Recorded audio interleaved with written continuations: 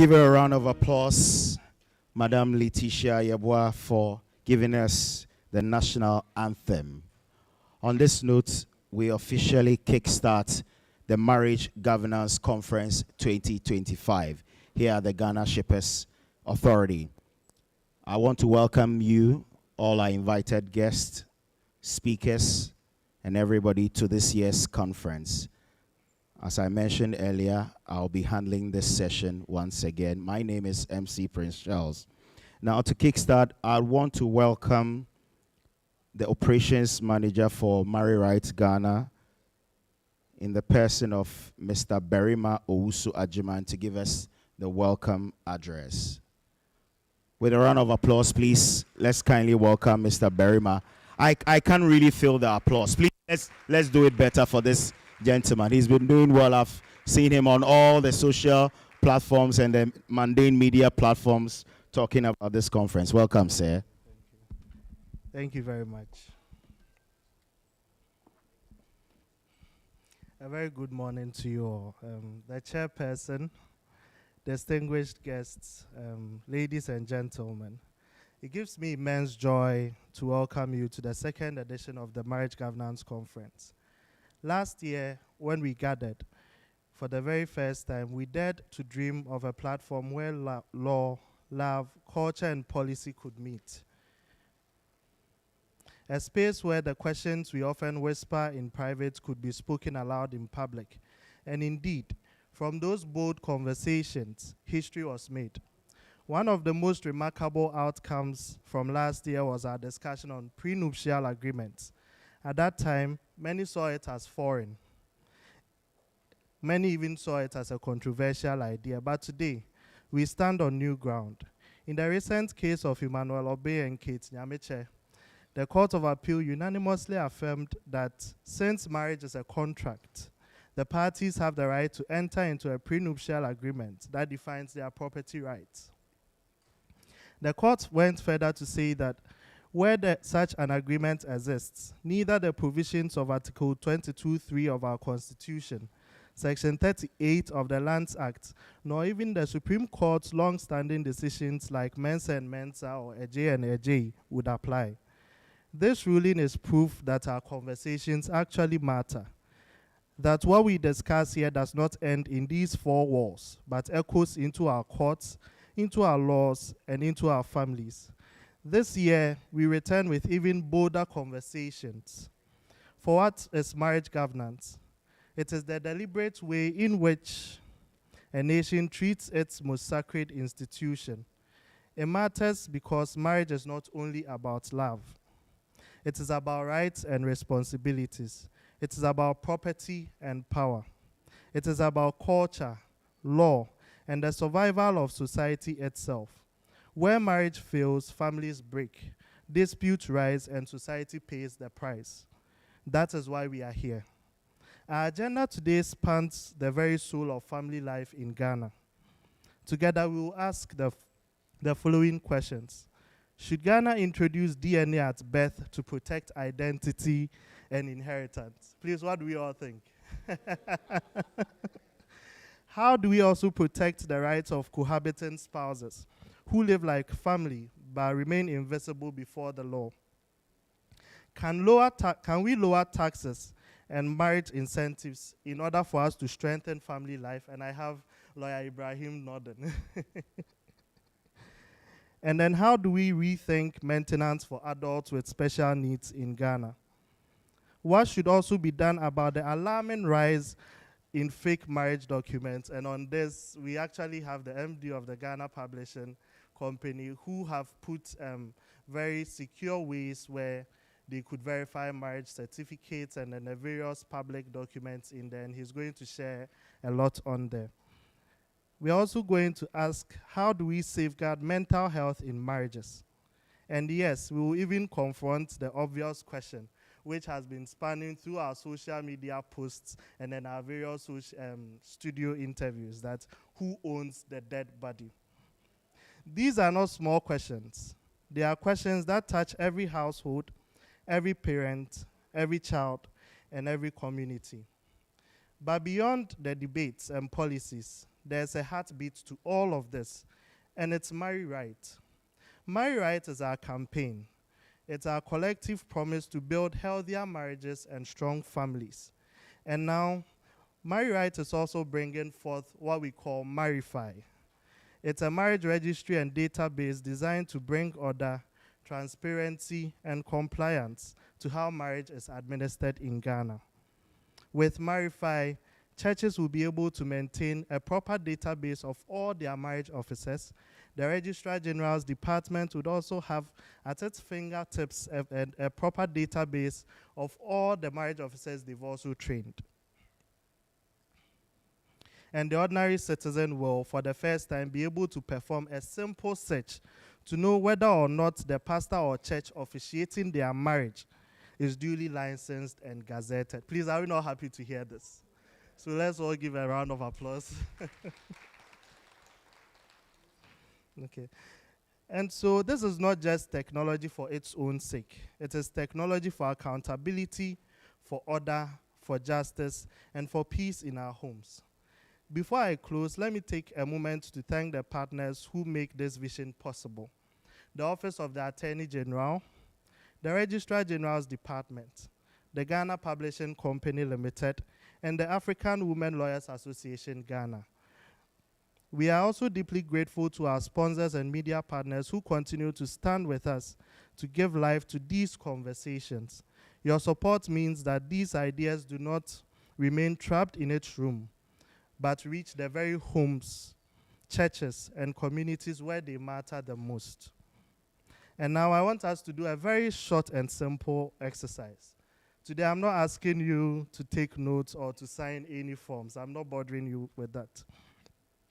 I only ask you to pick out your phone, choose just one social media account, and in this moment, please follow MarryRight. And let us see in real time how our tribe as MarryRight grows. And at the end of the day, I'll ask our digital marketer to tell us how many followers we have. And then together, by the end of this day, we shall see how far our voice has been carried. For in the end, conferences fade, court cases conclude, but movements live on. And MarryRight and now Marryfy, which we are bringing, is not just our movement, it is our legacy. Welcome once again to the Marriage Governance Conference 2025. Let us think boldly, let us speak honestly, and let us build marriages that Ghana can be proud of. Thank you very much. Thank you very much. We can do better. Please, let's give him a round of applause. Mr. Berima Owusu-Agyemang is the operations manager for MarryRight Ghana. Thank you very much. At this point, we move quickly to the chairman's remarks. But before, I would need to introduce this young, beautiful, intelligent lady. Now, she's a veteran Ghanaian lawyer. She's the founder and life patron of African Women Lawyers Association, Aula Ghana. She's an international legal consultant, a gender and human rights advocate. The profile is just too tall. Without much ado, please help me welcome the chairperson for this year's Marriage Governance Conference in the person of Mrs. Betty Mold Idrisu to give us the chairperson's address.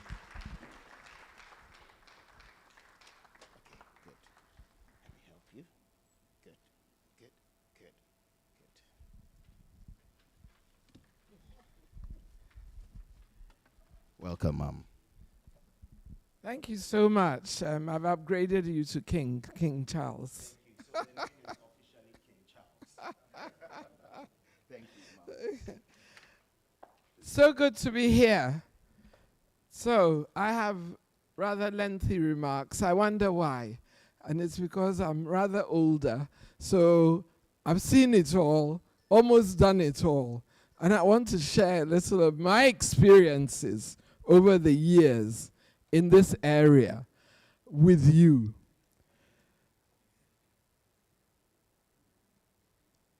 It's an honor, privilege to be here as chairperson to to reintroduce our deliberations again from MarryRight on the theme Legal Love, Recognized Rights, Rethinking Marriage Governance for a Future of Accountability, Digital Inclusion and Cultural Harmony in Ghana.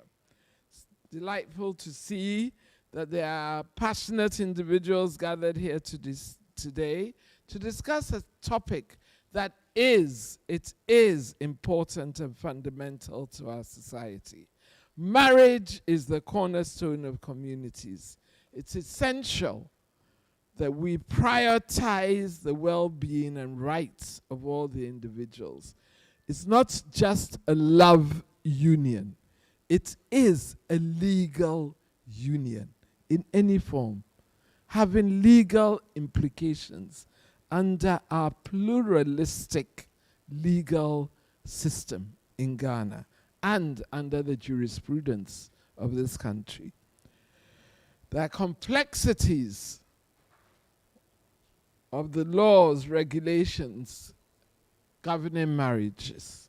Most of them are outdated.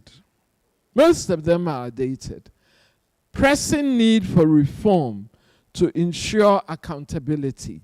Now we are in the era of digitalization. We need to ensure the inclusion of digital works or digital inclusion in our marriage system. The rights of spouses, particularly women, are often neglected and and it is our responsibility to address. Through this conference, let us look at the issues, and let me give you specific challenges that I am putting out as as discussion points for you. The lack of legal recognition. Many marriages, I dare say the majority of marriages, are currently void. Are currently what? Void. Voidable. Because of the legal requirements. Leaving spouses. And when we say spouses, we include men and women. As for me, I talk for women 99% of the time. But leaving them without access to very important rights and protection. This is the issue mainly with customary and Islamic marriages. It creates challenges everywhere in terms of property rights and then other marital issues.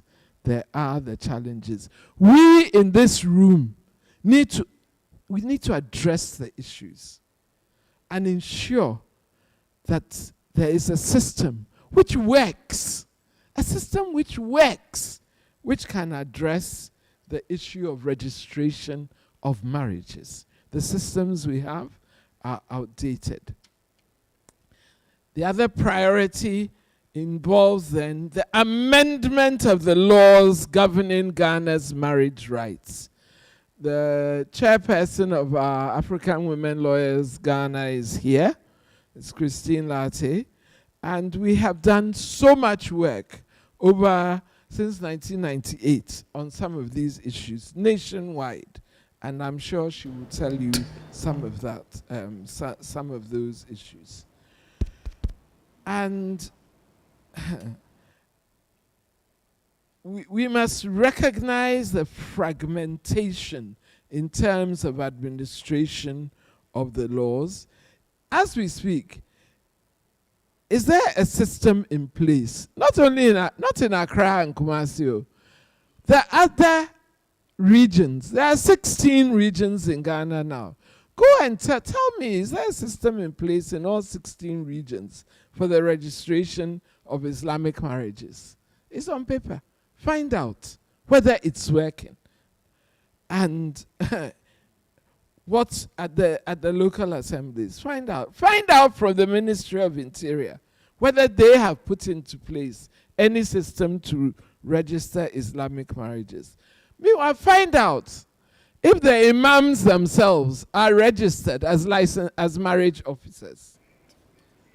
Some couples are forced under the Islamic marriages, when they perform the Islamic marriages and there's no room for them, or there's no place for them to register, they register it as customary marriage. Let this conference call on the Ministry of Interior as a matter of urgency, the Ministry of Local Government, as well as the Local Government Service, to ensure that all the MMDAs in Ghana have the administrative measures for the registration of Islamic marriages and customary marriages in the country. I think it's very worrying. That makes the law more observed in its breach than in its observance. Let me also talk to you, if you don't mind, distinguished participants, about inequality in property rights, about Article 22 of our 1992 Constitution. You all know what it says. Do I need to repeat in toto what Article 22.2 says? This enjoins Parliament to enact legislation ensuring rights and ensuring that spouses are given, cannot be deprived of reasonable provision when their marriage fails. So, I was a former Attorney General and Minister of Justice of Ghana. In that capacity, in 2010, I stood very proudly. I always say it was one of the proudest days of when I was an Attorney General. I stood in Parliament and I introduced the bills, 2 bills. One, to amend the intestate succession law of Ghana to give more rights and a more reasonable provision of property to spouses upon death of the spouse. The other was to introduce the property rights of spouses upon dissolution of marriage bill. 2010, Kebashimene, as the guys say, Kopemene. Here we are. I'm still standing proudly. But Parliament is the one. It is the agency. And under the Constitution, not the agency, the wing to do this. The Constitution is very clear. It doesn't say this in many phrases, but it says that Parliament, as soon as practicable upon the coming into force of this Constitution, shall enact legislation. 1992, believe me, I have seen every Speaker of Parliament personally. This is not an NDC MPP matter. I have seen every Speaker of Parliament personally. Every Speaker of Parliament has assured me, oh, Ma, don't worry, Madam, it's going to be passed before the end of whoever it was, before the end of their term. Well, 15 years, we are still counting. The laws need amendment. I think Christine, our chair, will tell you of the efforts that our late executive director, Ms. Edna Kuma, may she rest in perfect peace, the efforts that she made to ensure that the spousal rights bill was sent all over Ghana and was debated in Parliament. I shouldn't stand here and say what kind of debate that ensued, but Christine will do that for me. I can't conclude without talking about limited access to justice for women. Many individuals, but particularly women, in marginalized communities face significant challenges in accessing justice and having their rights protected. Let me also recognize and applaud the Ghanaian judiciary. Some of you might have had your cases, dealt with by them and you are on the other side. But the Ghanaian judiciary, over the last 15 years especially, has made tremendous strides forward in ensuring the advancement and ensuring the protection of women upon death of their spouses, women and men, upon death of the spouses and upon dissolution of marriage. I keep saying it. I say an aiku to the judiciary of Ghana. They have pushed the legal boundaries so far. Thank you. So I know you are going to address issues which can never be solved by one conference. The challenge of ensuring accountability in marriage governance. It's about marriage governance. And these include issues such as domestic violence, financial abuse, other forms of exploitation which result in mental health issues, which you are going to also discuss. The use of technology in family law related matters must be something that we should look at, especially in registration of marriages. My distinguished participants and speakers, the way forward, we need a multifaceted approach to address the challenges in marriage governance. And I charge you to address those. Law enforcement and reform. We need to amend the existing laws on marriage, as I have said. We need to enact new laws which should reflect the reality of today, not what we think it should be, not custom and tradition. What is happening today between spouses when they dissolve marriages? And what is happening today to spouses when their spouses die without leaving a will? Every day we are faced with horror stories, and the judiciary is also faced with horror stories. We need to amend our laws. And you're going to also talk about the right, who has the right to the dead body. I think everybody knows my views on that. I won't impose them on you, but it's the reality of today, the horror of today, that you must look at. What is happening today? A spouse working with another spouse, be a man or woman, no will, people unbeknownst to them come in, take over the property. Children are left out, and they say they are doing it in the name of tradition. I love tradition. I'm an Ashanti most of the time. I love tradition. I love my mother's people. But I will not continue traditions which have caused severe hardship and cruelty and torture to young people and to spouses. We must find a way around this, whether the customary law is part of our legal system, so therefore it is our law or not. Laws are there to be amended, whether customary or whether common law, even common law has the judiciary is able to, review common law. One other thing I will say is that we ourselves, we do not implement our laws well. I mean, if I'm to take a classic example, there are 3 laws that come to mind. If I say it, I'll be attacked. But honestly, under the domestic violence law, for example, let me go out of my comfort zone here and talk from personal experiences. A lady came to us.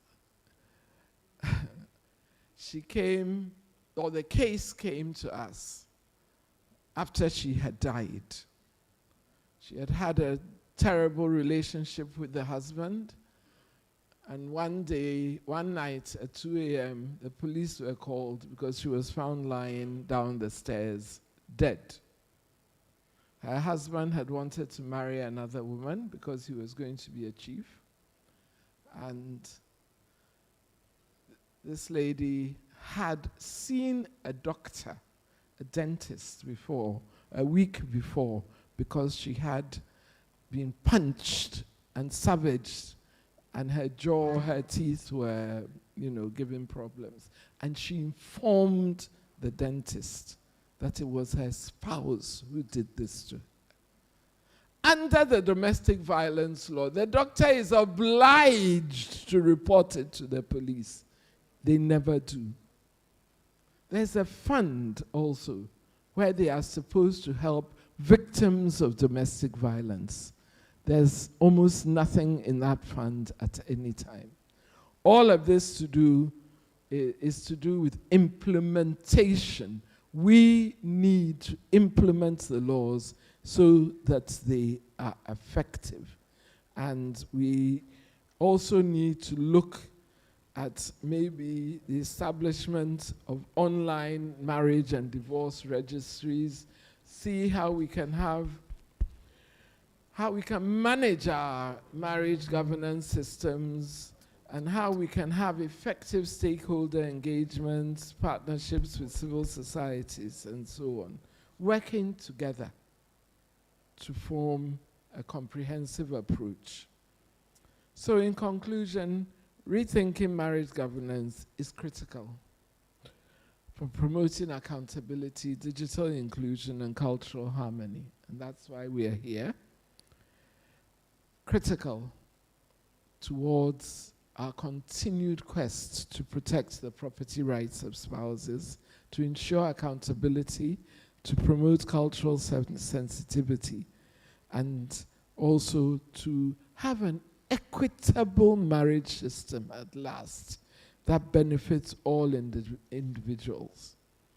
Let us congratulate ourselves, and let me take this occasion. I hardly congratulate men, but I would like to congratulate the organizers of this all-important conference for their vision and resolve.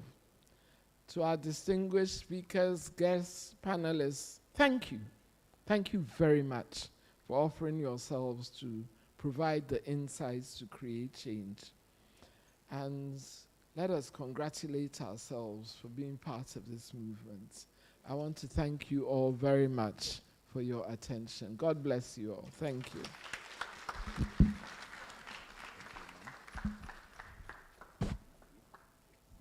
Thank you. We can do better. Let's give her a round of applause again. Mrs. Betty Moldy-Drisu, the chairperson for this year's Marriage Governance Conference. Thank you very much, Ma'am. She promised me it was going to be a long one, and she did justice. Thank you, Madam. At this point, we want to take messages from our partners. We have partners for the Marriage Governance Conference 2025. That is from the Registrar General's Department and Attorney General. Good. Right. I think at this moment, we would want to take a message from the representative from the Registrar General's Department. Okay, good. Right. Okay. So we can move ahead. If we're ready, the technical team, we should be preparing to taking a tribute in honor of our fallen heroes. That is for the helicopter crash. I'll beg so we stand and observe a minute's silence for the fallen heroes for our helicopter crash.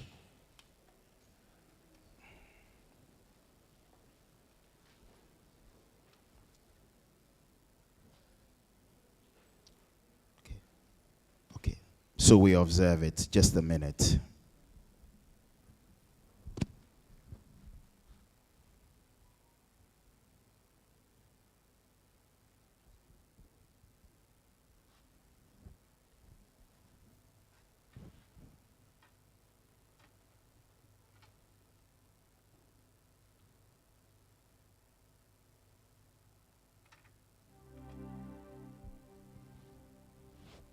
Thank you. So we'll have now Letitia do us administration in honor of our fallen heroes for the helicopter crash.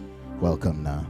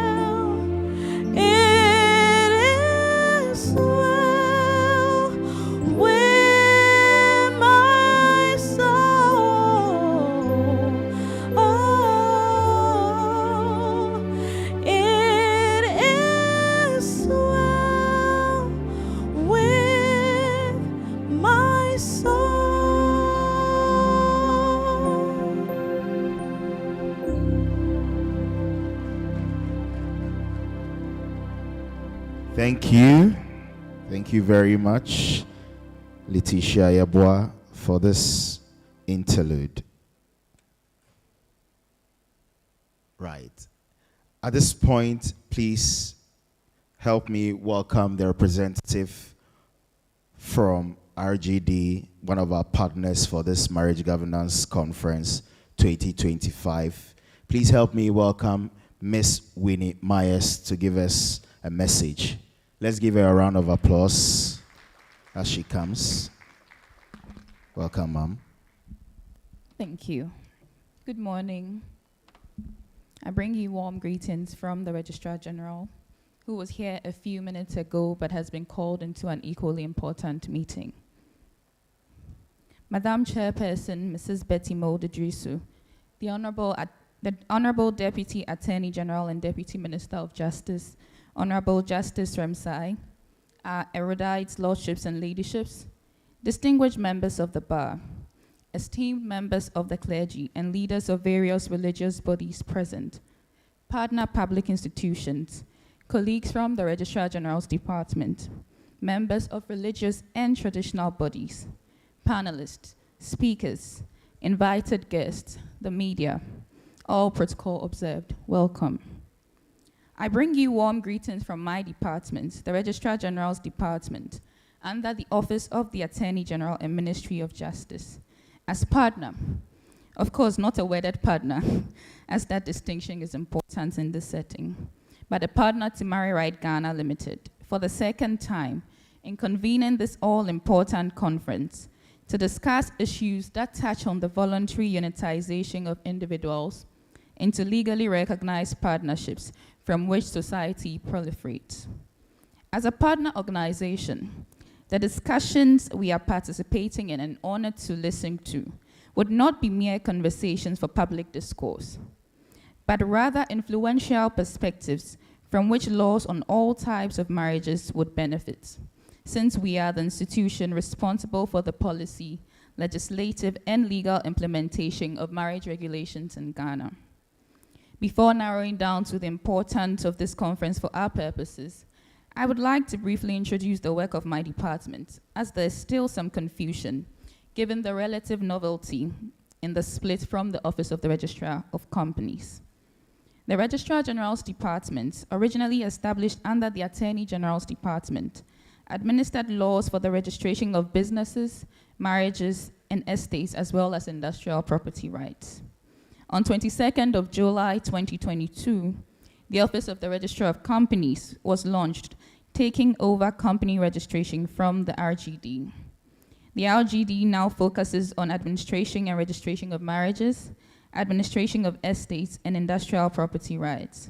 Thus, with our mandate of marriage administration and registration, the Registrar General doubles as the principal registrar of marriages for all types of marriages and the custodian of the country's marriage data under the Marriages Act 1884 to 1885.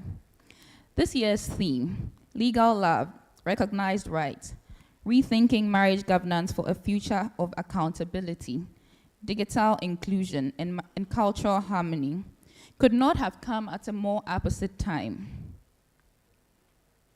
where my department gears up to fundamentally amend the centuries-old Marriages Act in Ghana. Legal love signifies the formal declaration before witnesses and attestation of this commitment under laid down structures, which in today's world needs to take into account ease, digital footprints, and easy information access through efficiently formulated legal structures. Digital inclusion goes beyond ease of access to internally and internationally reliable, standardized, and easily verifiable marriage data, a project the department is assiduously working on with development partners and internal staff. Cultural harmony is a present theme in our research agenda, especially in harmonizing the requirements and rights of all kinds of marriages in Ghana, as far as practicable, while recognizing the cultural significance of each type of marriage. Distinguished guests and participants, I believe that our presence in this room signifies our commitment to ensuring an efficient marriage administration and regularization system for the Ghanaian public. We particularly look forward to sharing ideas and benefiting from the invaluable panel discussions, especially that of the fake marriage documents, and how to foolproof these in delivering on our mandate to our cherished clients and the public. Without taking any more of your time, we would like to thank everyone here for making the time to collaborate and provide is right to engage with you in drafting and providing a modern and culturally balanced Marriages Act that is workable and acceptable to us all. I thank you once again for your attention and wish us all fruitful deliberations. Thank you. We can do better. Thank you, Ms. Winnie Myers from the Registrar General's Department. Thank you very much for the message. At this point, we want to jump into our first presentation. The first presenter to do this for us will be talking on rethinking maintenance for dependents with disabilities in Ghana. And to help us do this is our distinguished speaker. I'll just take a few minutes to touch on her profile. She's a lecturer with immense expertise in criminal law, alternate dispute resolution, and a human rights lawyer. She previously taught at Lancaster University, Ghana, where she founded the Conference on Disability and Development and also served as a convener. She's also founded the Journal on Disability and was the editor for its first 2 volumes. She has 3 books to her credit and 2 journals to her name. She's a proud winner of the Mandela Washington Fellowship for Africa Leaders. She's fluent in Spanish and English. Without much ado, please help me welcome our first speaker, Miss Mamiya Echa Mensah Bonsu Esquire, to give us the first presentation on rethinking maintenance for dependents with disabilities in Ghana. Mami, welcome. We meet again. Yeah, good to see you. Good morning, distinguished ladies and gentlemen. All protocol observed, please pardon me. Dennis, I think we will have to change this bio. We will have to change this bio at some point because. So this topic is quite close to my heart. Dennis says I should start with a story. So I am a mother of a child with severe disabilities. This is how I got into the circuit in the first. And I think for many people who are in the disability space, it is very personal to us. You typically have to have experienced it to see some of the challenges. But because I'm a mother of a child with disabilities, and I'm a single parent, which is also quite cliche, sadly, it was part of the statistics. But that brings us the question of maintenance, because particularly when we are dealing with children with disabilities, the cost implications are staggering. Depending on the disabilities. In my case, my son is non-verbal, non-mobile, non-sighted. So every therapy you can think of is needed. And 24-hour care. That is it takes a budget all by itself, right? So this topic is particularly important for us because it's not spoken of very often. So thank you, Dennis, for allowing me to bring this into our conference today. So can we go back, please? I think they're trying to hurry me up, so let me just. So we're dealing with maintenance, the legal framework, as always, the Constitution of Ghana. You'll find some in the Matrimonial Causes Act, you'll find some in the Wills Act, PNDC Law 101, which is the Intestate Succession Act, the Children's Act, and of course, customary law has rules. We won't dwell too much on the customary law rules today, but yes, so from the Constitution, we have the duty of maintenance is imposed from the Constitution. So you'll see that and it's interesting that it's a non-discriminatory sounding clause, right? Because every child has the right, which includes children with disabilities. The challenge with creating general rights is that very often special children they fall through the cracks, as we will see. So every child is entitled to the same measure of special care, assistance, and maintenance as necessary for its development from its natural parents, unless they have surrendered through adoption and other means. And so the concept of maintenance is seen as a natural right and obligation. It comes with the territory of being a parent, that you are required then to maintain the children that you have created. I wish I had a point to move it myself so I can, okay. So I split this conversation in two for us to see how the law deals with them. So I actually have a paper, and once again to thank Dennis for allowing academics to, otherwise people will not know what you write about. And so I have a paper on this, and I split it into two because I look at how the law deals with the question of maintenance when the parent is alive, and then when the parent has passed on. So when they are alive, we are dealing with the Children's Act, you're dealing with Matrimonial Causes Act, and then customary law. The duty of maintenance is so important that at custom, while it is on the father, the first point is that it's on the father, and two, it is so important it's passed on to the successor after death. So it doesn't terminate just because your father has died. His successor is mandated to take up the job of maintaining the children. And I believe it is even in Menu and Kuma where the court said, if the mother has, in the meantime, been taking care of the children, paying bills, she's entitled to even claim it from the successor because it is his job to take over after the father has passed away. So that's a very important thing for us to understand, that maintenance is a natural thing, but it is also a legal question. It is created by the Constitution, it is recognized under customary law, and it is seen in our statutory framework. So to give us a bit of a sense of why this question is important, I wanted us to look at the sociocultural context within which maintenance finds itself. Now, the first thing that I wanted to think about is the way in which our roles are very gendered.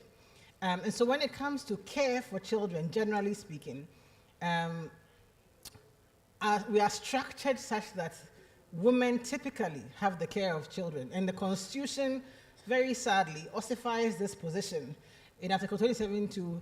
It's one of the things that I teach when I teach gender in the law. What is the value of the things in the commas? Because it says special facilities should be provided for women, for children with school-going age, so that, then the commas, so that women, comma, who have the traditional care of children, comma, can achieve their full potential. And I always ask my students, analyze this clause. What is the value of the information between the two commas? Because if we had dropped it, if we had said special facilities should be provided for women, for children of school-going age to allow women to achieve their full potential, it would be implied, but it's not as clearly. This one has kept us in the space until we amend this. And for those of us who are in constitutional law and theory, understand the value of the values that the Constitution espouses. So in the context of our conversation, typically the child with disability will be in the care of their mother. And that means in the situation where you have a divorce, the custodial parent is very likely going to be the mother. So this also takes on a gendered hue as well. Now, that then brings us to the concept, the idea of, so what does that family look like? Typically, they are lower in income. The families tend to be single-parent families, and as we said, that single parent will often be the mother, which will mean that the one who has the duty to pay maintenance will be the father. So very typically, this is what you will see, that one, the family will be struggling more financially, and two, the one who will be required to pay will be the father.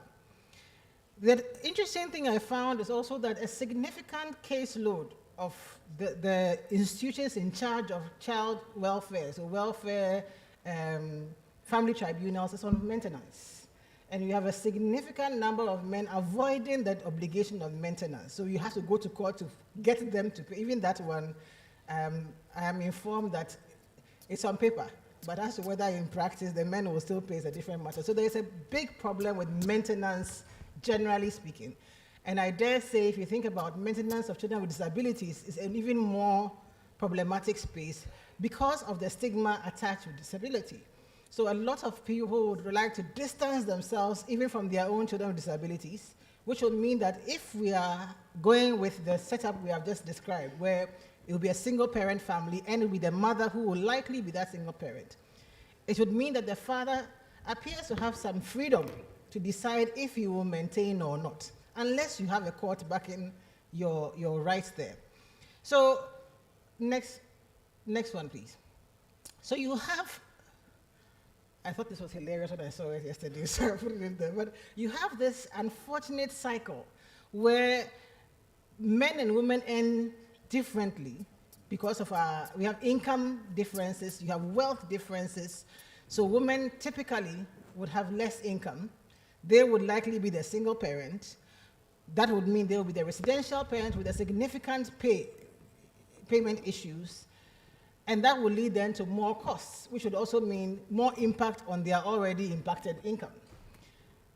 The data connecting poverty to disability. So the poorer you are, the more likely you are to have disability, because of course some of them are healthcare issues that don't get taken care of. So the poorer you are, the more likely you are to have a disability. And interestingly, if you are disabled, you are also more likely to be poorer. So it's an endless cycle. And that is why this topic is important, because maintenance allows us, at least in part, to sort of close those gaps and to cut that cycle somewhat.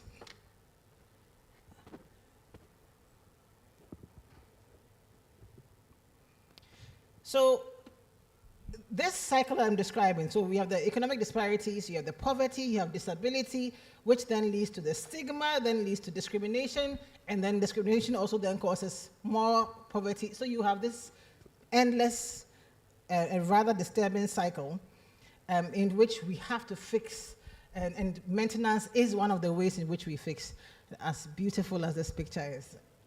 I'm hoping that we can go back to our slide so that you can follow the conversation. I do appreciate the compliment, though. So given this context that we have set out, the law, the sociocultural spaces, the realities that we face, what is the problem with maintenance? We haven't actually dealt with the problem of maintenance. Oh, wonderful. Okay. What happened to my writing? Okay, never mind. As I tell my students, this is why you should do your own work, so that even if you have a problem like this, you know exactly what is inside here. So the first problem, and so we've broken the problem into different pieces so that we can sort of see how we can, because they have different solutions, right? The first problem that I identified was even in the factors for making the orders. If we have maintenance orders, a court is required to consider certain factors, and the Act 560, that's the Children's Act 1998, gives those factors, which are the impairment of the earning capacity of the payer, right? So they have to look at, maybe he's had an accident, maybe there's some other challenge. What has impaired his capacity to pay? What are the responsibilities for other children? And in our context, there will be other children. Very likely there will be other women. So you can have a situation where you have one woman who has a child with disabilities, and it's not unusual to find that because of the stigma, again, the stigma related to disability, the mother of that child, there are situations where, and I have seen them actually happen, where the husband is encouraged by his family to marry someone else because this woman, to put it in tree, to wait, her womb is not good because she has had a child with disabilities. So there are very likely going to be other children. So the court has to look at what are his responsibilities for other children. And then the income and wealth of both parents, the cost of living in the area of the child's residence, the rights of the child under the Act, and other. Nowhere in the provisions there do you find disability. But there are kids with disabilities, either born with disabilities or who develop disabilities over time. And as we've mentioned, the cost of caring for a child with disability, some studies have said it's as high as 3 times as much. And I can tell you, as a parent myself, I think it's 5 times as much, because if I compare what I spend on my son to what I spend on my daughter, I mean, they're not comparable, actually. So it ought to be a factor that we should consider, because when you are putting the needs of children together, if you don't have disability in there, the challenge will be that you create utilitarian decision-making. So the judge has to decide, he has 6 children, one of whom is disabled. The 5 of them can go to school, and they will start comparing and looking at which one is better to invest, and then you have a whole storyline about how, but if they invest in these ones, they can grow up and help take care of the child with disabilities as if it is automatic. So invariably, I think that the child with disability will lose out on maintenance, especially when you must compare the other needs of other children. So if you are going to find a child with disability, you have to put him in the other, which means that you are leaving it to the discretion of the judge to decide, 1, if they will consider it because they're not mandated to, and 2, how much consideration to give to that. Because it's fit into other, and other is so big that there are different concerns also that can fit in there. So again, you have competing interests, and the child with disability is unlikely to be prioritized over other children. The same problem you find in extension, or when they're extending the order. Beyond 18, you have to extend the order if the court decides to do so. There are only 2 grounds I could find in the law for extending the order. So if the child is beyond the age of 18, the maintenance order should have lapsed, but if they are undergoing educational training, then the order can be extended under Act 560. Under Act 367, the matrimonial courses, the order is extended again for training, education, or if the child is permanently incapacitated. So if the child is not permanently incapacitated, the court does not need to order the extension. So if you're going to be, in other words, if you're going to be disabled all the way. Don't stop halfway, because the law won't provide anything for you. Why should I be permanently incapacitated before I can get support from the parent who birthed me, right? Why should it end at a certain age? So this leads us into the next problem, which is the age limit. Maintenance orders terminate at 18 under Act 560, terminate at 21 under the Matrimonial Causes Act, unless they are extended for those reasons we have discussed. The Constitution, which gives us all these rights we discussed earlier on about the duty to maintain, also says 18. For the purpose of that provision, child means person who ends at 18.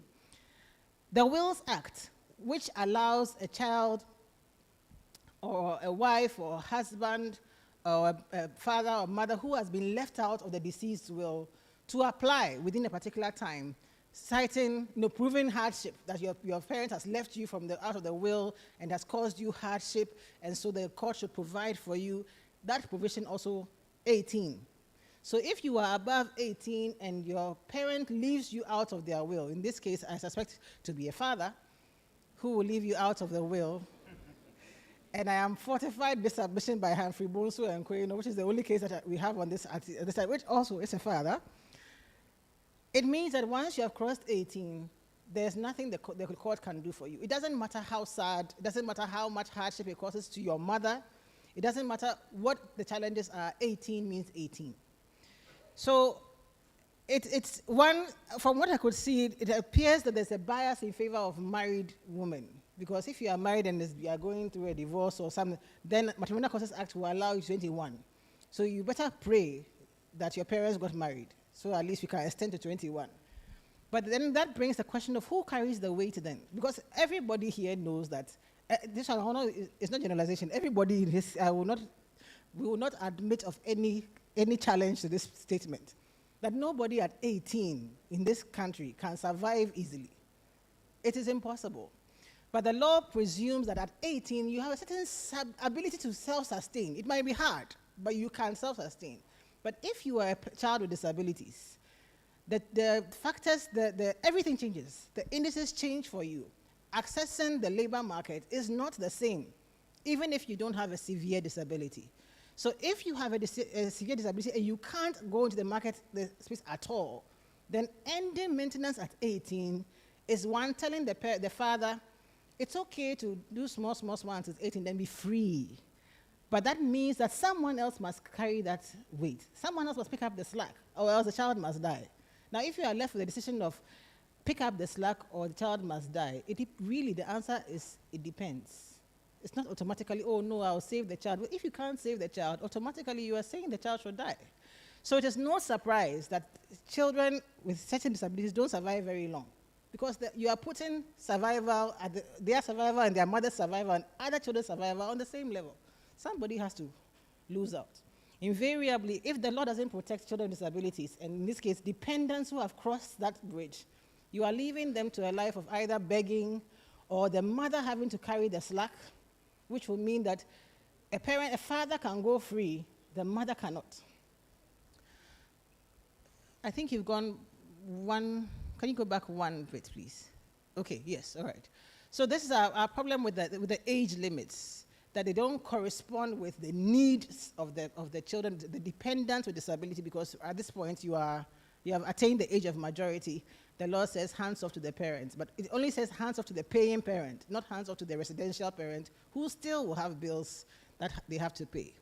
Because again, and if you think about it, the criminal law requires you, if you are the one to provide necessaries, to not withhold necessaries. So if the child dies under your care because you withheld, you will go to jail as the mother of the child who withheld and caused harm through her negligence or through withholding necessaries of life or whatnot.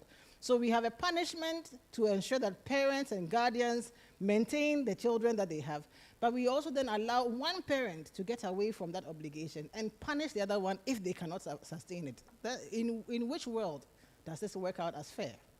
So again, the age limit is a big problem for us. The next one, please. The third problem is that when the person who is paying, the one who has the order to pay, dies, the order terminates immediately. So to give us why this is a problem. Think about if you were the residential parent, right? And there's a maintenance order, say that it's supposed to terminate in 5 years. You have a legitimate expectation that for 5 years, you have some support. You're not the only one carrying that burden. Is that not reasonable to say that for 5 years, I should be able to depend on this as backup, as support? Because it's unlikely to be a whole lot of money unless you are dealing with a very wealthy spouse. But whatever the situation is, the person has a legitimate expectation of X number of years. This person should be able to contribute his share of the parenting cost. You die 2023, 2 years, there's excess 2 years. Who carries the weight those 2 extra years? Because the law says it terminates when the person has died. So there's no further payment coming. But if you had planned with that money for 2 years, now you have to figure out how to survive on your own. And as I put in the final slide, interestingly, dead men pay taxes. Abi?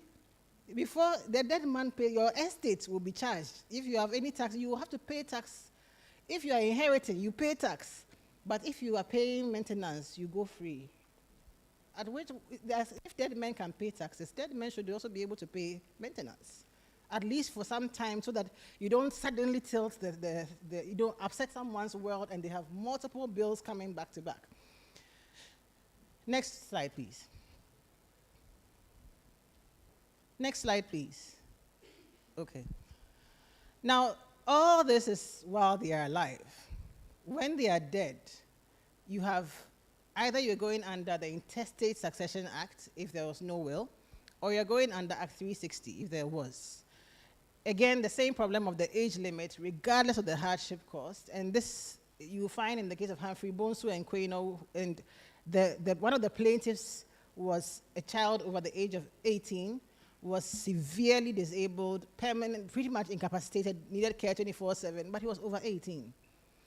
And the trial court tried to do some creative, thinking about, 18 is placed there because of the mental capacity you think you should have and whatnot, and this person clearly cannot survive on appeal, because interestingly, his family people appealed, the father's family people appealed. The court said, it's sad, we know. It's hard to watch someone like this, but 18 means 18. There's no ambiguity about it. You can't be creative and look behind the law for something when there's nothing ambiguous on the face of the law. 18 means 18. So that child has no support, that dependent has no support because they've caused the age. Now, so what we are saying here is that every time you exclude a dependent with disability from accessing the maintenance from the father, automatically the mother must pay 100%. And again, if you're thinking about the cost of disability, the implications of disability on even the woman's ability to have a job outside of the home, because many people can't afford it. I am extremely privileged to have a very large village of support backing me. Without that, I wouldn't be able to afford the life that I wouldn't be able to go to work. So there are so many others who don't have that capacity, who don't have the village of support that I do, that to cut maintenance at a particular age and say it ends here means that someone else automatically must do the work. That person will be the mother. If you think about our family systems, matrilineal, patrilineal, if we are matrilineal, it's even worse, because at custom, the child doesn't belong to their father. So really, there's not that great attachment in the first place, customarily. You have to use law to force it. Otherwise, it's very likely that the father's family does not have any interest in there, because it's not their family member. It also means, because we've discussed the stigma already, it would mean that the social space does not support that mother either. So it is not easy to find financial support from society as well. If we come to PNDC Law 111, all children are treated as if they all cost the same. They are all alike. Even when we were bothered to think about an amendment, we talked about the school fees, the cost of maintaining a minor child through its educational training. That was our only concern. What about the cost of a child with disabilities? If there is one in there, that child will cost more than the other children. But if you treat them all alike, they all get the same entitlement, then they must compete with all their siblings for the same amount of money. And that means that there will be less actually you will not, the equality there will actually lead to inequality, because they will end up with less to survive on than their siblings. So we have a lot of, and then again, even the extension based on educational training, even if you're thinking about educational training, what does that mean? Very likely the law will think of a recognized educational institution, like in our tax laws. So will speech therapy be covered here? Will occupational therapy be covered here? Will physiotherapy, which many children with conditions like cerebral palsy need to survive, would it be considered here as part of education of that particular child with disabilities? It's unlikely. So we can't even fit them into such broad statements as educational training. You have to provide specifically for them. Next slide, please. I'm wrapping up. So we've mentioned all of these things that privileges men, that generally the framework privileges men and disadvantages women and children. Cutting it at 18 or 21, this is when the child will maybe have even more difficulties. They are older then, they are heavier. You can't lift them and put them behind your back as you would as a baby. The mother is also older by that age, so may have their own medical bills. That's the time you are cutting maintenance. You are doubling costs. And so it will increase risk of poverty. It's the state condoning discriminatory treatment, which is contrary to its own Article 17, the right to equality and the right to freedom from discrimination, all in there, is contrary to that value that we have expressed. And again, we mentioned the utilitarian decision-making. You are pitting children's needs. Invariably, education will trump other needs. And that contributes to that cycle of poverty that we discussed, leading to more stigma, more discrimination, requiring them, as we see many times in our societies, to live off charity and sympathy rather than they are human beings with human rights on their own. Next slide, please. So the final slide, the proposals for reform. I submit that we should rethink our age limit. It should not be so much about age, particularly for disabilities. It's about your ability to survive on your own. And that allows us to look at what disability you have. If your disability is dyslexia, compared to a disability that is permanent incapacitation or non-sighted, it allows the judge to be able to see what you need so that we can see at least how much longer we can extend. It is possible to say that it should in perpetuity, because if the child needs 24/7 care every day of their lives, why should you go off at a certain age and go and live your life freely and the other parent have to deal with it? So it allows us to do in perpetuity if we need to, but maybe 5 more years if we need to for other children. That gives us more flexibility. We should expressly provide for disability as a factor for making the orders so that we are not leaving it to other or any other relevant concerns, any of those vague, broad statements that many things can fit in there, aside from disability. We've also talked about if dead men pay taxes, dead men should continue to pay maintenance. because you should be able to survive for some period based on that legitimate expectation. And expanding the factors for extending maintenance orders under Act 367. You shouldn't have to be permanently incapacitated before you can benefit. Thank you very much.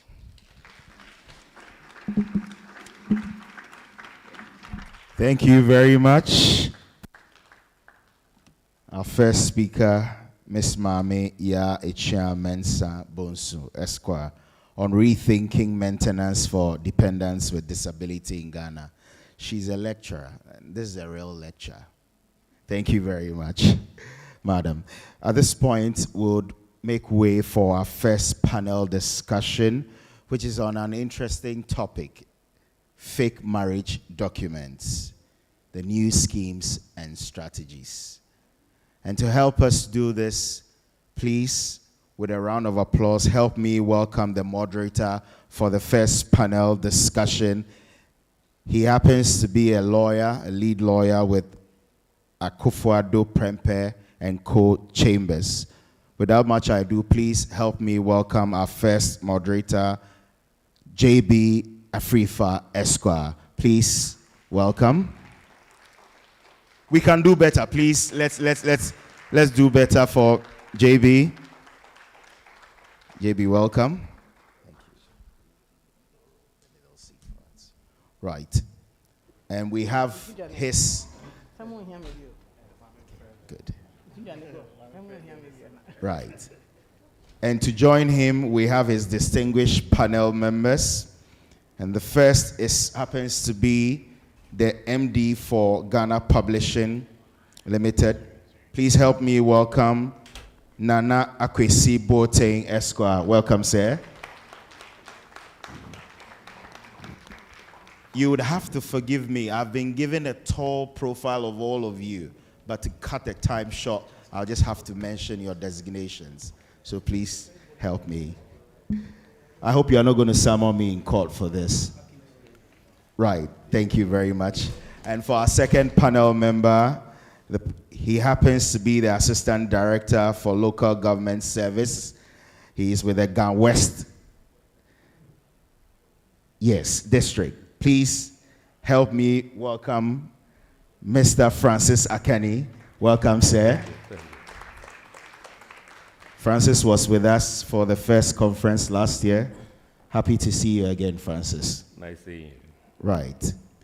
The third panel member happens to be an Assistant State Attorney at the Registrar General's Department. Please help me welcome Edinam Ebusa Esquire. Welcome, ma'am. So they're going to give us a thrilling discussion, as I earlier mentioned, on marriage documents, the new schemes and strategies. Moderator, your panelist, your moderator, and guest. Thank you.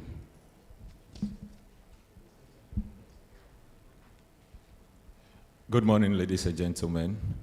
Madam Chairperson, all protocols duly observed. I would like to beg of you to permit me to do something. 2 days ago, on Sunday, we heard the news of the passing of one of our fellow young lawyers, Lawyer Adelaide Baba Nyakon. And so with your kind permission, I will respectfully beg that we rise and observe a minute silence for our colleague.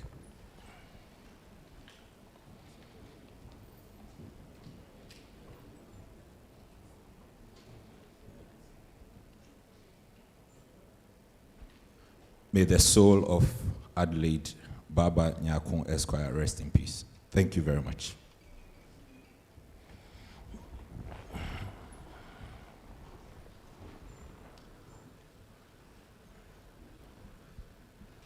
So today, we hear news about marriages being performed all over and across the country. In fact, over the weekend, we heard about 6 of our lawyers getting married over the weekend alone. And I recall meeting the bar president at one of the events, and I told them, Madam President, did you declare this year a year of marriages for lawyers? But congratulations to all our colleagues who got married over the weekend and the subsequent ones that are to come. In Ghana, when we hear about marriages, we think about the formation dances, the jollof rice, Ghana jollof or Nigerian jollof, any of that. And that one uncle who thinks that he has all the advice in the world and will not stop speaking and will not leave the microphone. But today we are not discussing all about those beautiful memories. We are talking about something, a darker side, a troubling aspect of marriage documentation, where we have a rising scheme where people, fraudsters, and sometimes out of sheer audacity, put together things to create documents for whatever purposes. Now, these are not just pieces of papers, but they open doors to immigration scams, to property rights, among other things. And so when these things affect the very social and legal role that marriages play in our society, it affects us all. And so that is the need for us to discuss the fake marriage documents, discussing the schemes and strategies. And so we have a distinguished panel and they come with all the expertise and knowledge that they can share in their respective positions. Managing Director, can you tell us in a few minutes your general idea of this theme that has been brought to us? Marriage, fraud documentation, the schemes and strategies, in less than 2 minutes. Well, let me start with a disclaimer. I've been Managing Director of Ghana Publishing Company for 5 months. Well noted. I don't come with that wealth of experience. But maybe being a lawyer helps a little bit. What I have observed in the period that I have been involved in the production of documentation, and for the Ghana Publishing Company, for those who are not aware, we are the sole publisher of the Ghana Gazette.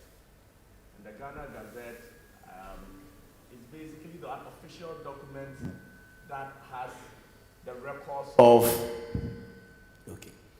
Gazette, where you can perform your weddings, which pastors are qualified, for instance, to officiate your marriage, and in the absence of which your marriage is either void or voidable, and so it is a very important place. Marriage industry is one industry where people almost intentionally milk, and so decide to cut corners to produce, for instance, fake gazette for pastors, or some of the pastors don't know at all that they need to be gazetted. And so the first place where fake marriage documents emanate is the absence of the list of pastors in the Gazette, or the church where you're getting married in the Gazette. And a lot of the times, for other people who intend to commit fraud, some of them foreigners, some of them Ghanaians, a person who is already married under the ordinance, to come and change his name, publish a new name in the Gazette, and have 2 homes. And so you have cases where one person is known as Nana Kwesi Bueti, married to Mrs. Shelley Bueti, and has another home maybe in Tamale, where he's known as Justice Bempa, and he's married to Mrs. Bempa. You know, for instance. It is even worse in foreigners. People who are legally married where they live, who have come to Ghana, who have met somebody, and they know that because he's already contracted a marriage under the ordinance, he's not entitled to take a wife, changes his name, takes on a completely new identity in Ghana, and sets up another home. Well, I'm sorry for you, but the truth of the matter is that you will live with this man for 10 years until he dies and his wife shows up, and you know that you were never married. So, for starters, this is where we can start. Thank you very much, Francis. I can tell Director is already in high spirits. Is beautiful enough. Great, thank you very much, Director, for 5 months. Francis, can we hear from you? Okay, so before I begin, let me add my voice to that of Madam Chairperson when she was crying about the registration of Islamic marriages. That's under Cap 129. Just imagine, as a marriage officer, you are in your office, and these 2 couples, it happened some few months ago, these 2 Muslim couples said, we've done our outreach, we are coming to register our Islamic marriage. They were well read. They know that we, the district assemblies, the MMDAs, we are vexed with the authority to register Islamic marriages. Now, Abu no Taje, and they are telling you that here we are to register Islamic marriages. The things are not there. The processes are not there. The structures are not there to register the CAP 129. Somebody is in your office to buy, let's say, lily rice. Now you have to convince the person that to rather take Abna rice. Because you have to convince the person, we don't have the structures to do the CAP 129. So you are forced to register the person under the customary law or the ordinance law. And those who comes with different rules and regulations. The Islam guys say, oh, me as a Muslim, I want to marry like 3 or 4 or 5. But those 2 marriages, or maybe the customary marriages, puts a limitation on you. So I'll beg the authorities in charge, should it be the Registrar General's Department, the Attorney General's Department, and the Ministry of Interior, that they should put the structures in place for us to register the CAP 129. That's the Islamic marriage. Now, to go further, somewhere 2015, we had a similar seminar. Let's say it was in the premises of the UK High Commission. In February 2015, about 150 customary marriages was brought from the UK High Commission to my office that we need you to authenticate these marriages. Now, because the processes are so porous, the processes of registering something like customary marriage is so porous that all I need is do a statutory declaration, fill the forms, add my details, bring it to the office, and it can be registered by proxy. Bring it to the office of the registrar, and all we have to do is do a notice for 28 days, and we'll register you. Now you have those documents where you have an Indian marrying a Pakistanis marrying whatever, because they knew that our marriage system was so poor, so weak, so everybody could jump into it. So when I put one name together, put another name together, I say, oh, now we've done customary, because they don't need our presence in the office. All you need is I should put the documentation together, put some evidences. Then you are forced to marry the person. If nobody comes to caveat the marriage in 28 days, what am I supposed to do? I need to register the person. In that same customary marriage instance, a lady brought an issue saying that, registrar, I've seen my signature appended to a document. I have no knowledge of it. This certificate is showing that I'm married. Now, when I look on the face of the certificate, everything looks genuine. The registrar of marriages, the one who was seated by them, his signature were there, those security features, the statutory declarations and all those things. They were there. So now, this is the marriage certificate. The person is in front of you. The person is seated in front of you saying that, this is not my signature. How come this certificate is saying that I'm married? What are you supposed to do? All you can do is say that, yes, on the face of it is true. We directed the person to the authorities, to the police, to handle the case, because now it's beyond us. All what I'm saying, there are plethora of examples I could give. People could come, now they say that per the law, a marriage officer certificate as in a church. So meaning that the pastor can grant a marriage certificate to you, the individual. Me, although I am there too much, so I don't think about the processes about getting married. All I do is I go to Jesus is Power Ministry. I don't check if they have the right Gazette to officiate the marriage certificate. Now these people come and they bring a copy of their marriage certificate, and you ask them, what shows that this church has been gazetted to marry? You go through, the church has not been gazetted. Maybe the people will use the document for about 20 years, 30 years, and they'll tell you that, oh, we have a case in court, or there is an issue with Home Office in UK or something. Now, kindly check if this certificate is genuine. Those cases come to us, and it's so unfortunate that maybe somewhere in Abraka, somebody has printed a certificate for them. They've used that certificate, that's the foundation of their marriage, for 20 years. Now the man is diseased. The person needs to go and take some spousal benefit or something. Now they come to me. And one way or the other, person found a way, knew that, oh, they brought the certificate to Mr. Kane to verify. The person is in front of you. Chief, in your B, in your Nofiano, my children are schooling. If you don't give this response that this certificate is authentic, everything is gone. Now, what do? You see the cry of the person, you see the certificate is fake. No, there's nothing you could do. So this thing about fake marriages, this thing about fake marriage certificates, it's so huge. It's affecting us. It's affecting our brothers and sisters, even out there. It's affecting your friend. It's affecting everyone. If you don't put the structures down, we could do the seminars. We did one in British High Commission. We did one last year. Registrar General brought security features that we should do this, put embossments, put the seal, and put everything. At the end of it all, those are man-made. I could go to Adabaka, print the thing, get the embossment, get the seal, write some things, put some signature, go somewhere. I think let me end it, because if I say I'll cry, my cry will be just so much, because it's so disheartening when it comes to the MMDA's level. Thank you. We appreciate your contribution, Francis.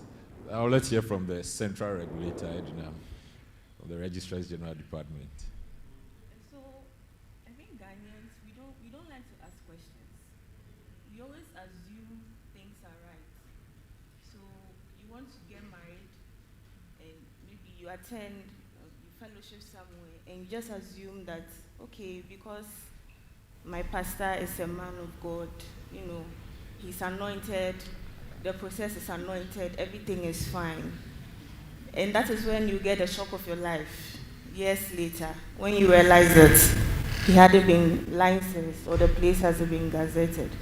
Now, these issues are issues that run deep and span so many years. So in recent times, we received correspondence from the Ghanaian embassy in one of the European countries. I don't want to mention which. And in short, someone had snitched on a couple in that country.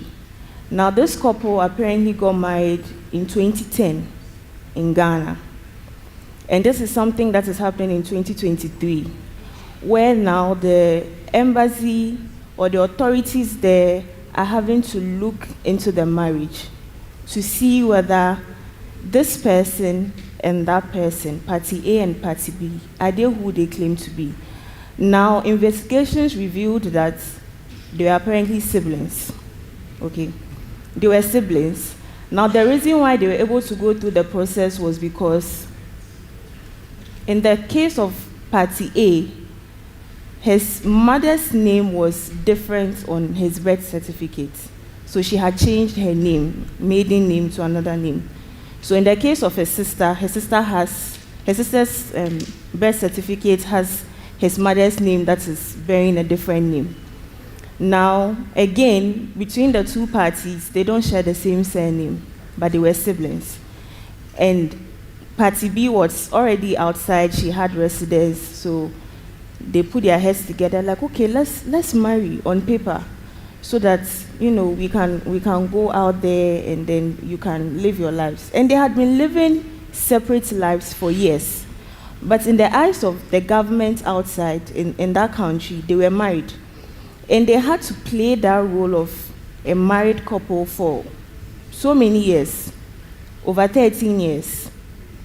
Until someone somewhere decided to notify the authorities, which triggered investigations. Now, the residency that you have attained based on that marriage is going to go away, it's going to be revoked. If you are not lucky, and there are certain penalties, maybe imprisonment, fines, whatever, that's also something you're going to suffer. So these issues, on the face of it, we assume that everything is okay, but until we ask questions, you would realize that there's a lot at play. Maybe even when you are courting someone, you shouldn't assume that this person is single. Maybe you should ask, are you a married man? Are you a married woman? Direct question. Yes, you should be very specific because things are really happening in Ghana. Yeah. Thank you very much. It would appear that, Nana, and this for you, it would appear that the foundation of most of these schemes comes with the change of names. Now, how easy is it for people to just change their names, especially for foreigners? Well, let me be honest with you. A change of name is a right that the Ghana Publishing Company can't take away. If anybody sitting here decides that I no longer like my name, I want to go and change it, we should allow you to change it. Now that right it does not discriminate between Ghanaians and foreigners. So if a foreigner also comes to Ghana and wants to change his name, we must avail him the same rights available to Ghanaians. It's not discriminatory. This is where the problem starts. So, sitting here right now, I have notice of intention to commence legal action against the Ghana Publishing Company sitting on my desk. Why? Because an application for Gazette came. As the MD went, and I have given indication that when certain types of applications come, bring it to my desk. When I looked at it, I said no, I was not convinced that this application must go through. The people have gone to see a lawyer. They intend to apply for a mandamus to compel me to gazette them. Of course, I will go and make a case, but it will be in the hand of a judge to decide. But let me give you a quick picture of how you get a gazette. To get a name change gazette, you have to make a statutory declaration. So you need to swear to certain facts on oath. So you say, for instance, that I was born and christened Nana Kwesi Boete. I've come to know that the Boete is a name of a rival family or a deity.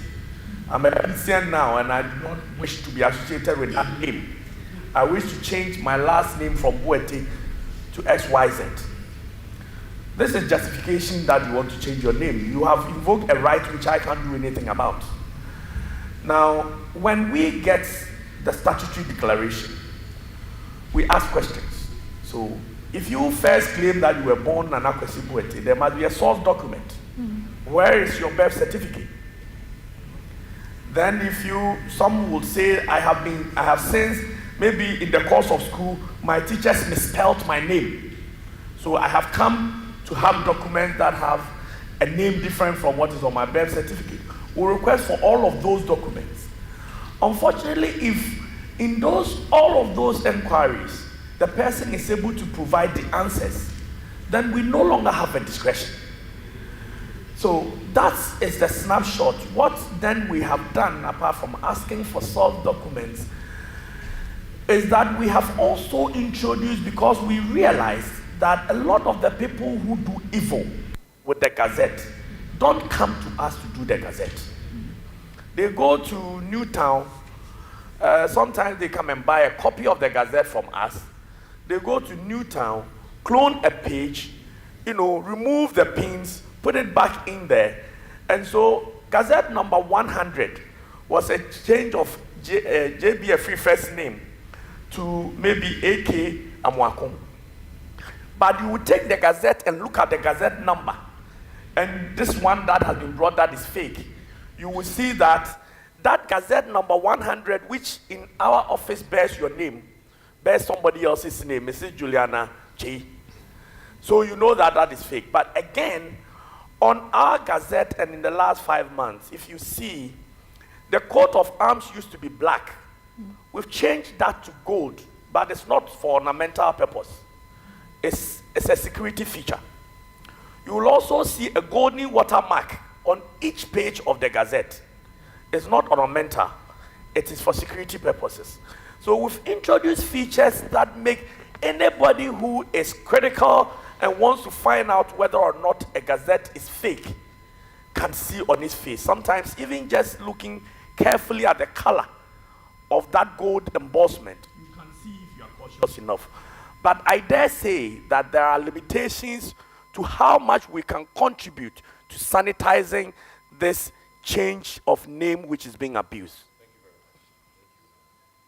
much. Edina, how do you think digitalization, that is linking our various records from the NIA across the birth and death registry, the Registrar General's Department, and the municipal assemblies, how is it going to facilitate a curb in the overflow of marriage fraud documents? So, for us as Registrar General's Department, that is very key, and it's something that we are also working at.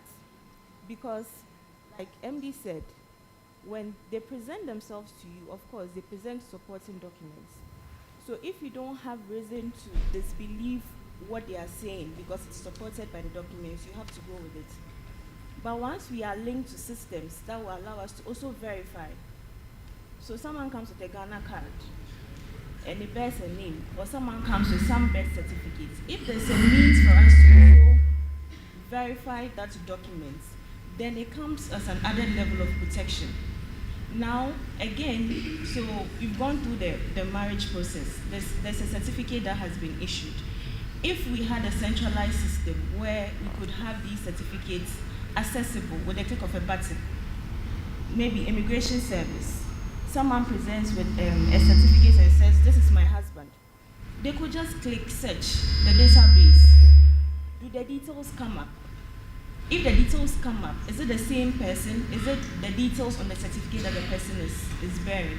So ultimately, digitalization is the way to go because it will help us to verify the documents that people are presenting when it comes to registration of marriages, and also with verification at the end, at the level of other institutions like the immigration service, like the embassies and whatnot, who have to rely on these documents to confer some kind of entitlements, maybe residence permits, a visa, or whatnot. So yes, definitely. Thank you. Now the second and final question to Francis. Do you think that there will be a need for amendment in the position of the law, which is to the effect that either of the parties to a marriage can just apply and have the certificate issued? Do you think that there should be a need for both parties to appear in a verification process to be carried out? Okay.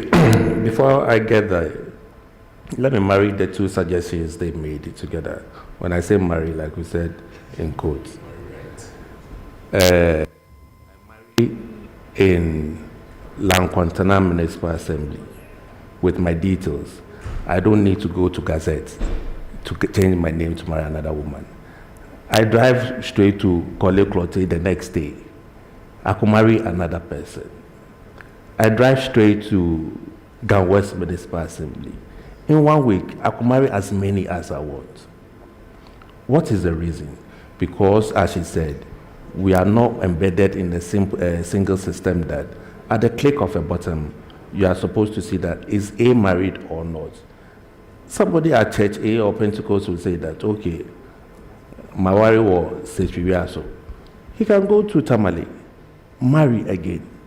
That is how porous our system is. Now, back to your question. If you say the person needs to present him or herself, now we also have to give reference to our traditional system. Customary marriage says that the two of you don't need to be in the presence of the registrar to register your marriage. If you're doing the marriage registration process or doing the conducting of the marriage, you don't need to be there. It's the parents or the person who is standing or the families who have to meet together to conduct that marriage. Now, when we are done, what do we have to do? Apply to the registrar to do it, to do the marriage.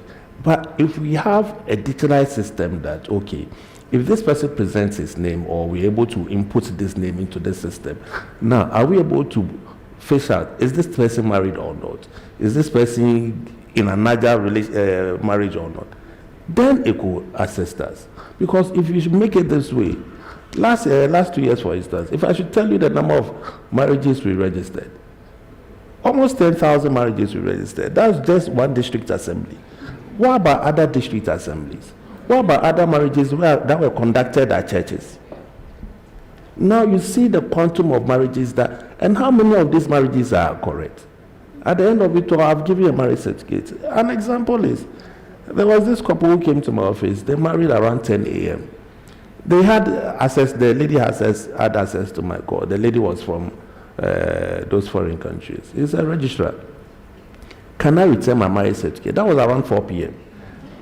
They married at 10, around 4 p.m. Registrar, can I return my marriage certificate so that you cancel the marriage? I said, why? He said, oh, I've seen some habits or maybe they have some issues. And now she's raising the question that even the people who came to witness the marriage, they are the guy's sister and friends who witnessed the marriage. What do I have to do? Nothing. All I required was what? The couple and 4 witnesses.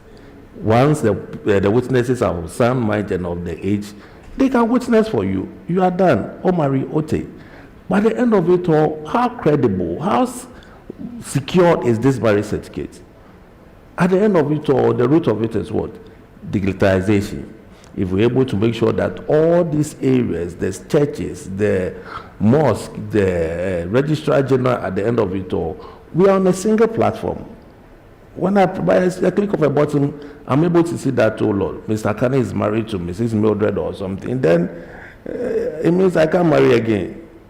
Sometimes I want to marry plenty, but the law says that I'm restricted to just one wife, and she's listening to me. I'm sure she will be laughing. But that is the position. If we're able to put our things right, because like I said, 2015 we did security features on customary marriage. 2019, Registrar General came out with embossment, seal, and all those things. Now, last year we did a marriage seminar. We came out all these recommendations. At the end of it all, you can punch you can do infrared, you can do everything. When you pass here, man will pass here. By the end of it all, if we want to put it on a general platform, that one, computer no lie. Unless you are going to write your codes again to put your name into a national platform. So at the end of it all, my solution is, let's put digitalization in our marriage registration process, and all these things, it will be a thing of the past. Okay, so digitalization is the way. Nana, in a final round, do you think, as a policymaker, do you think that there is a need for a national anti-marriage fraud strategy where we look at effective ways of preventing the happening of such fake documentations rather than react to them when they are made? No, absolutely. I mean, we're talking about digitalization. I have, and in the back room, I indicated we need legislative amendment by all means. The laws need to be tightened up. Look, if a church is gazetted, 100 years later, they can still rely on that gazette. They can't even find it. No, if the church is gazetted because it has to be suitable, then why can't they go and inspect it every 5 years? Even your passport expires, no? So why can't we go every 5 years or every 10 years and go and re-inspect it and reissue gazette or revoke where we have to? A pastor who was anointed and was registered and he could administer. Now maybe he runs a beer bar. He still has a license. Why? You understand? I mean, a license must expire at some point. Your driver's license expire. Why can't the license of a pastor who can officiate a marriage expire? But the law doesn't say anything about that, so I can't say it's expired. Registrar was asking me. I said, well, if you come and you say you were gazetted 30 years ago and you couldn't keep the document, the name of the game is evidence. Go and gazette a new one at the very least. But there must be proper regulation and enforcement of law. I am of the view, and I might be wrong, but if a pastor officiates a marriage, knowing well, and ignorance of the law is no excuse, so knowing well that you are not gazetted to do that, or even if you didn't know. But for me, it's defrauding by false pretenses, no? You make a representation, that representation that you are qualified to officiate a marriage is void. People came to your church, they gave collection, offered to you, took it. The couple even brought you a car as a gift.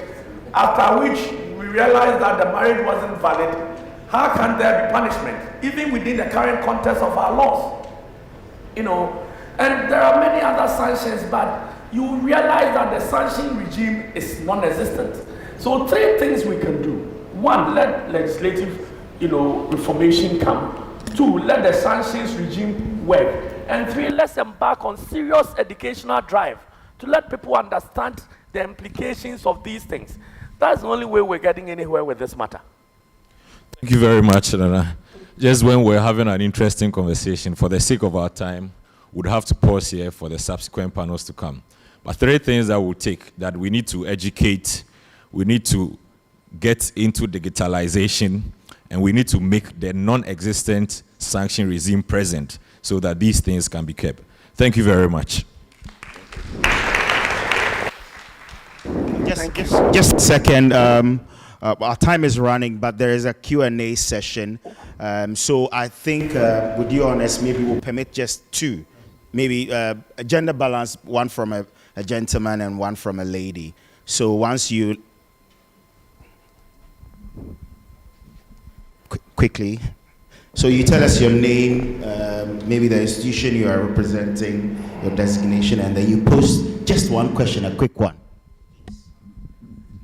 I'm Eugene Oforutiti, Church of Pentecost. You know, in Ghana, if you establish an institution, you have this certificate to commence business and all those documents. So you are supposed to display these documents at your premises with the marriage registration of churches. Can we enact a law to enforce that thing also, that if you are registered, it should be displayed conspicuously at a point or a place in your church? Thank you.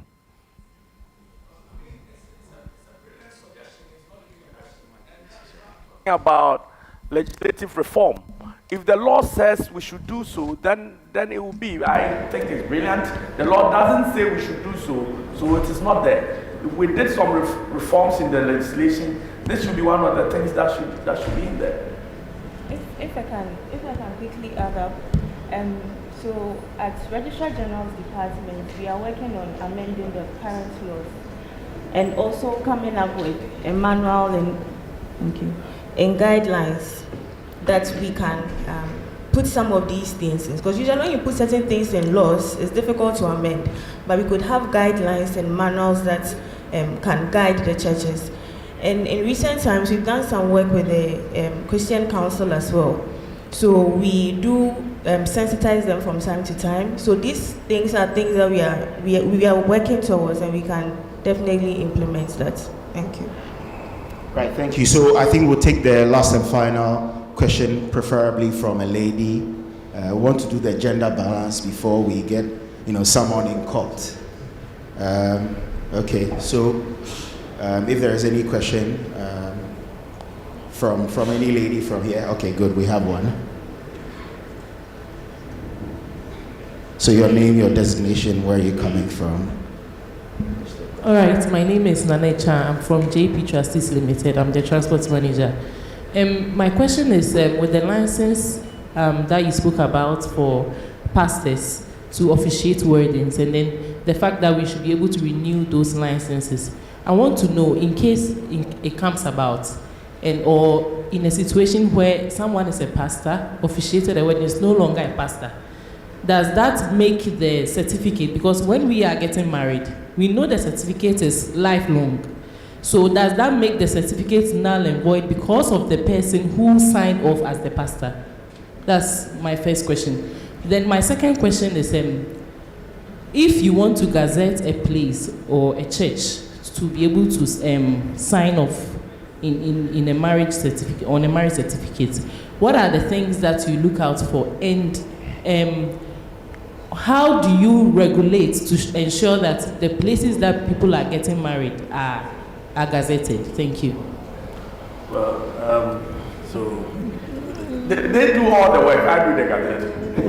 Okay, let me take it from the last end where you are asking what processes needs to be done before a church is gazetted. Now, the church needs to be gazetted or registered within the district where it's located. So let's say Action Chapel is around Okankwe North Municipal Assembly. If they want to register Action Chapel, then they need to go to Okankwe North Municipal Assembly. That's where officers from the assembly will come to the place. They will check your places of convenience, your parking space. If it meets all the basic requirements, then they'll give you a certificate of occupancy. You don't end it there. Now you take it to this man. So once we have given the structure that it's okay for people to occupy, it's okay for this service or this event to happen there, that's all that we do, because we need to look at the premises, we need to look at the safety of the people that will be coming there. So all those things are satisfied. Then we recommend you to the Attorney General's Department through Ghana Publishing House. Then do your Gazette. And you can look at their certificates if they are there with Gazette for you. Okay. And the other one, if it's that's the part. If the man was a man of God today, tomorrow he's sending a petition. It doesn't matter. Once he's gazetted and had a license, until the license is officially revoked, he is qualified to officiate your marriage, which is my problem. It shouldn't be a lifelong license. So I am saying that every 5 years or every 10 years, depending on what we will agree and put in statute, we will have to reevaluate the status of the person to see if they must continue to hold that license. I need to add up to that. So when it comes to licensing of the reverend ministers or the priests, okay, they are tied to denominations. So you can't even have, or it shouldn't be the case where, let's say, a reverend minister in the Methodist church goes to officiate a wedding in a charismatic church. It doesn't work like that.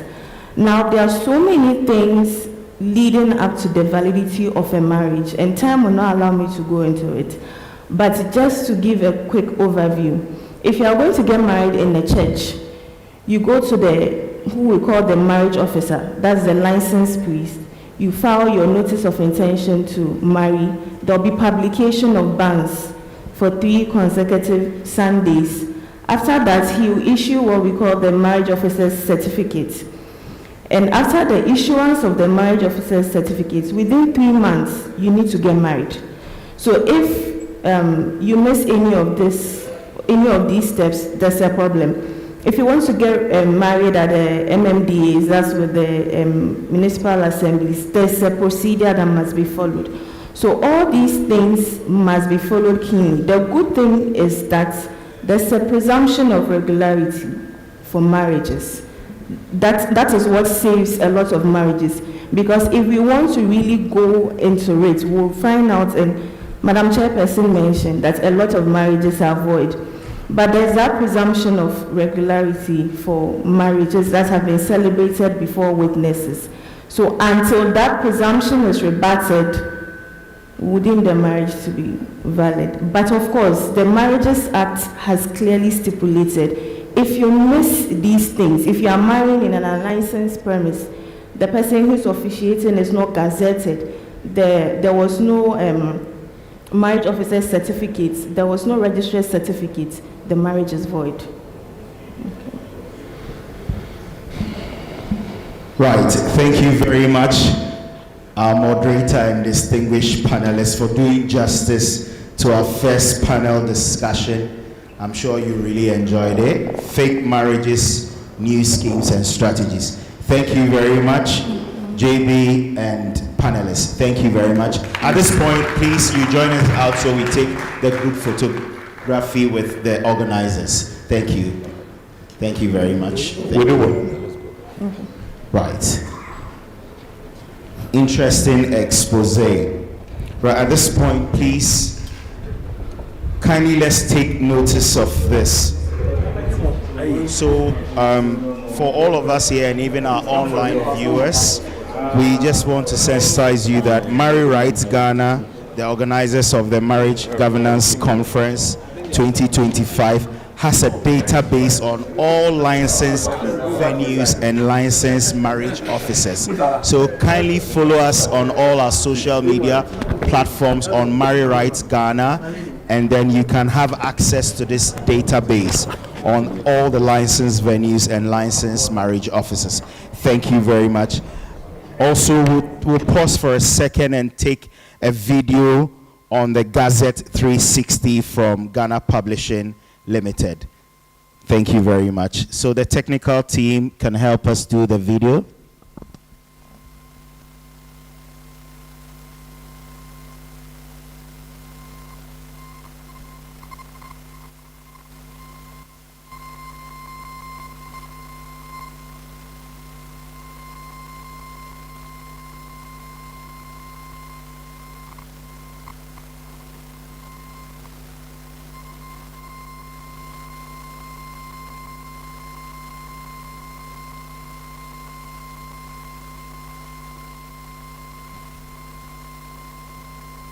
All right.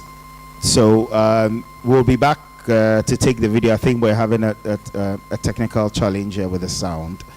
Right. So as I earlier mentioned, we have MarryRight Ghana Limited, the organizers of this year's Marriage Governance Conference. We would like you to follow us on all our social media platforms to access the data on all licensed venues and licensed marriages. Before we jump up into our second speaker's presentation, please kindly permit me to announce this. If you are here with a vehicle license number GN 27315, please kindly make your way out to move it. It's impeding somebody's move out. So if you are here with a vehicle number again, GN 27315, please kindly move to the parking lot and help us out. Thank you very much. Thank you. Right. If the video is ready, we can take it. If not, we'll come back and take it another time. Thank you very much. Right. So we'll kindly move into the next segment, which is the presentation by our second speaker for the Marriage Governance Conference 2025. Is a young, intelligent lady. I met her at the maiden conference last year at the British Council. She's back again, and I enjoyed her expose on the cost of marriage and all that last year.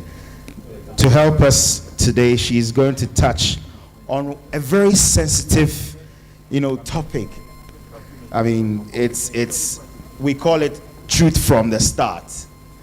So the question then is, should DNA be introduced at birth, as was earlier, pronounced by the operations manager for MarryRight Ghana, his address.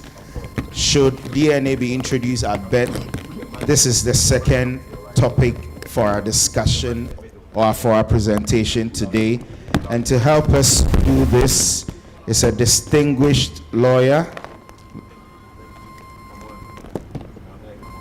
She happens to be a partner at Ken Atefua Law Place. She has a tall profile, but madam, please help me to cut it short.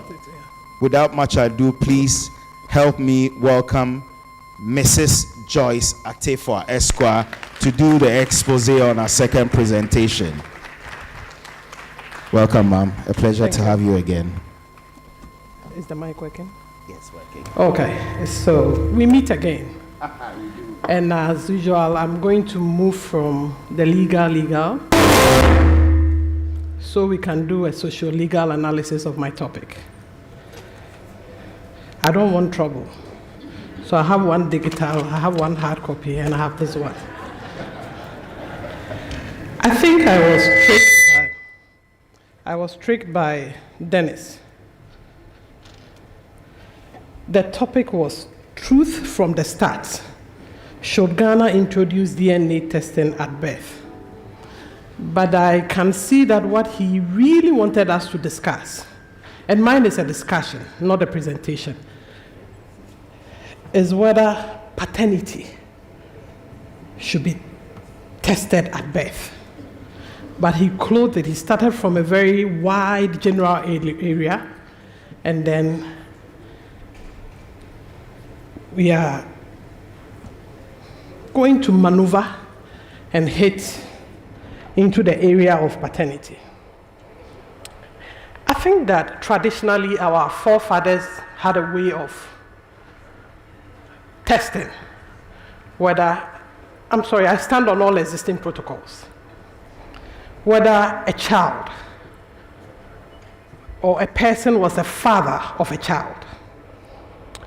They use such impressionistic, opinionated, non-scientific approaches that sometimes can break your soul. And I have a personal experience. I have over 30 slides, but I have 10 minutes, so we'll just make it a conversation. I got married in 99 December, had a baby by November 2000. In December, I was married to an Oyukwa Chairperson of Jaso, Big Durbar to meet myself and my son, and I was taking home a son. Big meeting, big party at my mother-in-law, Madapa's house. People were coming, picking Nana Buensi up. Everybody was happy because I have married an Akokra, so they were happy that he had a son. Then one of my husband's cousins came, and I sought permission from my husband to tell the story, called AC, picked my baby, removed his socks and some clothing, examined the fingers, the feet, looked at me in the presence of everybody and said, "What did nokre? Akwalani yeyeba." It affected me, and I never spoke to her till she died. I was unhappy, told my parents, my mom was unhappy. So when the topic was given to me, I said, well, let me see what I can do. My second story, because he says we should tell stories, then I'll come back and ask you questions. My uterine sister, we are only 2 girls, Krife to a core. I think in the grade of the Krife family that I come from, she's number 1 and I'm there at the bottom. Stayed, got married at almost 30 to somebody that we all respected. 6 years, no child. 7th year, she got pregnant. Had a handsome boy who we call Achadie. Then from the hospital, somebody whispered to the husband that Akwalane de Aso Nseo. And that was the last time we saw the man. In 2 years, he brought a petition for divorce. And the main thing was that the child was not his. Kumasi, one of the courts in Kumasi, got our lawyers.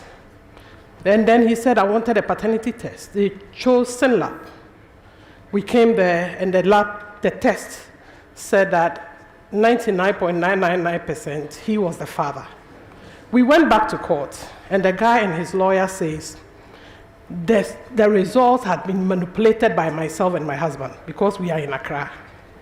The court chooses another venue. We went there, did the second one, 99.999% that he was the father. Came to court and apologized, but my sister refused to go back to that marriage. So paternity, DNA paternity, be done at birth. Do we need clarification? Do you need certainty that this is my child? But I have a lot of stories from clients. I'll add my client to, and then we can deal with the topic, the substance of it. I think they will share the slides with you. So let's have a conversation.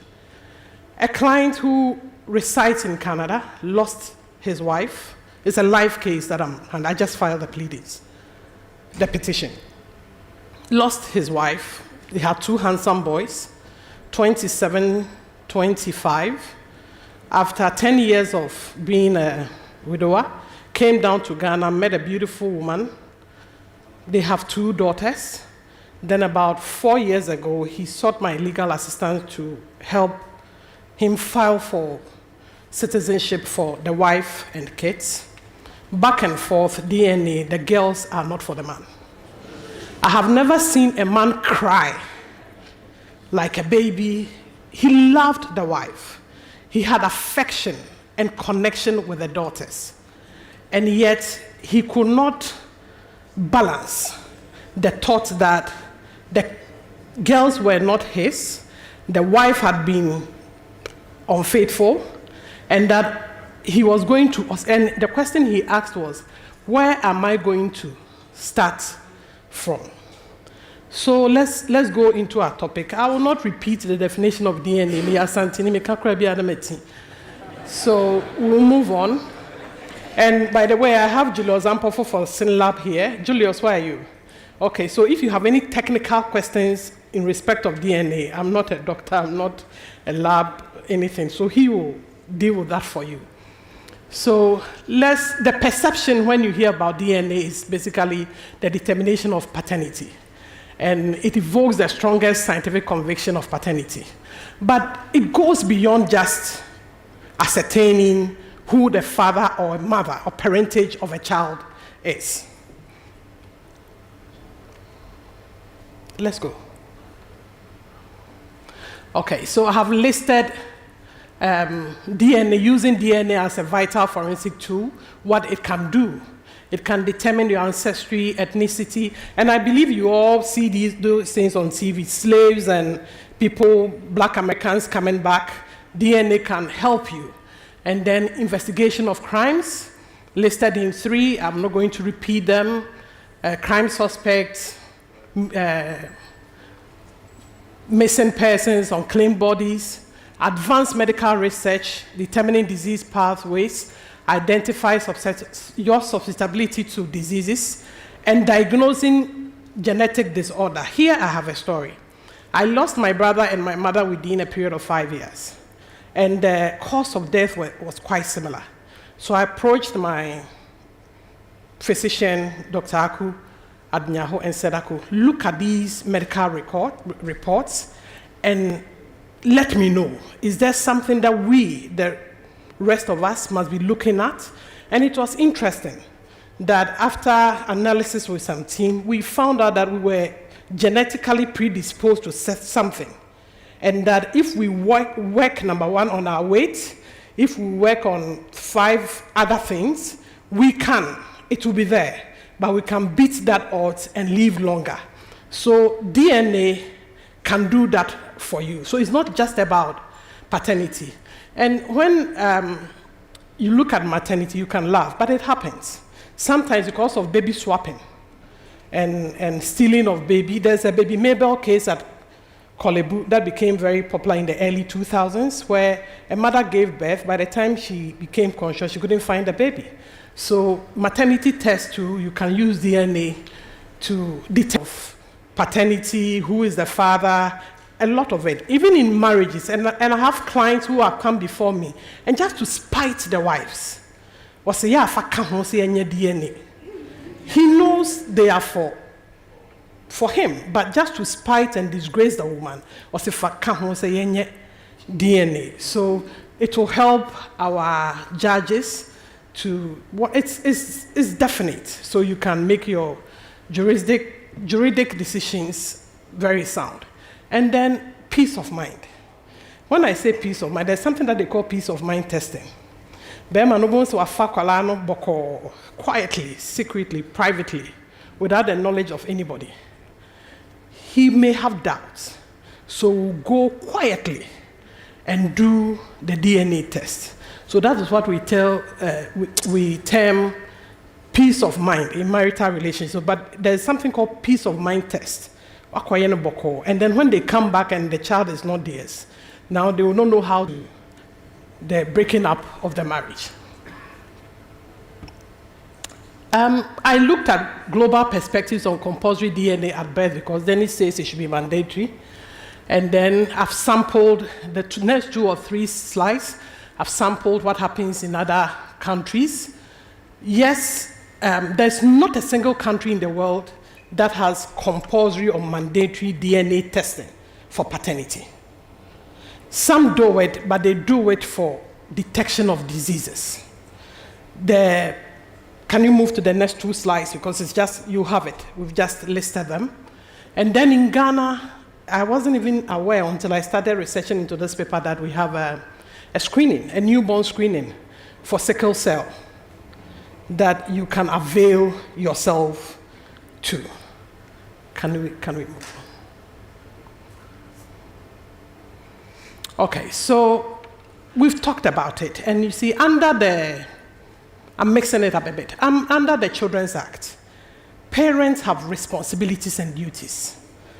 And if you go to Section 4 to Section 8, the children have right to education, right to health, right to food, right to shelter, right to knowing even their extended families. And what shocked me was right to leisure. That if I don't provide opportunity for my kids to enjoy leisure, I'm meeting. And I was telling my daughter that Mutiriye, na I will go right to leisure. Emma Utrim. Emma Utrim. So if you, as a parent, you have all these responsibilities and duties, then the law must tell you, how do you become a father of a child.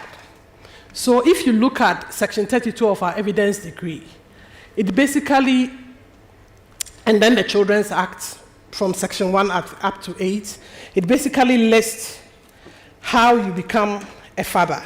Number 1, if you are married, and in that marriage, your wife gives birth, you are the father. The law presumes that you are the father of the child. Even when you divorce your wife, 300 days or 10 months after, if the woman gives birth, the law says that you are the father. And it doesn't matter whether you are living together, living apart. It doesn't matter that you are married. It doesn't matter whether it's a monogamous or polygamous marriage. Under these 3 circumstances, you are the father. Who knows God Sukosan? The one that you go and sneak out. That one, you are the father. And then if it's proper marriage, you are the father. Live together, you are the father. Live apart, you are the father.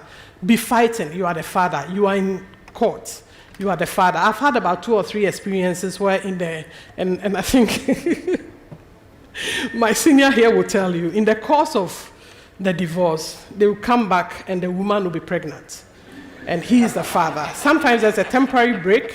They come back and we finish it, and most times they move. So please, let's go. We have a lot of slides to deal with. I've dealt with these ones. Okay, so let's go. I've touched on this. Okay. So, please move. We've done this.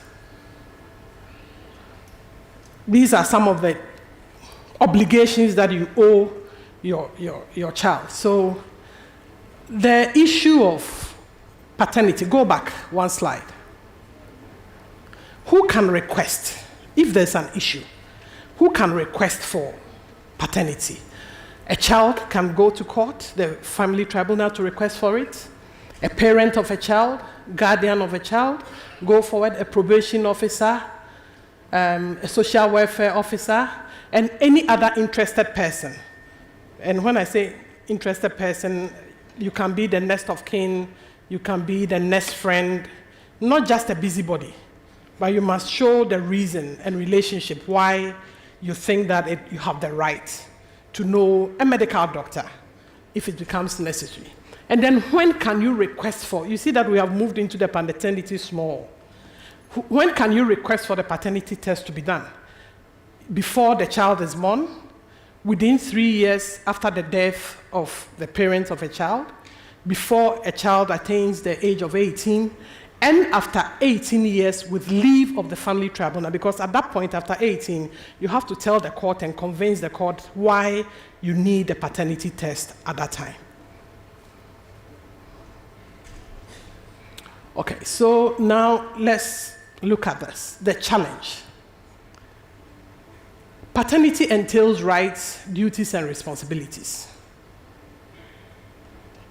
So paternal responsibility is a socio-legal construct, not necessarily a biological fact.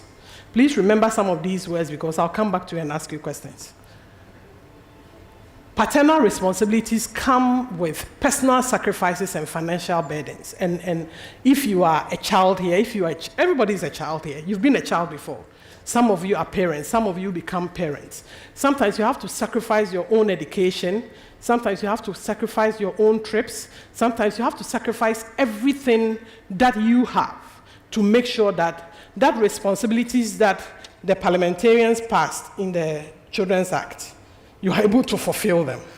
So, should a parent or a father have the right to know genetically that this is my child, so that when you are giving the child all that financial support, all the care, all the attention, you are sure that this is my child?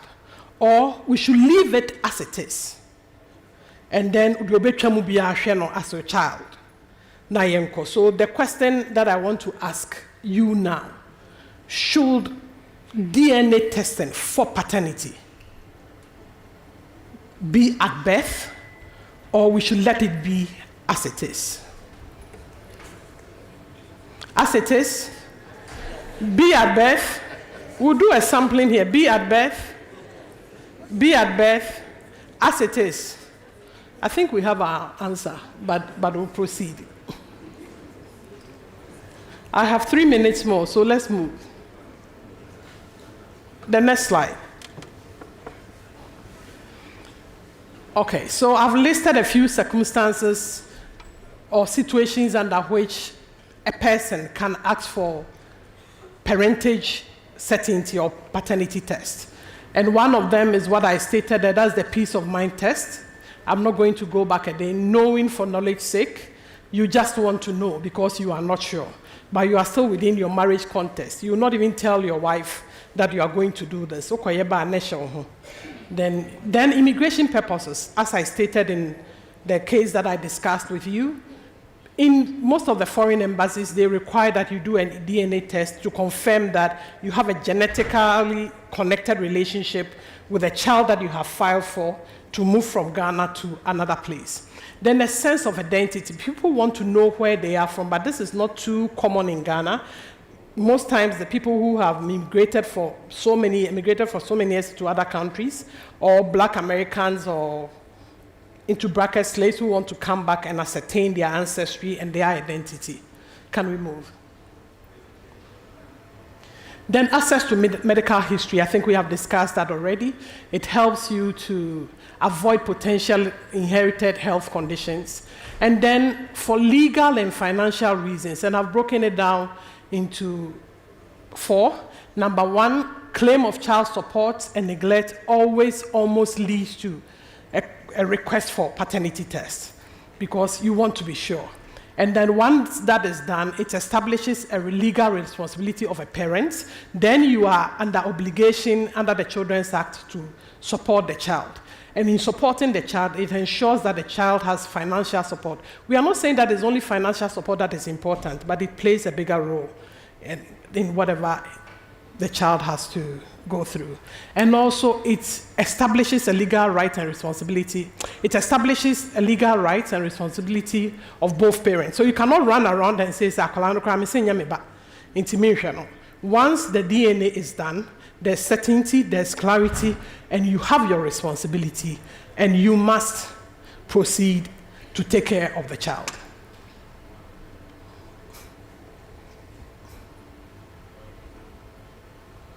Inheritance. There are instances where a person dies, and then you know how known and unknown children will come up wanting to participate in the funeral, and after the funeral, then inheritance. So to resolve all these issues, people can go to court and ask that paternity test is done. Even after the death of the person, there are ways in which they can do it with grandparents, with siblings of the deceased, to determine whether truly you are the son, daughter of the deceased. And some social security benefits, you go to SNIT, and they have listed the children. Your son or daughter maybe is I don't want to use that word. It's not part of it. You want to ensure that most likely he's a minor and must be part of it. So you can use paternity tests to assess all these benefits. And then, as I stated earlier, resolution of custody disputes. I think it's the first step in determining parental rights in the courts of Ghana, paternity. So once you go there and it has any issue to deal with uncertainty of the father of the child, the courts will move straight away into paternity. So the implications of introducing DNA at birth is the question that was given to me that have changed into implications so that we don't have a yes or no answer. And at the end of the day, you can decide which way we go. I've discussed most of these things, but the first thing that comes up is it addresses paternity fraud. And 2 years ago on my birthday, I didn't go to work, I was home, was listening to Joy FM, that's why I remember this case so well. And a lady from Blueprint DNA was having a discussion on Joy, and it's actually reported on my Joy Online, that out of every 10 newborn children that are tested for paternity, only 3 positive, 7 excluded. But don't scream, it's just a small sample size. And in my research, I was so happy that the courts can compensate you for paternity fraud. In a case that happened, Boris and Mikado in the Hohoi court, I'll give the citation, were very interesting. Add 5 more minutes to my time, we'll be done soon. A lady had gone to Dofsu to report the husband. They assigned an investigator, and then he started having a relationship with the investigator. In 2 years, the lady then lodged a complaint with the police area commander that this, your officer, became my boyfriend and he has impregnated me. To cover the case, they agreed that they should pay the lady 100 cedi per month till the man gives birth. So the man quickly ran to Hohoi Family Tribunal, requested for paternity test after birth. It was done, and then it became clear that he was excluded, not the father of the child. Meanwhile, he had been paying this monthly support for almost 2 years. So the man then proceeded to Hohoi High Court and sued the lady for deceit, and then asked for compensation. There's a place where you can go for compensation. And then testing at birth, we've discussed it, it brings certainty to parentage. It's also resolved these paternity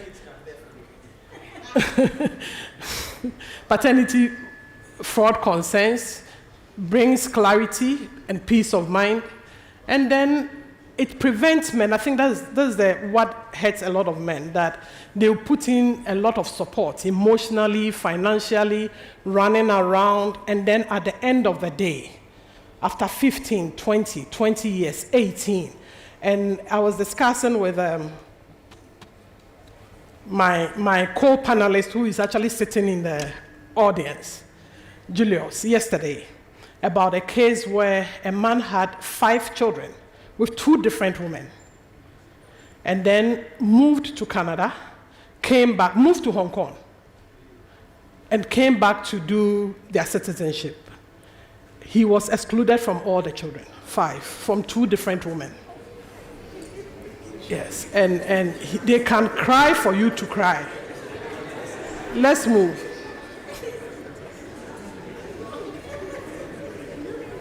Can we move the slides? Okay. So crime prevention, we have talked about it. Public opinion, that one, I put it there because it's so prevalent in our society. The antennas, the ohenere. If you don't take care, you think that it's a daily occurrence. But when you look at the data, we concluded yesterday with my colleague that out of every 10 births, you have between 6 and 10 requests for paternity. So it's not that widespread. But the few that gets on radio, that gets on social media, is blown out such that you think that, oh, it's you can even mistrust your wife if you continue to listen to them. But it's not that, it's not a new pandemic. It's a pandemic on social media and on these talk shows. Let's move. Then concerns. So if Dennis says that they should be tested at birth, are there any concerns? Are there any issues that we should be looking at? The first thing is we have ethical and legal concerns. I'll combine ethical, bodily autonomy, and privacy. You know, informed consent is key to ethical biomedical practice. If they want to draw any fluids for any testing, the basic thing they must do is to seek your consent. But if you are extracting that from a baby, a newborn baby, how is he going to give consent? Does he revoke his consent after 18?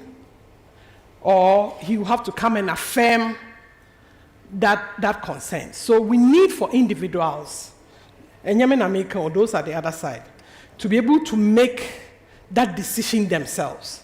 So is it right to do it at birth, or you wait for them to do it at age 18 so that they will be of age and they can personally consent to it. So the issue of compulsory DNA tests without informed consent can be highly controversial, especially for minors. But we'll set the tone for further discussions. Then we have potential misuse and breach of DNA data. Already now, your data kakrakra, we have issues in protecting them. Do we have enough laws to protect this data? And what we are asking for is that if we take it at birth, then you have to create a national database.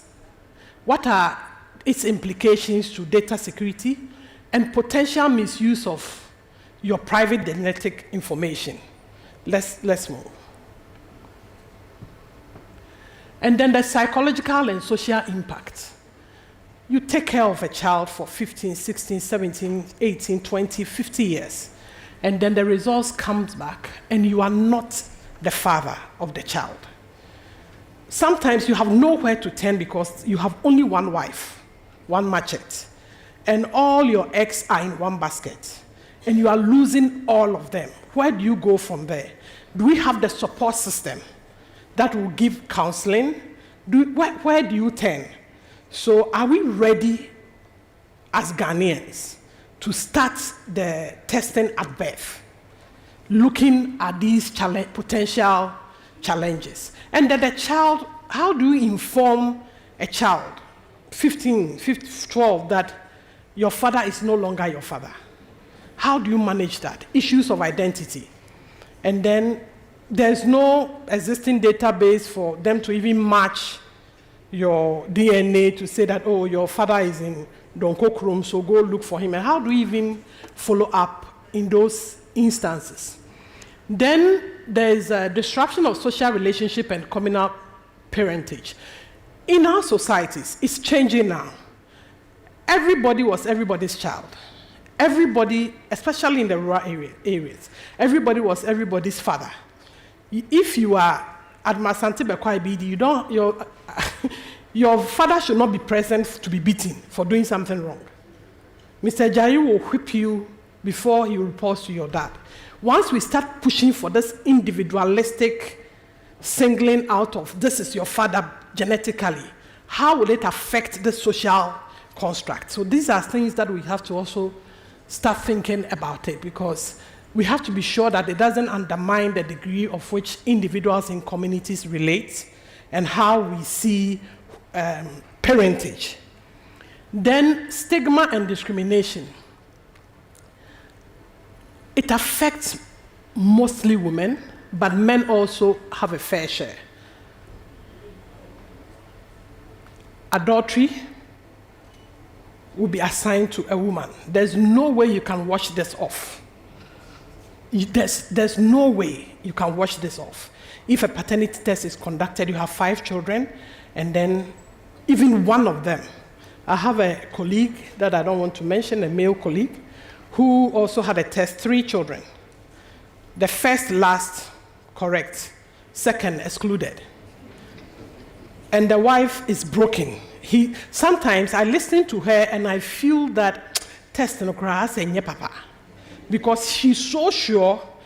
I mean, I respect her, and she'll cry from morning to evening and said, I didn't do anything wrong. So these are the stigma, the discrimination. Unfortunately, when you go to the courts, you know, they say that issues in respect of children, marriage are to be held in camera. But you let the paternity test come out. It will come out before you get home.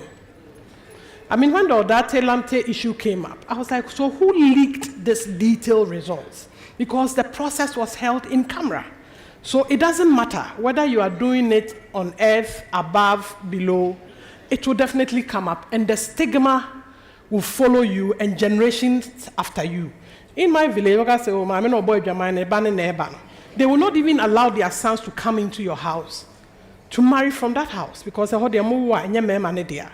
let's move. We're ending soon. 1 minute.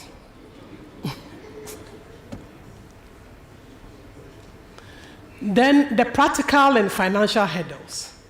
A standardized cost for DNA in Ghana is between 2,002 and 6,000 Ghana cedi, depending on where the request is coming from and what you are using it for. If you are to test at birth, who pays? Do we make it part of NHIA? Is it not already full? Does the government take it up, district assembly? So from here, let's start talking and discussing it. Do we have the logistic support? I know we have a lot of labs here, but the recent unfortunate statement, we had to go to, thing that happened, I don't want to go to, we had to go to South Africa.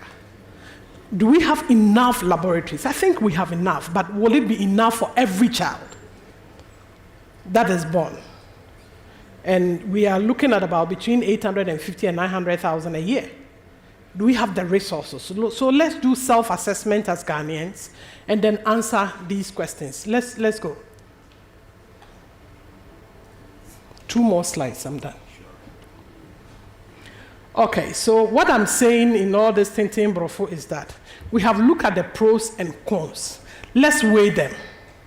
Should we go for it or we should not?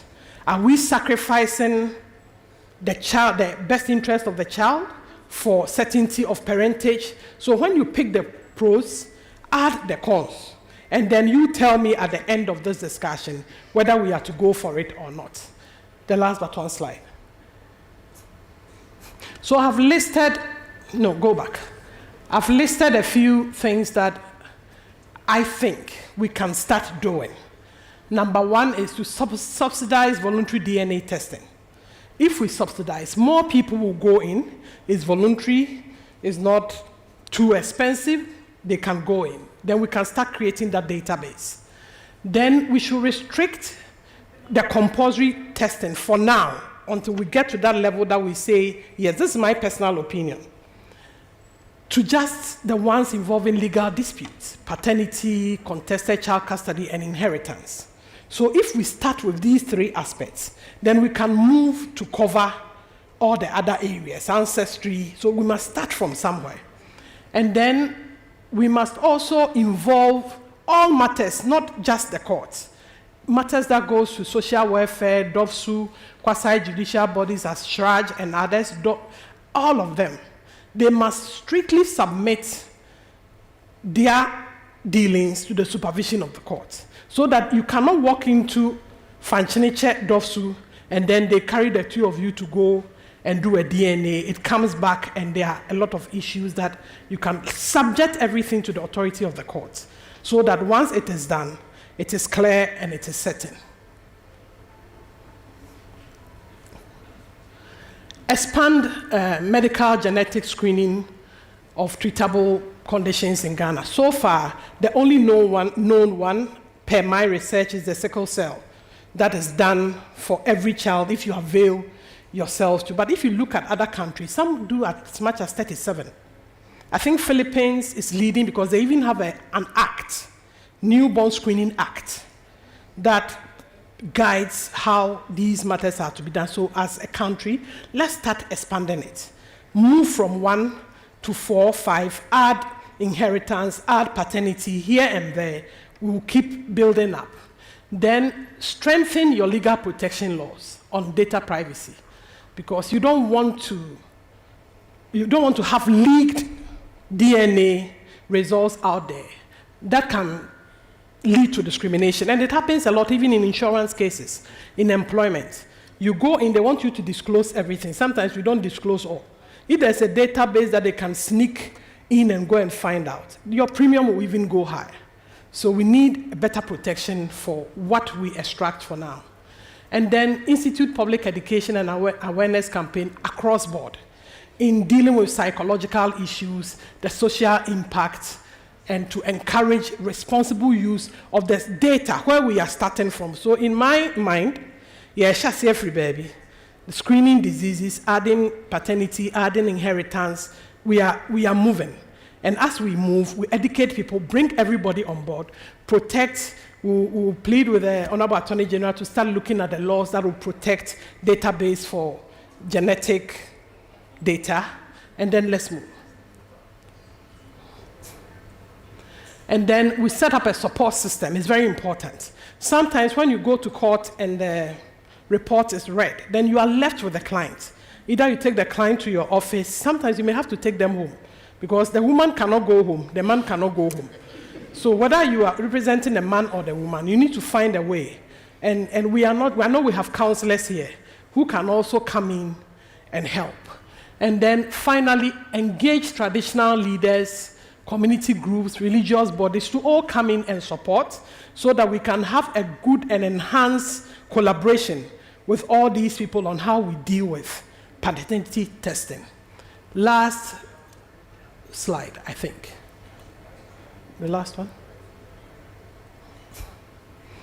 Okay, so my conclusion is that ultimately the debate is not only about biological truth paternity, but also about what kind of society Ghana seeks to build. Do we want one that there is legal certainty take precedence, or one where family and social bonds remain central, even in the face of biological ambiguity? I think we should keep talking, keep discussing, keep exploring. We will get there. We are not there yet, but we are on our way. Thank you. Thank you very much. Please, let's give Madam a round of applause, a huge one. Thank you very much, Mrs. Joyce Atefua Esquire. Oh, you're welcome. Thank you very much. Please, let's give her a round of applause again.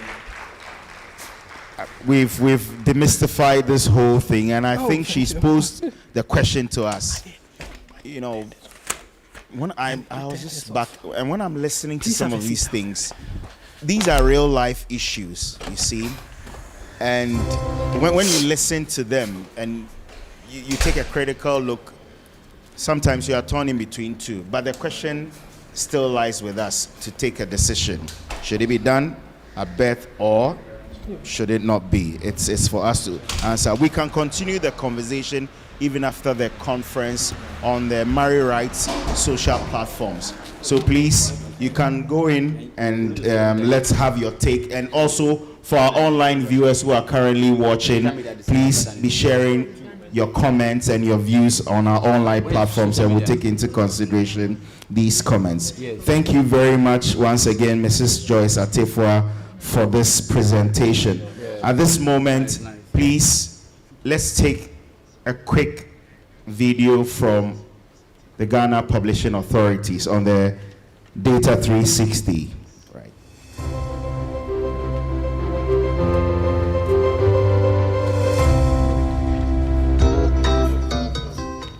The Ghana Gazette is not just a document. It is the official voice of the states. It gives legal effect to public notices, laws, regulations, and more. And when it is published, it becomes binding. That's how serious it is. Fake and unauthorized gazettes are being circulated, and that puts our legal processes, institutions, and even individuals at risk. That's why I fully endorse the Gazette 360 campaign by the Ghana Publishing Company Limited. It's time we all understand what the Gazette is, why it matters, and how to verify its authenticity. I am Felix Kwachu-Fosu, Minister for Government Communications, and I urge the public to know the Gazettes. Use the real one and trust only what is officially published by the Ghana Publishing Company Limited. Gazette 360, know it, use it, trust it. Gazette 360 is in partnership with MarryRight Ghana and supported by Anglo Gold Ashanti. Right, thank you very much, Eliza and team, for this short video. That's the Gazette 360 for you. At this point, we would want to take a short break. We would have our coffee break, about 30 minutes, and we'll be back to continuing the next session. It will be also on a very interesting topic, which will be protecting cohabitating spouses, where to draw the line. So we'll take a quick break. The ushers would usher our speakers and then the guests to the lunch area. So please, the coffee area, sorry, and we'll be back. Thank you very much. Enjoy your coffee break.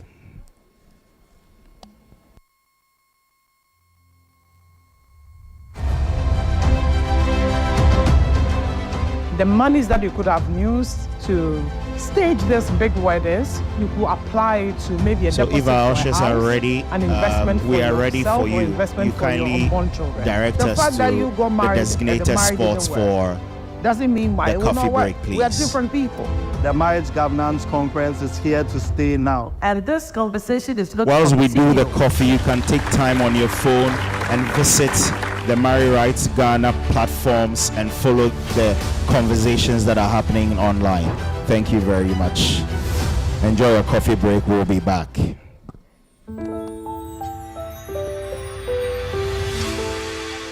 Hello, I am Her Anna Sedinam Awokwadam, Judge, Circuit Court, Accra. After 10 years on the bench, I have seen through family cases how marital vows can sometimes turn into a battle for sanity. Mental health struggles in marriage raise tough legal, social, and emotional questions, and the law must keep pace. This is why I'm honored to join the 2025 Marriage Governance Conference as a panelist on the topic Mental Health in Marriage and the Law when Vows Turn into a Battle for Sanity. The date is 19th August 2025. The venue, Ghana Shippers Authority. Time, 9 a.m. to 4 p.m. Let's talk about protecting dignity, safety, and justice when mental health is at stake in marriages. Thank you and see you there.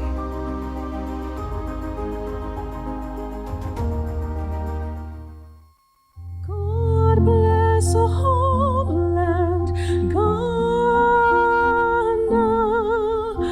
and make our nation great and strong. The rationale behind the program is to first bring all the stakeholders of marriage together, including lawyers, judges, pastors, and traditional leaders to have a conversation of the institution of marriage.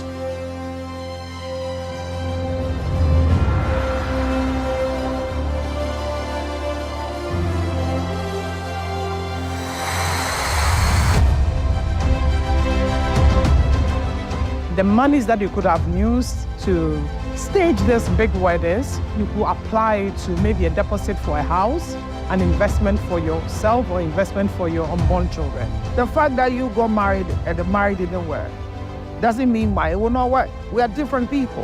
The Marriage Governance Conference is here to stay now. And this conversation is not to continue.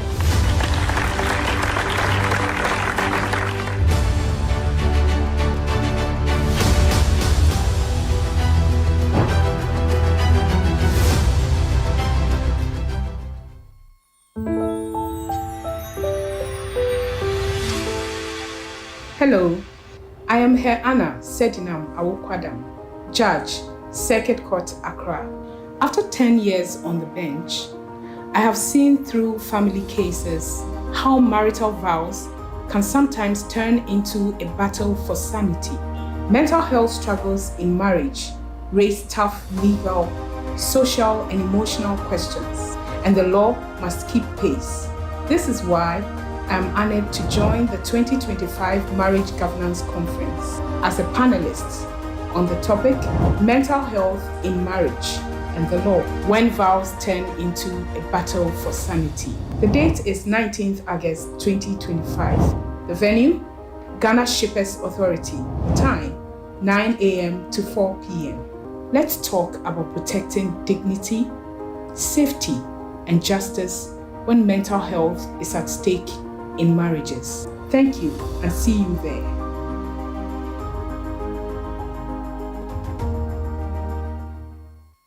God bless our homeland, Ghana, and make our nation great and strong. The rationale behind the program is to first bring all the stakeholders of marriage together, including lawyers, judges, pastors and traditional leaders to have a conversation of the institution of marriage.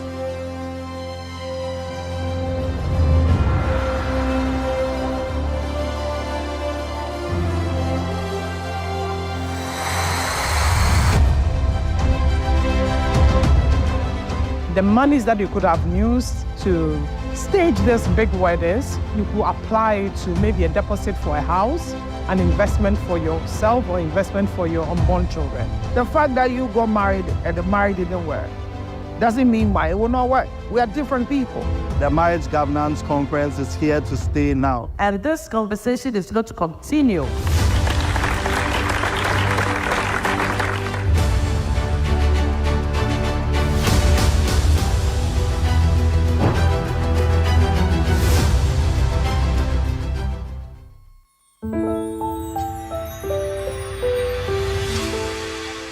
Hello, I am Her Anna Sedinam Awokwadam, Judge, Circuit Court, Accra. After 10 years on the bench, I have seen through family cases how marital vows can sometimes turn into a battle for sanity. Mental health struggles in marriage raise tough legal, social, and emotional questions, and the law must keep pace. This is why I'm honored to join the 2025 Marriage Governance Conference as a panelist on the topic Mental Health in Marriage and the Law when Vows Turn into a Battle for Sanity. The date is 19th August 2025. The venue, Ghana Shippers Authority. Time, 9 a.m. to 4 p.m. Let's talk about protecting dignity, safety, and justice when mental health is at stake in marriages. Thank you, and see you there.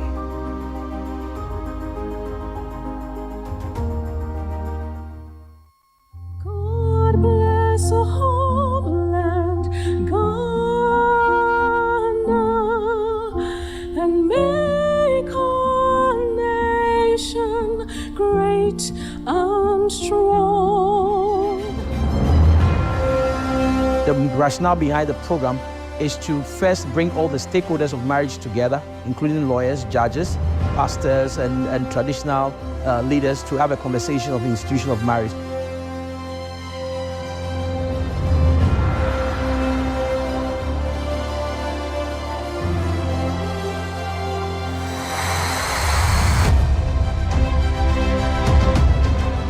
The monies that you could have used to stage this big weddings, you could apply it to maybe a deposit for a house, an investment for yourself, or investment for your unborn children. The fact that you got married and the marriage didn't work doesn't mean why it will not work. We are different people. The Marriage Governance Conference is here to stay now. And this conversation is going to continue.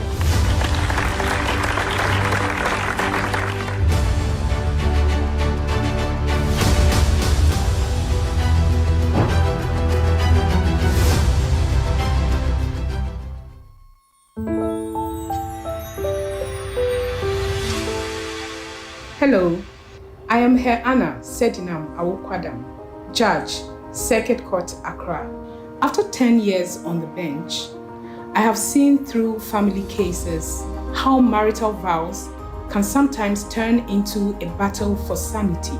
Mental health struggles in marriage raise tough legal, social, and emotional questions, and the law must keep pace. This is why I'm honored to join the 2025 Marriage Governance Conference as a panelist on the topic Mental Health in Marriage and the Law when Vows Turn into a Battle for Sanity. The date is 19th August 2025. The venue, Ghana Shippers Authority. Time, 9 a.m. to 4 p.m. Let's talk about protecting dignity, safety, and justice when mental health is at stake in marriages. Thank you, and see you there.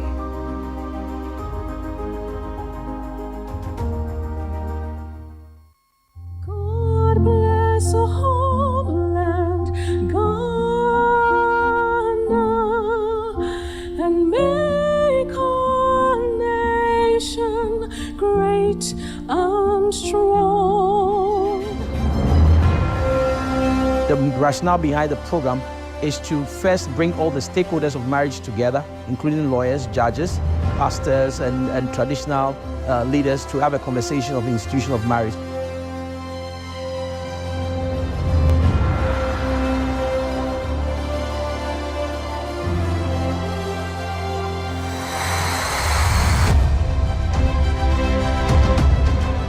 The monies that you could have used to stage this big weddings, you could apply it to maybe a deposit for a house, an investment for yourself, or investment for your unborn children. The fact that you got married and the marriage didn't work doesn't mean why it will not work. We are different people. The Marriage Governance Conference is here to stay now. And this conversation is going to continue.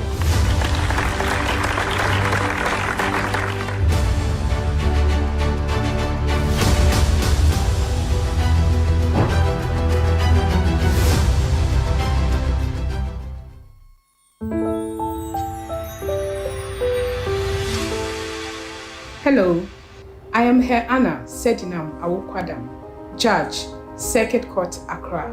After 10 years on the bench, I have seen through family cases how marital vows can sometimes turn into a battle for sanity. Mental health struggles in marriage raise tough legal, social, and emotional questions, and the law must keep pace. This is why I am honored to join the 2025 Marriage Governance Conference as a panelist on the topic Mental Health in Marriage and the Law when Vows Turn into a Battle for Sanity. The date is 19th August 2025. The venue, Ghana Shippers Authority.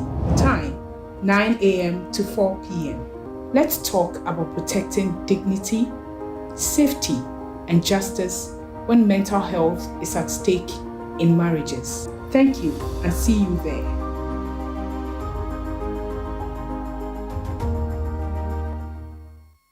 God bless a homeland, Ghana, and make our nation great and strong. The rationale behind the program is to first bring all the stakeholders of marriage together, including lawyers, judges, pastors, and traditional leaders, to have a conversation of the institution of marriage.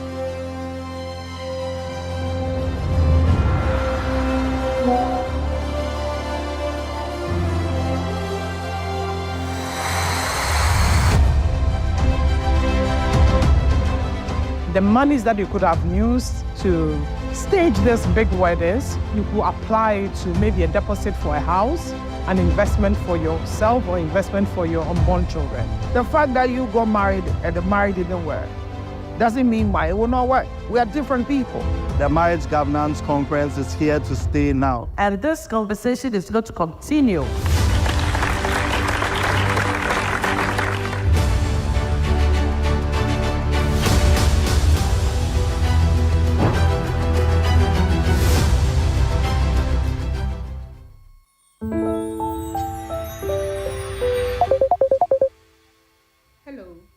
I am Her Anna Sedinam Awokwadam, Judge, Circuit Court, Accra. After 10 years on the bench, I have seen through family cases how marital vows can sometimes turn into a battle for sanity. Mental health struggles in marriage raise tough legal, social, and emotional questions, and the law must keep pace.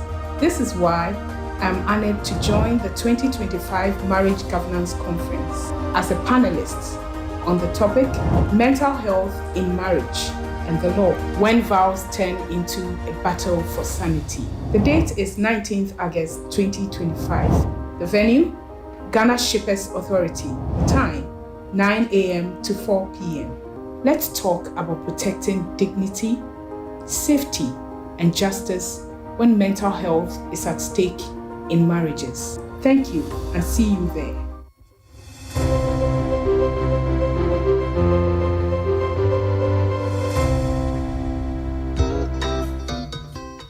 The Ghana Gazette is not just a document.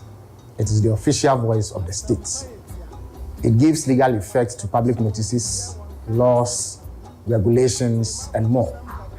And when it is published, it becomes binding. That's how serious it is.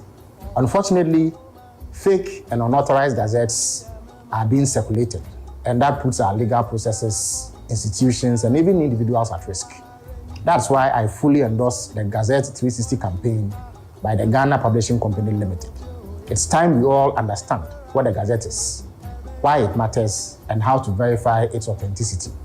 I am Felix Kwachu-Fosu, Minister for Government Communications, and I urge the public to know the Gazettes. Use the real one and trust only what is officially published by the Ghana Publishing Company Limited. Gazette 360, know it, use it, trust it. Gazette 360 is in partnership with MarryRight Ghana and supported by Anglo Gold Ashanti.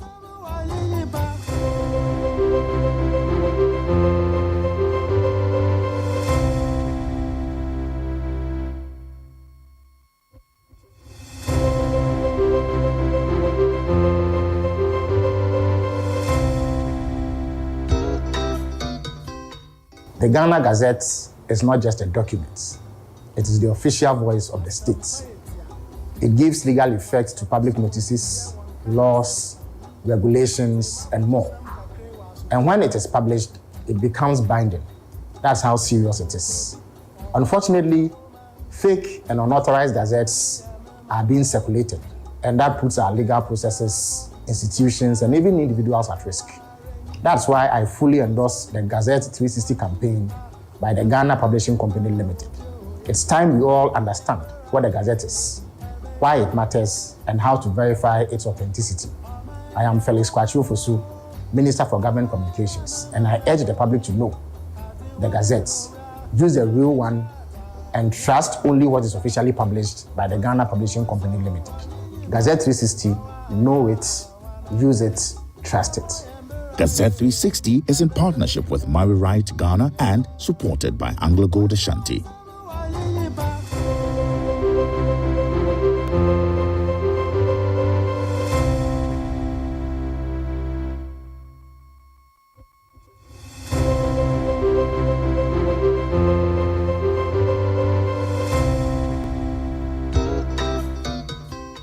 The Ghana Gazette is not just a document.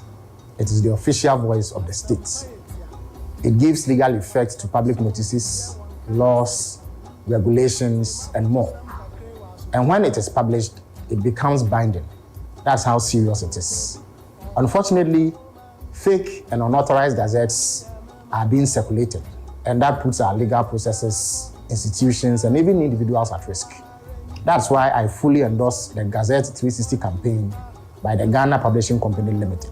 It's time we all understand what the Gazette is, why it matters, and how to verify its authenticity. I am Felix Kwachu-Fosu, Minister for Government Communications, and I urge the public to know the Gazettes.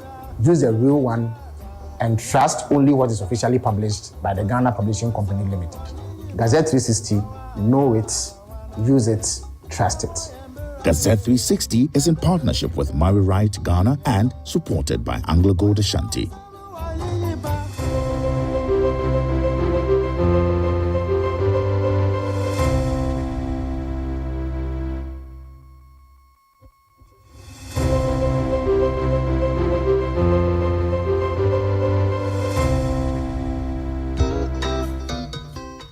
The Ghana Gazette is not just a document. It is the official voice of the state. It gives legal effect to public notices, laws, regulations, and more. And when it is published, it becomes binding. That's how serious it is. Unfortunately, fake and unauthorized gazettes are being circulated, and that puts our legal processes, institutions, and even individuals at risk. That's why I fully endorse the Gazette 360 campaign by the Ghana Publishing Company Limited. It's time we all understand what the Gazette is, why it matters, and how to verify its authenticity. I am Felix Kwachu-Fosu, Minister for Government Communications, and I urge the public to know the Gazettes. Use the real one and trust only what is officially published by the Ghana Publishing Company Limited. Gazette 360, know it, use it, trust it. Gazette 360 is in partnership with MarryRight Ghana and supported by Anglo Gold Ashanti.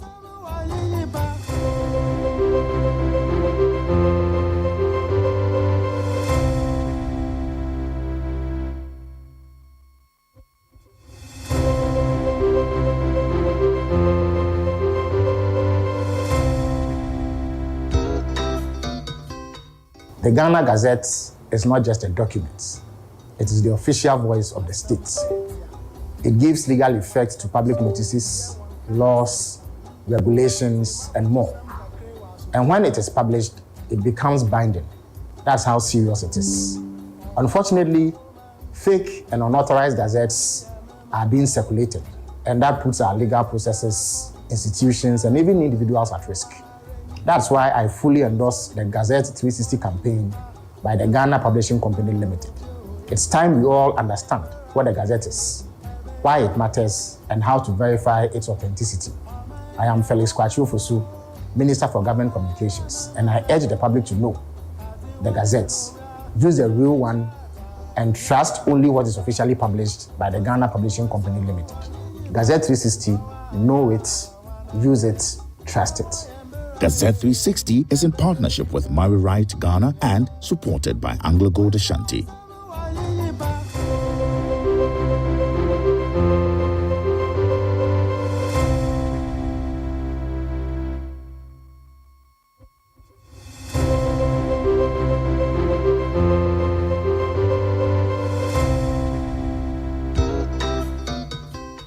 The Ghana Gazette is not just a document.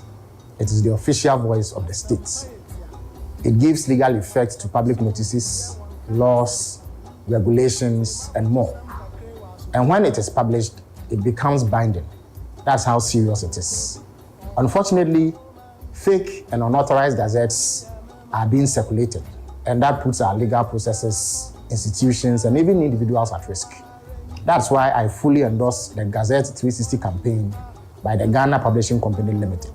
It's time we all understand what the Gazette is, why it matters, and how to verify its authenticity.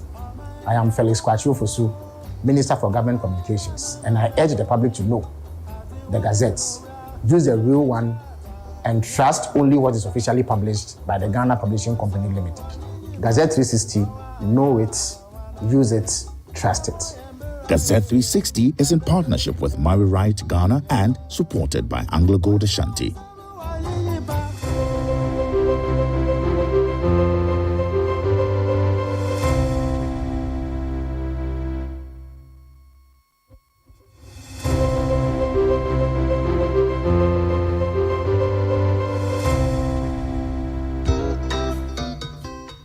The Ghana Gazette is not just a document. It is the official voice of the state. It gives legal effect to public notices, laws, regulations, and more. And when it is published, it becomes binding. That's how serious it is. Unfortunately, fake and unauthorized gazettes are being circulated, and that puts our legal processes, institutions, and even individuals at risk. That's why I fully endorse the Gazette 360 campaign by the Ghana Publishing Company Limited. It's time we all understand what the Gazette is, why it matters, and how to verify its authenticity. I am Felix Kwachiofosu, Minister for Government Communications, and I urge the public to know the Gazette.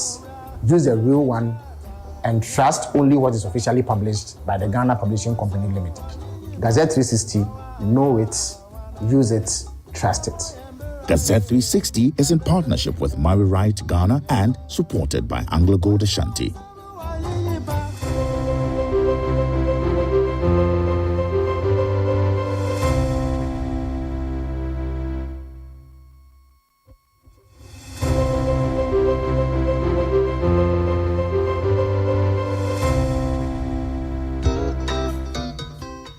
The Ghana Gazette is not just a document.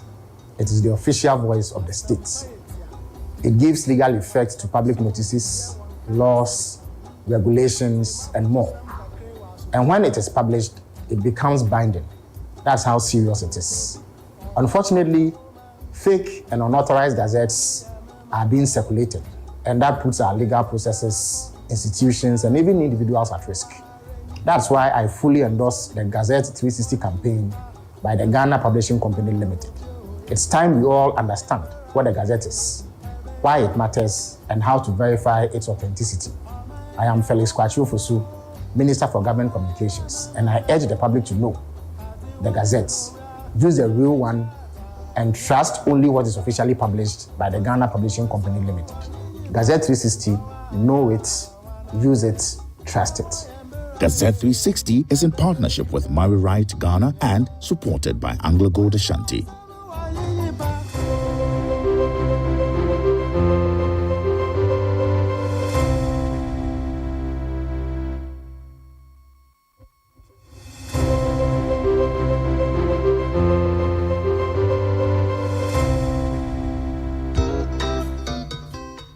The Ghana Gazette is not just a document. It is the official voice of the state. It gives legal effect to public notices, laws, regulations, and more. And when it is published, it becomes binding. That's how serious it is. Unfortunately, fake and unauthorized gazettes are being circulated, and that puts our legal processes, institutions, and even individuals at risk. That's why I fully endorse the Gazette 360 campaign by the Ghana Publishing Company Limited. It's time we all understand what the Gazette is, why it matters, and how to verify its authenticity. I am Felix Kwachiofosu, Minister for Government Communications, and I urge the public to know the Gazette, use the real one, and trust only what is officially published by the Ghana Publishing Company Limited. Gazette 360, know it, use it, trust it. Gazette 360 is in partnership with MarryRight Ghana and supported by Anglo-Gold Ashanti.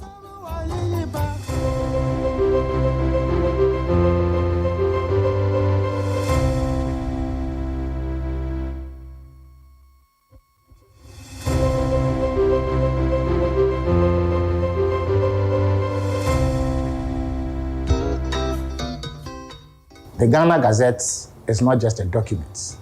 It is the official voice of the state. It gives legal effect to public notices, laws, regulations, and more. And when it is published, it becomes binding. That's how serious it is. Unfortunately, fake and unauthorized gazettes are being circulated, and that puts our legal processes, institutions, and even individuals at risk.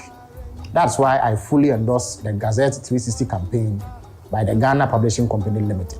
It's time we all understand what the Gazette is, why it matters, and how to verify its authenticity.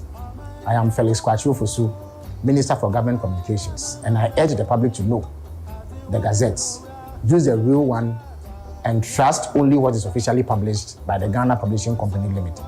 Gazette 360, know it, use it, trust it.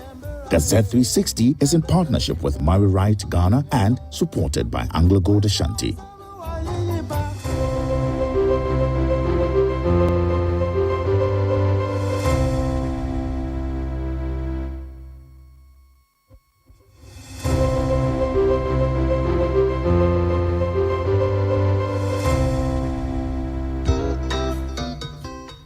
The Ghana Gazette is not just a document. It is the official voice of the state. It gives legal effect to public notices, laws, regulations, and more. And when it is published, it becomes binding. That's how serious it is. Unfortunately, fake and unauthorized gazettes are being circulated, and that puts our legal processes, institutions, and even individuals at risk. That's why I fully endorse the Gazette 360 campaign by the Ghana Publishing Company Limited. It's time we all understand what the Gazette is, why it matters, and how to verify its authenticity. I am Felix Kwachiofosu, Minister for Government Communications, and I urge the public to know the Gazette, use the real one, and trust only what is officially published by the Ghana Publishing Company Limited. Gazette 360, know it, use it, trust it. Gazette 360 is in partnership with MarryRight Ghana and supported by Anglo-Gold Ashanti.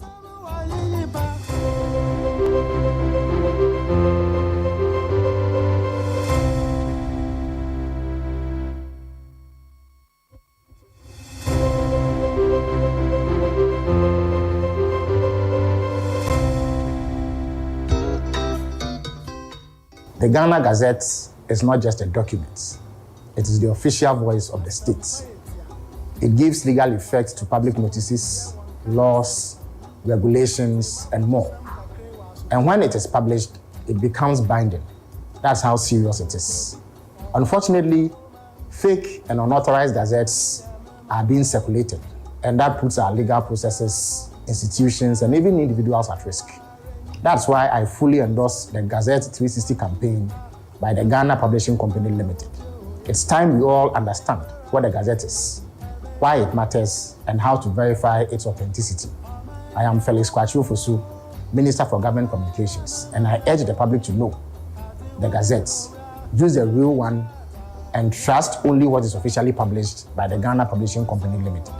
Gazette 360, know it, use it, trust it. Gazette 360 is in partnership with MarryRight Ghana and supported by AngloGold Ashanti.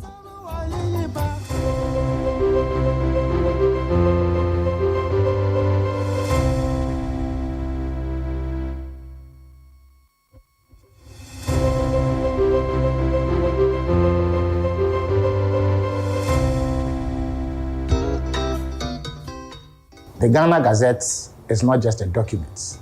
It is the official voice of the state. It gives legal effect to public notices, laws, regulations, and more. And when it is published, it becomes binding. That's how serious it is. Unfortunately, fake and unauthorized gazettes are being circulated, and that puts our legal processes, institutions, and even individuals at risk. That's why I fully endorse the Gazette 360 campaign by the Ghana Publishing Company Limited. It's time we all understand what the Gazette is, why it matters, and how to verify its authenticity. I am Felix Kwachu-Fosu, Minister for Government Communications, and I urge the public to know the Gazette. Use the real one and trust only what is officially published by the Ghana Publishing Company Limited. Gazette 360, know it, use it, trust it. Gazette 360 is in partnership with MarryRight Ghana and supported by AngloGold Ashanti.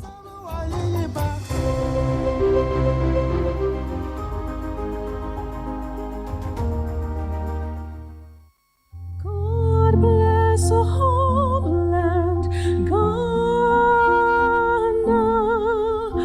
and make our nation great and strong. The rationale behind the program is to first bring all the stakeholders of marriage together, including lawyers, judges, pastors, and traditional leaders, to have a conversation of the institution of marriage.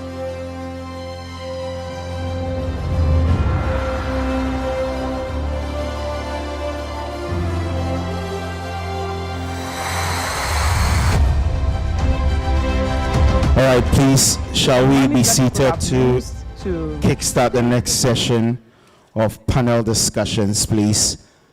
Shall all our guests kindly join us back here in the auditorium so we can continue with the next session, please? We're starting in the next 2 minutes, so please kindly all guests should be seated so we can continue the discussion, please. Thank you.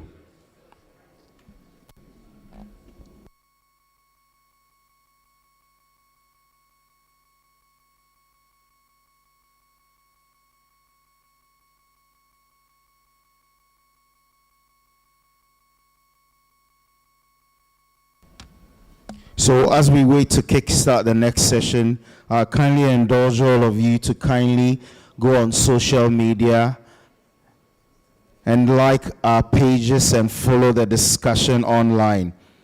MarryRight Ghana on all our social media platforms. Like and leave a comment, and let's continue the conversation even after the conference. Thank you.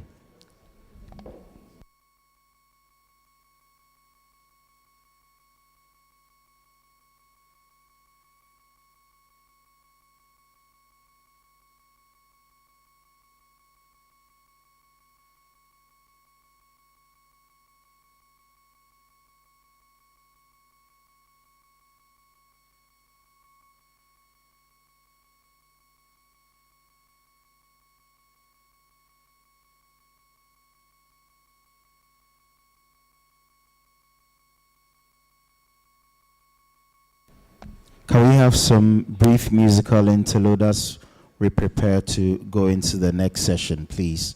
The technical team.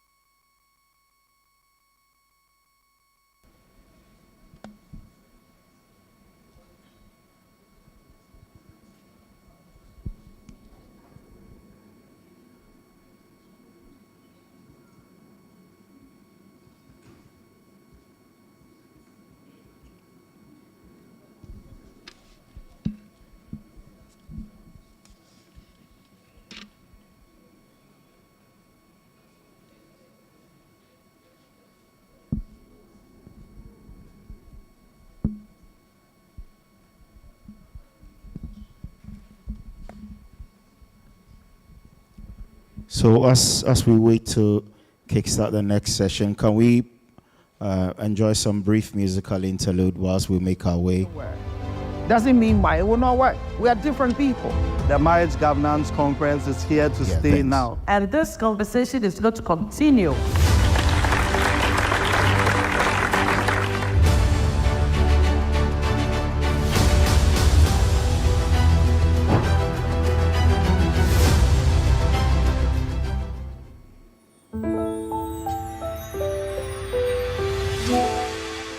Hello, I am Her Anna Sedinam Awokwadam, Judge, Circuit Court, Accra. After 10 years on the bench, I have seen through family cases how marital vows can sometimes turn into a battle for sanity. Mental health struggles in marriage raise tough legal, social, and emotional questions, and the law must keep pace. This is why I am honored to join the 2025 Marriage Governance Conference as a panelist on the topic Mental Health in Marriage and the Law when Vows Turn into a Battle for Sanity. The date is 19th August 2025. The venue, Ghana Shippers Authority. The time, 9 a.m. to 4 p.m. Let's talk about protecting dignity, safety, and justice when mental health is at stake in marriages. Thank you and see you there.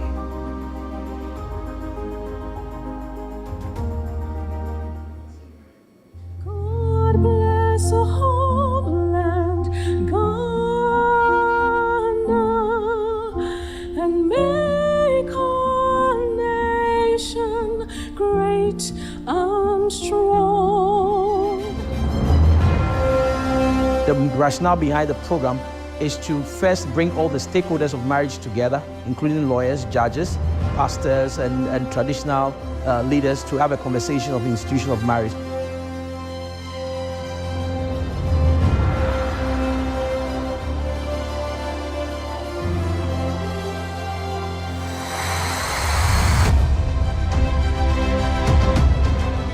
The monies that you could have used to stage these big weddings, you could apply it to maybe a deposit for a house, an investment for yourself, or investment for your unborn children. The fact that you got married and the marriage didn't work doesn't mean why it will not work. We are different people.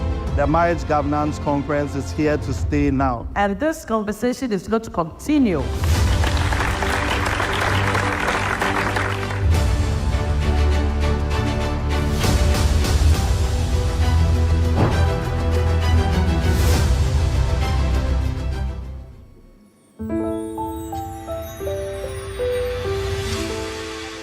Hello, I am Her Anna Sedinam Awokwadam, Judge. To important public matters such as name changes, government appointments, and the registration of marriage officers and places of worship.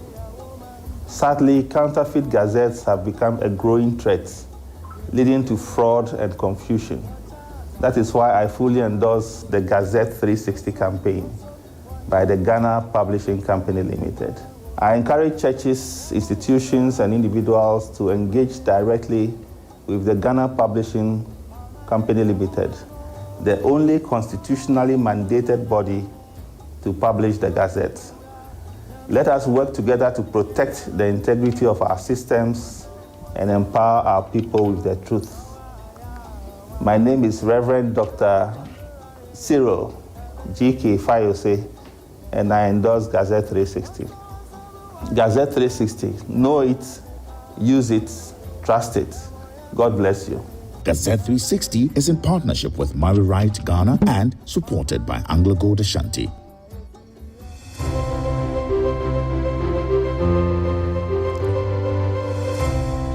Right, thank you very much, technical team.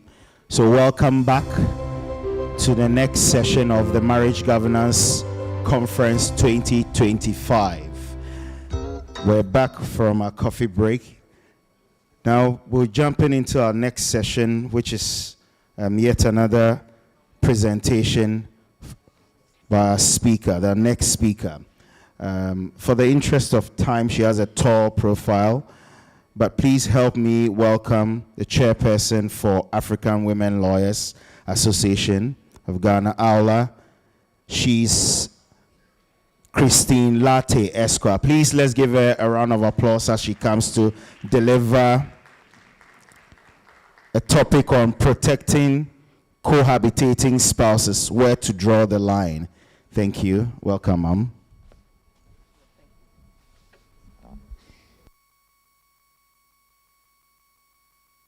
Good afternoon. You can start with this Okay. one. Good afternoon. My position at this point after lunch, or after break, coffee break, tends to be, like everybody's getting a little tired. So I promise you it will be short, and but deliver the cogent portions of the topic I'm going to speak on. Following in my predecessors in presentation, I will tell a personal experience I had in the early days after I passed out of law school. All enthusiastic and all. I used to volunteer some time at FIDA, Legal Aid.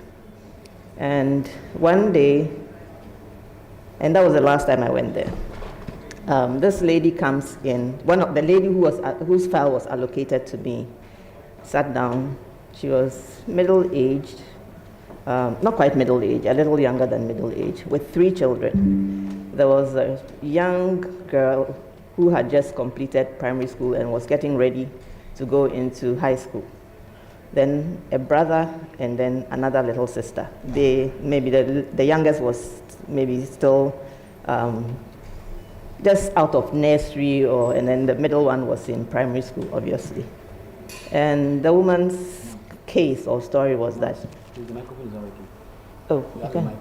It's not working. Okay, it's working now. Okay, sorry. I hope I was heard in the first view. Anyway, so the case was that she had cohabited with the father of her 3 children for several years, because if the first one was ready to go into high school, then obviously at least between 10 and 13 years they had cohabited. The man had decided to move on and marry someone else and had thrown them out. And everything was done to try and get him to look after the children, at least. But the reviews are like, well, I didn't marry you. I stayed with you. I never married you. You had 3 children. I want to move on, and I'm not interested in this. The first child wept. She implored me that at this point she doesn't even know whether she can continue her education anymore, because her mom is not in a position to take care of the 3 of them, and their father is not interested in hearing anything about them anymore because he had moved on, found a new love. That day I left FIDA, and the expression, the weight on your shoulders when something is bothering you, I could literally feel that weight on my shoulder, because there was not a whole lot that you could do for them, just maybe, and FIDA was not too well funded that you can even see if they can find a way of supporting them. And for a few days, I just felt I had failed. I was living the life of those children and feeling like I hadn't helped them. But the law, I couldn't help them because the law does not support the lifestyle that their mother had chosen. I didn't go back to FIDA anymore because it haunted me for so long, and I was like, I don't think I can do this. I can deal with another, because there were several of these stories, maybe some, but this was the one that was a turning point for me. And I just gave up on FIDA. Further down the line and in the years, I thought that was running away from the problem, but at that point, it seemed like the right decision for me to do. Anyway, having said that, on the main subject, we have always viewed our country as a country deeply steeped or rooted in religious, moral, cultural values. And you'll be surprised that cohabitation, it is extremely well widespread, because people live together without having gone through the processes, despite all our traditional beliefs, our traditional values, our Christian values, and our moral values. I use moral in quotes. I'll give some statistics on cohabitation. I'll skip the etymology. I guess we all understand cohabitation, so I don't have to go into that. But can we go back? Where the numbers? Yes, the numbers. In Ghana, currently, we have about 1,622,000 plus who are 15 years and above in informal living, who are informally living together as married couples or cohabiting. 82% of the country's population are cohabiting. Sorry, 8.2. 8.2 may seem like a small percentage, but the impact is still very heavy. On the regional level, we just sampled a few. Ashanti region topped with 348,000 plus thousand, and then in Greater Accra, 220, almost 295 cohabiting. Then the North, I'm sure, because of the way their cultural, I suppose the cultural dictates still is quite prevalent. So there was just 9,239. So putting it together, it is a good, quite a huge number of people who are cohabiting. And a lot of them are under the illusion that, or the belief that in that even though they haven't gone through the processes, they are married. And unfortunately, it is when one partner dies, usually the women are the disadvantaged people, that they find out that no matter how many years you have invested in that relationship, your rights are limited, if any at all. The next slide, please. So we all know that in Ghana, marriage is an arrangement involving a male and a female that is governed by laws, traditions, and religious convictions. It is a voluntary union for life of one man and one woman to the exclusion of all others, despite our potentially polygamous life we have. Being married is governed by rules and regulations, and the celebration of the marriage, whether customary or ordinance, has some procedures that have to be followed. The previous presenters made reference to some of these procedures that have to be followed to make a marriage legitimate.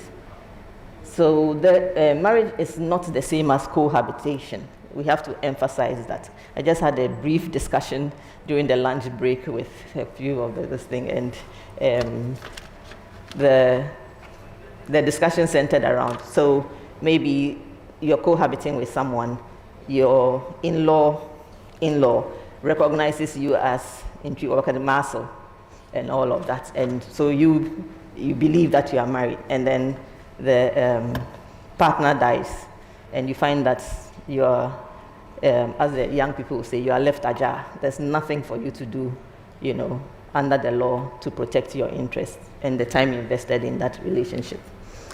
So marriage, therefore, is not the same as cohabitation.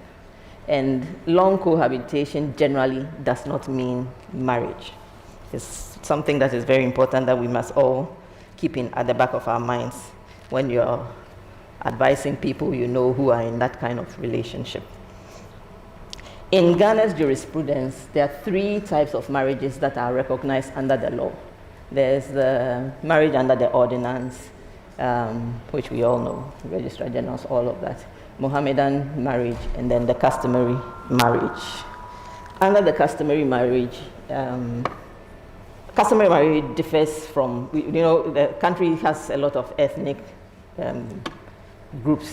So every ethnic group has, it's just slight variations of the same theme, the family, but and we always say that in Ghana, marriage is not about just the individual, like out in the developed world where two people can decide, okay, we want to get married. They give the rings, they do all of that and decide that we are married. Here, the family has to be involved, and that is what legitimizes the marriage.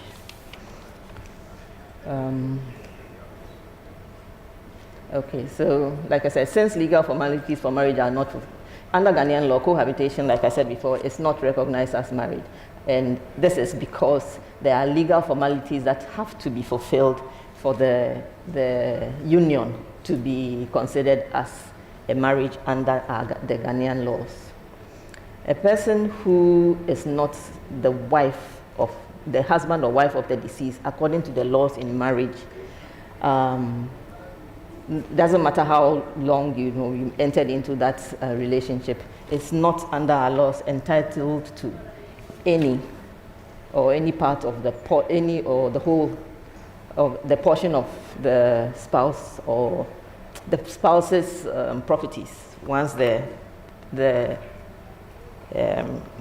partner has departed the earth. Okay, can we go?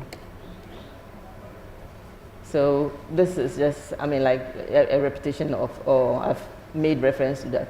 So cohabitants are not recognized as beneficiaries under Ghana's interstate succession laws. And the position is reflected in the Constitution, the Interstate Succession Law, PNDC Law 111. The High Court Civil Procedure Rules does not recognize cohabitation. And the Marriage and Matrimonial Causes does not recognize that either.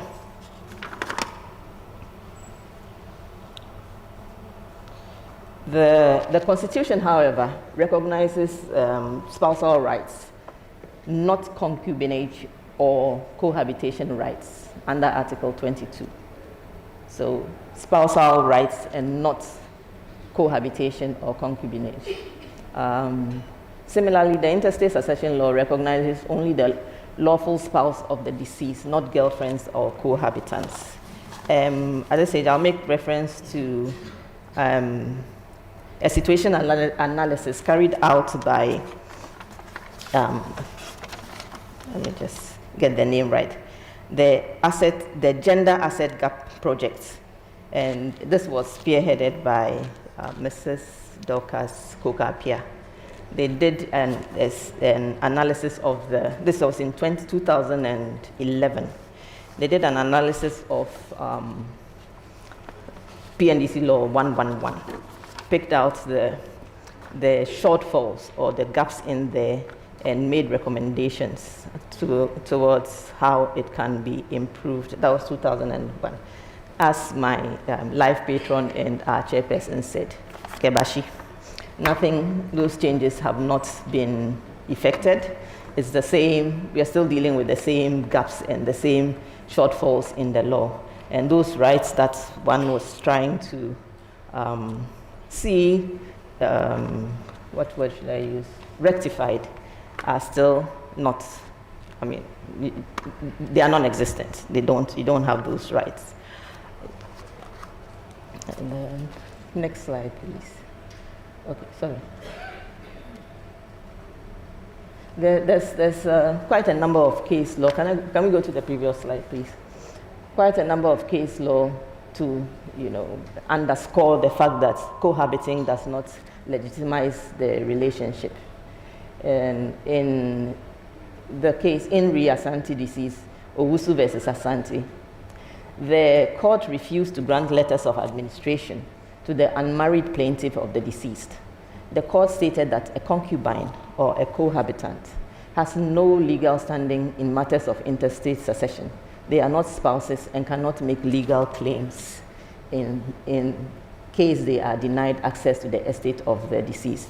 And again, we go back to our traditional, once, especially, we can speak for the Akan tradition. Once the man dies, inheritance, if he dies intestate, inheritance is they are matrilineal. So uncles will come in, take over the property through the spouse. But in this case, because we are talking about cohabitation, assuming they are living together fully, almost like husband and wife, throw the partner and the children out and claim the property as theirs to administer the way they want to administer it. And at the end of the day, the children, most of the time, are left, the woman is left destitute, and by, especially if they are underage, their life is turned upside down, and they may not even continue education or anything. So, so in this case, this is what happened. That you were not a wife, you were a cohabitant, and so you have no rights under our laws. Sad as it seems. Can we move on to another case study? In Owusu versus Nyako, the court refused to recognize the concubinary as a form of marriage. In this case, the plaintiff's father, the plaintiff herself's father, had agreed and told them that they can live together because the prospective son-in-law did not have the wherewithal to come and conduct the traditional, rights to marry her. So he endorsed it. He gave his blessing that they should live together, as cohabitants. And the court held that since the two did not perform the customary rites, there was no marriage, and their cohabitation did not morph into customary marriage. She was therefore refused benefits under the estate of the deceased. And again, we are very particular about, once an individual dies, inheritance rights and all of that. So if this kind of situation arises, and despite the fact that he had the father's blessing, but customary marriage is the families. So nobody from either side of the family came to see the other side of the family and said to them or presented what was required, that yes, our child is marrying your child. So it's a legitimate it's a legitimate way for them to stay. They have rights under that one. That was not performed, despite the fact that the father was the one who, and my question when I read that was, what father would ask their daughter to, why would you do that? Ask it, no matter what, because, yeah, but that was it. And unfortunately, this was the end that the lady found herself in. There was a very recent case this year, in Sarah Pinto versus Ayiku Pinto and 5 others. The court refused to grant the deceased person letters of administration. Why? Because they got divorced before the man died. However, after the divorce, they still lived together. But they had officially or legally divorced each other. And the fact that they were still living together didn't negate their legal standing at that point in time. So she had no locus to go and apply, because then the marriage had become cohabitation at that point after the divorce. So the court refused. These are some of the things that at Aula, you sit down and think that we have a lot of work to do in trying to change some of these things, that some of the laws to protect the interest of people. It's not only women. There might be men too who may have cohabited with a woman who is who became a person of substance, but because they were not married, as soon as, I'm sure the family will be sitting back and thinking, you sit down and think that you have rights here. If this woman dies, you are not going to. So it cuts both ways, although the majority of the times it is the women who are the people who suffer the most. Okay, so we go. Why do people engage in cohabitation? the world has changed. I mean, we send our children out to schools outside. Maybe if they were at home, you would not approve of them. You know, they may have their boyfriends, their girlfriends, and all of that. But you, as a parent, most parents will not approve of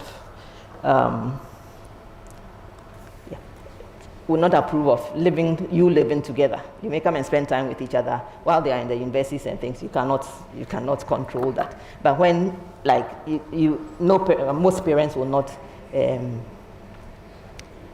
not subscribe to that kind of life. But more and more, it is happening, even here. Parents may know that they are doing that, but look the other way. Because if you tell your child that you can't do this, say that, but when I was in the US, I was living with a person, you were here, you know, that kind of. So it's becoming more prevalent with modern times. And of course, all the world as it is now, they are exposed to a lot of things. Even if you haven't been anywhere, you go on your phone, you read all kinds of things, and you think it's doable. So the cultural values and the religious values and the customary values are being diluted. Whether for good or bad, that's subject to debate, but that's what's going on. So one of the other reasons will be high cost of formal marriage. The high cost of formal marriage ceremonies discourage some couples from getting married. So, like the example I gave, the father said the prospective son-in-law cannot afford to come and perform the rites, so you go live together. And so they live together, and then at the end of the day, the woman and the children from that union will find themselves in a very uncomfortable situation. The social and cultural shifts, I've already made mention of that. Then economic convenience leads to partners sharing living expenses without formalizing the relationship. And I think, and more, we see people who just decide that we're just comfortable with this relationship, so we just want to continue that way. We don't want to commit to marriage, you know, which is fine. Again, it comes back to the same thing until there is something happens, because you've invested your time, you've invested your resources. Both of you have invested your time, your resources into your life together, but everything that you've done is not supported by law. So when at crunch time, you just lose out. Partners in cohabiting relationship lack legal, like I said, they lack legal protection in cases of separation or death. It exposes women and children in such unions to economic vulnerability after separation. It increases litigation over property disputes, since the law provides no clear framework. And that's one. I would even amend it to say that the law does not recognize that kind of living situation at all. So definitely there is nothing to regulate or to support that kind of living relationship. It fails to reflect evolving social realities. Again, things are changing worldwide at a faster pace than we can breathe, but our laws are not changing. And unfortunately, until the law is changed, if you go to court, the judges would have to apply the law as it stands. They cannot, it's not discretionary. They have to just apply the law as it stands. And then it says that research shows that women in such relationships are more likely to be abused, because he knows that nobody can hold, or the men in those relationships. I won't want to generalize, but the situation is that in the event of anything, it's like, well, it's maybe domestic violence, just as it is, may protect women, but if it should happen. But otherwise, there's barely any protection, and women are subjected to a lot of violence in such relationships. What can cohabitants do when the relationship ends? That is the major thing. Although cohabitants are not entitled to marital rights under Ghana law, a cohabitant may, in certain circumstances, pursue civil claims when relationships break. they may claim, like breach of promise to marry, recovery of assets or financial contributions made during relationships, and restitution for unjust. Yes, I'm almost done. I think there's 2 more slides. Unjust enrichment.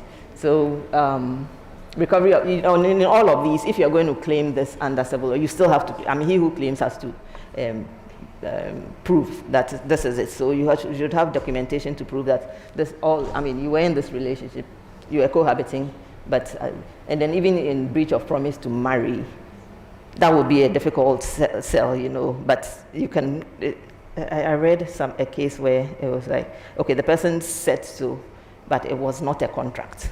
So that, even that failed. There was proof that the person sent a message that, yes, I'm going to marry you. The partner had traveled out. And when I get back, we are going to get married. But he said so. As for words, they're free. You can just, it was not a contract. So that was not taken by the court. These claims, however, are guided in general contract or property law principles rather than matrimonial one partner. The other may be regarded as a co-owner if it is established through their conduct or statement. It's all, just what I just made reference to. Can we go to the next, please? More case study. Can we go to the next one? What does the law say in other jurisdictions? So we did the comparisons.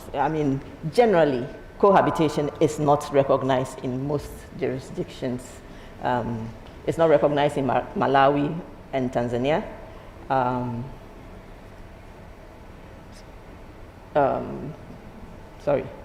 Malawi and Tanzania recognize such unions or relationships as married by, yes, Malawi and Tanzania does recognize.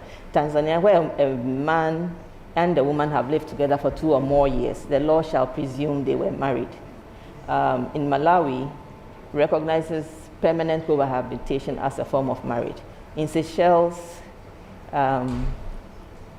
it's not recognized in Seychelles, but there are other protective laws for people who find themselves in this situation. Can we go to the next one? Sierra Leone, our neighbors, they have, if you've lived together for 5 years, and it is proven, it's known that you've lived together for 5 years, they recognize you, it converts it to a marriage. In Kenya, the relationships are not recognized. However, they are recognized by courts. So in Kenya, if you went to court and prove that you have cohabited for some time, the court will make, and for claims on property and things, the court will take it into consideration that you have invested time in this and will find accordingly in your favor. Can we go to the next one, please? UK. Common law marriage is not recognized by law in England and Wales. However, assets can be recovered in the UK. So when we look at it, very few countries recognize cohabitation. It is not converted to marriage, under the laws, just because you have cohabited. Can we go to the next one, please? Okay, so the recommendations. Before I do the recommendations, I have to recognize or mention Aula's former executive director, Edna Kuma of blessed memory.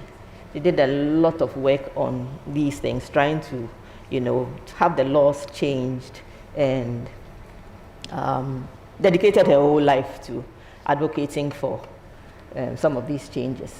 And Aula itself went up and down the country from north to south, educating women, advocating, and doing advocacy on all of these situations.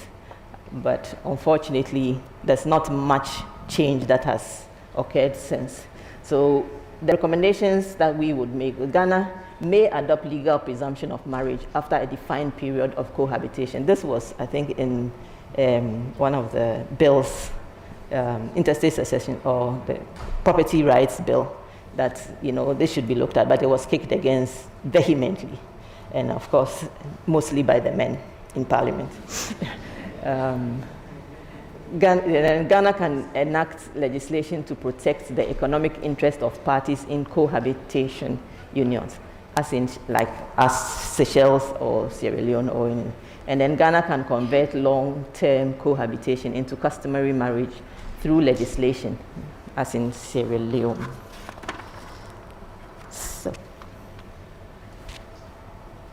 I think on this note, if these recommendations can be taken into consideration, it will generally help, in the life as it is, because it's evolving, and we have to recognize the fact that despite the religious, moral, and cultural dispensation of the country, life is moving on, and we need to move on accordingly.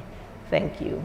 Thank you. Let's give her a round of applause. Thank you very much, Madam Christine Latte Esquire, for doing justice to this topic, protecting cohabitating spouses, where to draw the line. It's an interesting topic, I must say. At this point, we'll dive into our next panel discussion, which is the second panel discussion at this year's Marriage Governance Conference 2025. Right, to help us do this, we would like to invite the moderator to chair this moderation bit. She's in the person of, she's an interesting lady. I mean, and I always like to watch her on television, I must say. We're happy to have you here, ma'am, to moderate this session for us. She happens to be the host of UTV breakfast show at the Shenstroma, and she's a newscaster with Peace FM. I've seen a tall profile, but for the great this session on mental health in marriage and the law, when vows turn into a battle for security. Welcome, Mami Akwaba. I'm trying to do the cheek across. I'm saying they be very brof. Ayo. And sempa. So that is Mame Yakonaman. She's going to be the moderator for this session on mental health in marriage and the law. Now, we'll also have a distinguished panelist who happens to be, with a tall list though, but I'll make it short, who happens to be the circuit court judge here in Accra. Without much ado, please help me welcome Her Honor Judge Sedinam Awo Kwadam. We can do better.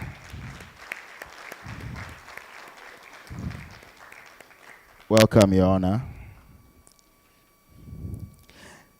Also to have this intelligent, young, beautiful lady to join us here. She happens to be the managing partner for SAC Legal Consultancy. Please help me welcome Edith Abiodun Akiumi. Welcome, madam. Also to join us here is a clinical psychologist and a lecturer at the University of Ghana Medical School. He is no other than Dr. Seth Mausi Asafo. Please let's welcome him, Doc. Welcome, Doc. The last but not the least panelist is the managing partner, Vince and Alethea, and also the convener of the Wholesome Mind. Please help me welcome Mrs. Lady Ann Esuma. A pleasure to have you to join us. Right, so guest, this is your moderator and the panelists. Madam Moderator, your panelists, your moderator. So they will be discussing the topic mental health in marriage and the law, when vows turn into a battlefield for sanity. Thank you. Thank you, sir. Hello, everyone. Today, the UTV lady is going to speak English. Don't worry, you are safe. And then I'll just deliver myself with a tree, but we will be fine. I'm glad to be here, and I'm sure we are going to do justice to it.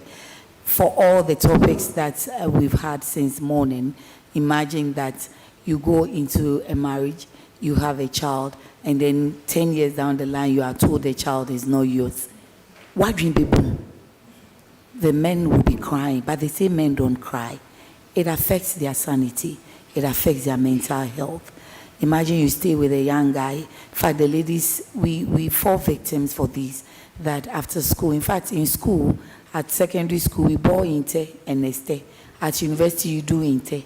You stay with this guy, you help him, help me finish my course. After some years, you have been cohabiting with him, and then he comes back to tell you, I am ready to marry. But you know what? Only my class. So all the years you have spent with him, what becomes of you? What becomes of your mental health? And this is what we are going to look at. We pray that the judges and the lawyer, the judge and the lawyer, and the doctor and the advocate. So we have 2 lawyers and an advocate. One doubles as an advocate, and the judge will help us do justice. Maybe by the time we also finish, they will have to look at our Mental Health Act again, if something can be done. The person says, I love you, and yet the person is killing you, and you still have to stay inside. Me manti. Then one day you die and leave the kids. So we just go straight to Dr. Seth, that these things I am narrating, I'm just picking them from here, from what our speakers have been saying. What are the mental health issues that married people go through in their marriages? Well, I wish there were something very specific. And I always say it depends. Within our field, everything is contextual. Okay. Now, basically, we notice a number of mental health related issues. And the reality is, if you look at mental health, there is always a factor that pushes it out. So many people tend to have their careers, as it were. Okay. Now, marriage can be a blessing, but it can also be a curse. For many people, it might be a protective factor. For a few other people, it can be the reason why they have a mental health related issue. Now, commonly, we notice many people have anxiety simply from being in a marriage, which is problematic. And that happens naturally because for humans, many of our worries are about the future.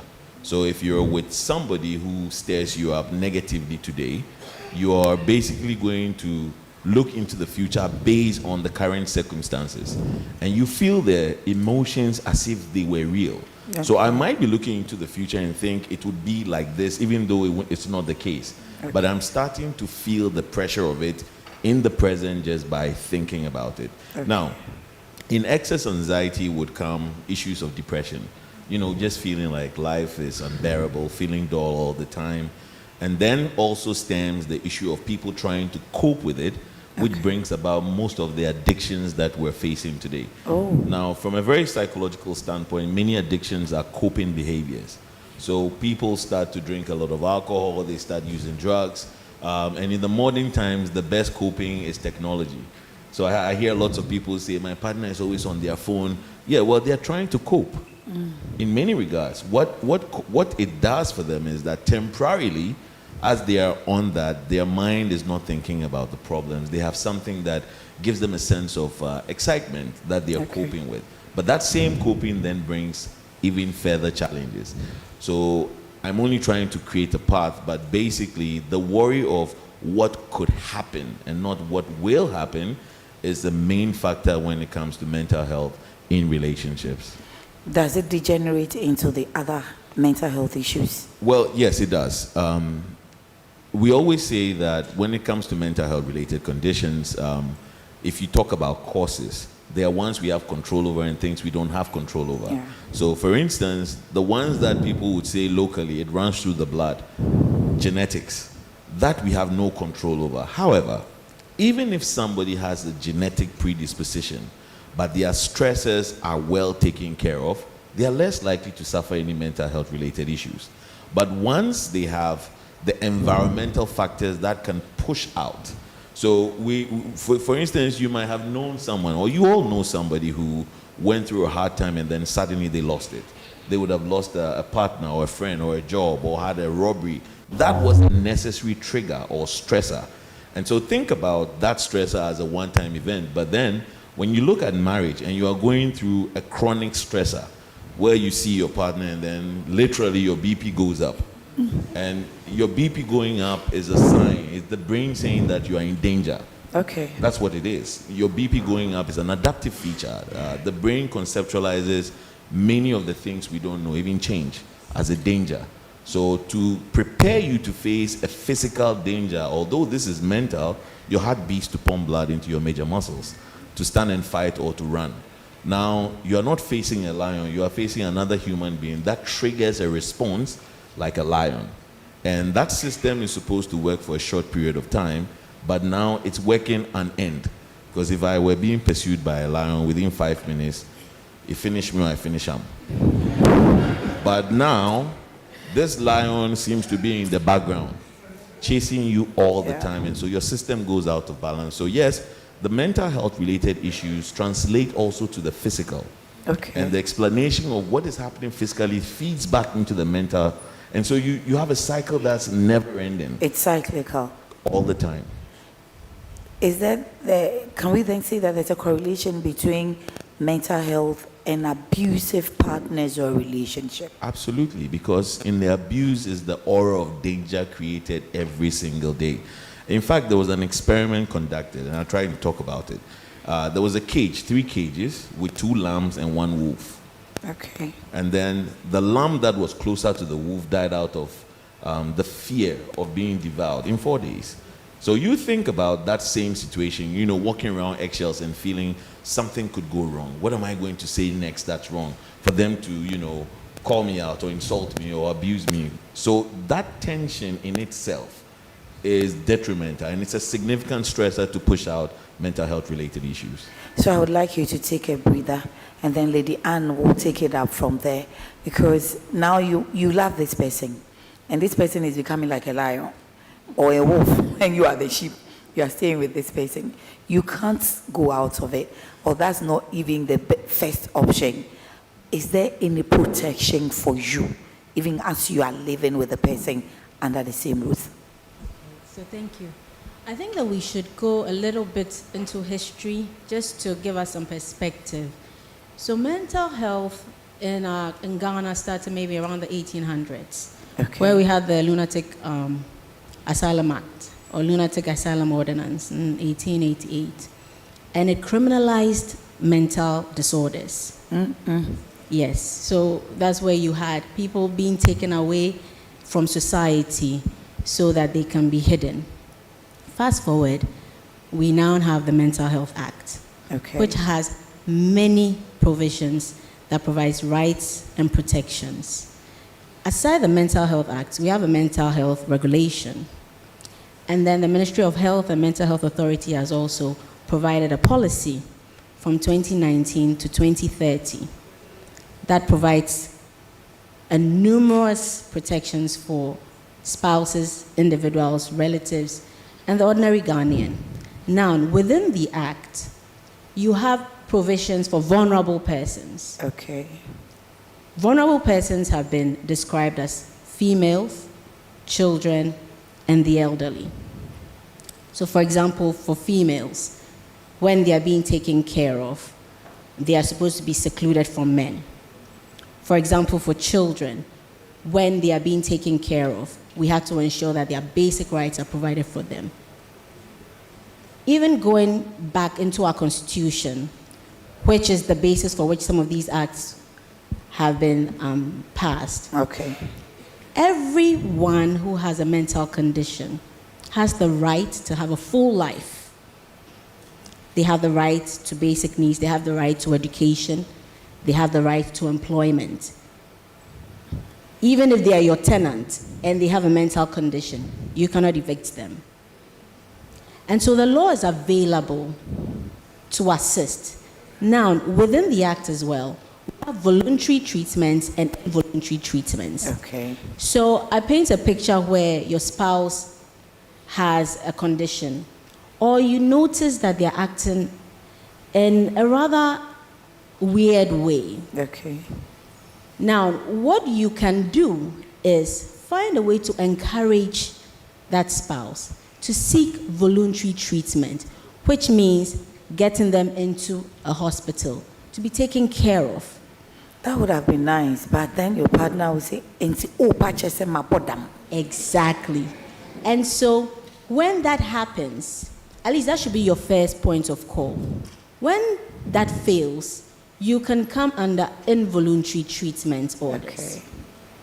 That is where, even before you go to the court, you can get a certificate of urgency from a hospital, from a doctor, to say, immediately, I think that my spouse is not feeling well. Find a way, coerce them, go to the hospital. The hospital then gives you that certificate of urgency, and they are taken care of.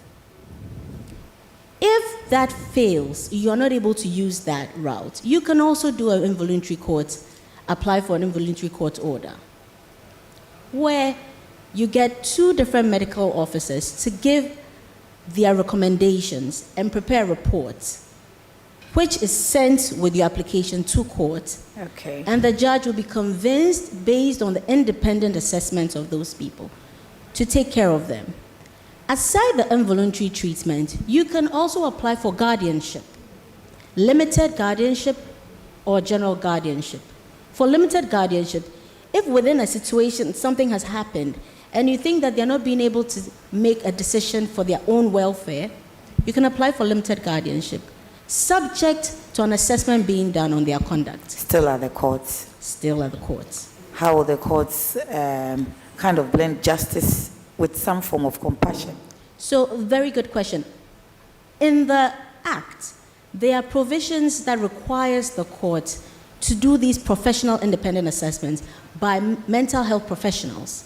So the judge will not just grant an application on the basis that a spouse has brought it, or on the basis that a family member has brought it, okay, but on the basis that they require that a medical officer does an assessment on the person, prepares a report, submits it.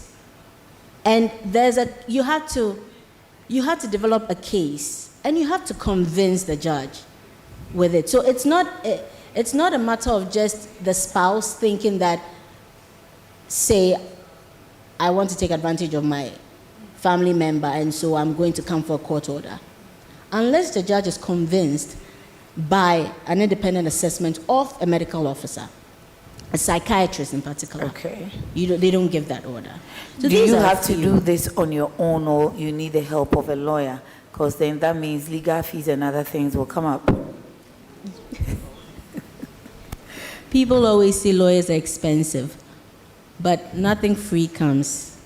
There's no free lunch. There's no free lunch. Okay. But aside that, you do need a lawyer, and you should seek professional help, so that you can get the best out of the situation. Okay. Before I come back to you, Doc, let me go to Lady Edith. Lady Edith, this one looks a bit cumbersome. So somebody thinks, well, I married a healthy person. I didn't do anything to him or her. He has just decided to go haywire. You don't understand Q, right? No, I do. You do? I can't. That's good. We can flow. So then either marry, an insane person, the best way out, divorce. Is it the best option, or should that be our resort?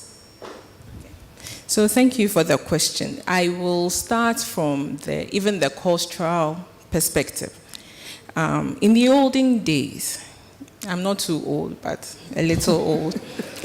Before you married somebody, investigations would be conducted. They would go back and find out if there were certain kind of diseases in the family. And mental health was one of them. Now, we are more avant-garde. We meet people on the street, we are in love, and we are marrying. We think more about having 10 or 20 bridesmaids dancing down the aisle, and not concentrating on what marriage is about. The photo shoots are very important. Very, very. Especially the one they carry the woman. Yeah. So, anyway, that said, it's a legal contract, marriage. It comes with rights and responsibilities. Properly speaking, before you enter into marriage, these conversations should be had. Okay. These investigations should be done. Full disclosure should be made. If you've had an episode before, it's good to let your partner know. Doc mentioned there's the genetic predisposition. It should be said to the other person. Now, when all of this is done, when the issues come up, you're dealing with them in a better way. And in my opinion, somebody may differ, divorce is not necessarily the first option, because it's not even a ground for divorce, properly speaking.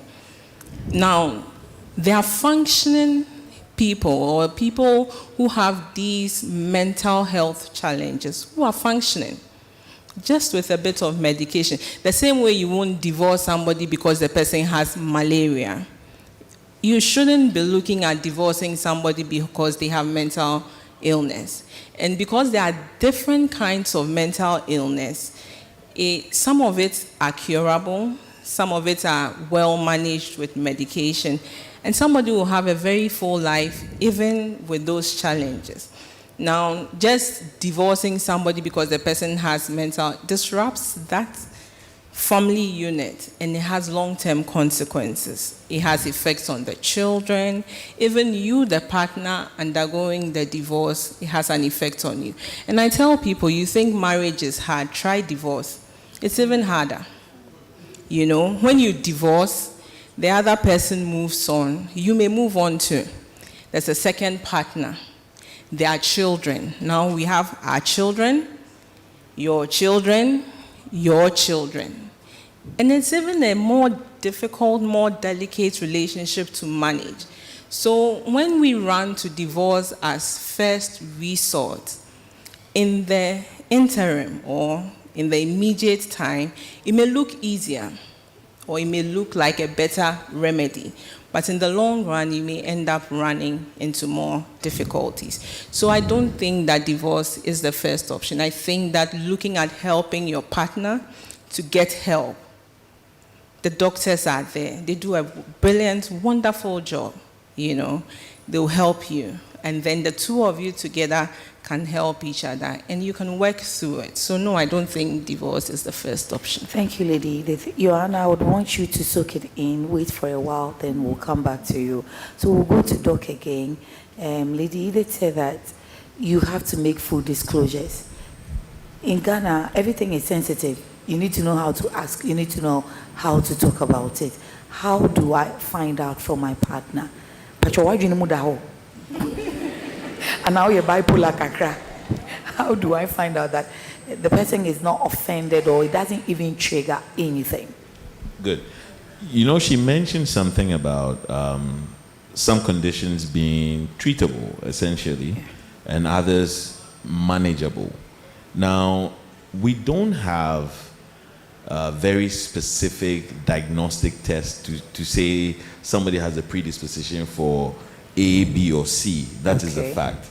However, we would normally look at it from a behavioral standpoint. So when we do our behavioral assessments, there are things we look out for. For instance, somebody who is extremely angry all the time may be a behavioral sign of something else in the background. So that is one thing. But she also mentioned in the past, I'm also not too old, but still in the past, you'd go and ask the question, is there anyone in your family? So many mental health related challenges seem to run in families. There are some that are very specific. So if you take what we call the psychotic disorders, what people look out on the street as, they say mad, but we call them psychotic. So people who are seeing things or they're hallucinating, people who have beliefs that people are working against them without proof, we call those delusions. Now, those disorders seem to run in families. And of course, especially when you look at first degree relatives, there's almost a 50% chance that the person will develop it.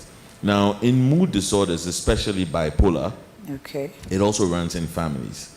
Anxiety seems to run in families. The modern field of neuroscience is teaching us something very interesting, which also says that many of our offspring are going to have predispositions. Why? Our interaction with the world is rewritten or rewriting our DNA, and so we are translating this. So in addiction specifically, let's say that I'm a father who is abusing alcohol, okay? My brain has gotten more sensitive to alcohol, and it rewrites into my DNA. So when I have a child, my child's brain is very fertile for an alcohol addiction once they taste alcohol. So in the same light, if because it's in the genes already. It's in the genes. You've already sent it out. So without the necessary barricades, that child can easily be prone to any kind of addiction. And it's the same thing that, so once your DNA can be rewritten by your active experience, the likelihood that people would have many different disorders is also high, beyond what we already know, that sometimes we consider things as very social. But even though it's social, it is changing who we are, and it's something that can be translated. In either ways, no need for fear, because there are also ways to recode ourselves behaviorally. So just to give a hopeful end to it. All these are terminologies in English, because sometimes you get to meet a person, and the person like, me want mood swings. I mean, there are days I'm not in the mood. Women we are fond of that, like that. Today, I'm not in the mood. I'm not in the mood. And it's this, I'm not in the mood, I'm not in the mood. Before you realize, you come and diagnose it as bipolar. In such, shoot, sister and brother. And then when you're going into it, it's like, oh, that's how he is, you can manage. That's how he is, you can manage. Then the next day, it's something else. How do we really get past this? Let me make a very quick distinction between mental health and mental illness. Because it often is the reason why there's so much stigma. Now, you see, mental health is like physical health. There are days that you wake up and you're not feeling your full strength, but you're not sick. Same thing with mental health. So it's on a continuum. There are many things you can do to help your mental health thrive, and things that you can do to make it deteriorate. Now, mental illness, if you think about mental health like a ladder, once you come to the base of the ladder and you start to go below the ladder, we say that somebody is ill. They are sick. That's the difference. So everybody has mental health, but not everybody has mental illness, and that is the first distinction. Now, for us as professionals, we do not make diagnoses based on our own discretion. There are guidelines that we follow. So if someone suffers a mood swing can be indicative of a symptom to a bigger disorder, or it can be just a mood swing. So we would normally use a combination of things to say somebody has a problem. So let's say the situation before we come to the divorce stage again. What can we do as support systems for early detection of our partners? Absolutely. And it comes back to the awareness. For many people, if you are not aware, you tend to look at the person as they are doing it intentionally. And that frustration is usually what exacerbates the conditions, in my experience. So I'm seeing this person say all these things to me, but I've never thought about the fact that, they might have a mental health related issue. Now, practically, I ask, if you go out that street and you see someone who's unkempt and dirty, and they insult you, foolish man or woman, how many of us will actually respond? Why? Because they say, this person is not well. But when they are dressed well and they say, how dare you? So before you know, because of the lack of awareness, we are responding to people who are not entirely well. And we are making them see us as a problem also. So in our field, when we work, say, the family's intervention versus our intervention is, the patient say, no, I like doctor better. My daughters, my sons, they don't understand, because they've been in that situation, they've been going at each other for so long. But because I understand that they may have a problem, I am likely to not mind the problem and attempt to do something about it. So that is one of the things, is the awareness, which is the problem. And seek professional help if you suspect anything. Once it is bizarre, you will know, your brain will tell you, no, something is not right. Ask for a professional opinion from there, and don't be a Google doctor. Lady Anne, is there a gap in the law? Because you know we have the Mental Health Act and we have other supporting acts. Is there a gap in the law? Is there even a law that will help mental health issues or challenges, as we know now, not illness, in marriages? So I think that the law and the rights and provisions that have been given to us are so many. Okay. I wouldn't say there's necessarily a gap, but implementation of the law is where we need to pay more attention to. Dialogue like this is what we need to do more. Educating people is what we need to do more. So I applaud MarryRight, because this conversation cannot end here. We need to take it further and see how we can bridge that gap between having a law and implementing it. Okay. Give you an example. Dr. Seth just really spoke about the difference between mental health and mental illness. This is a basic, right, when you hear it, but people don't actually know that. So women give birth in marriages. They get postpartum depression. It's a big deal, but we do not discuss it enough. I've had people tell me that they gave birth and they didn't feel a connection to the child. The first few weeks of giving birth can be stressful because you're feeding every 2 hours, you're changing diapers. Assuming your spouse does not have that knowledge of assisting you, okay, and doesn't give you the help, it feeds into your depression.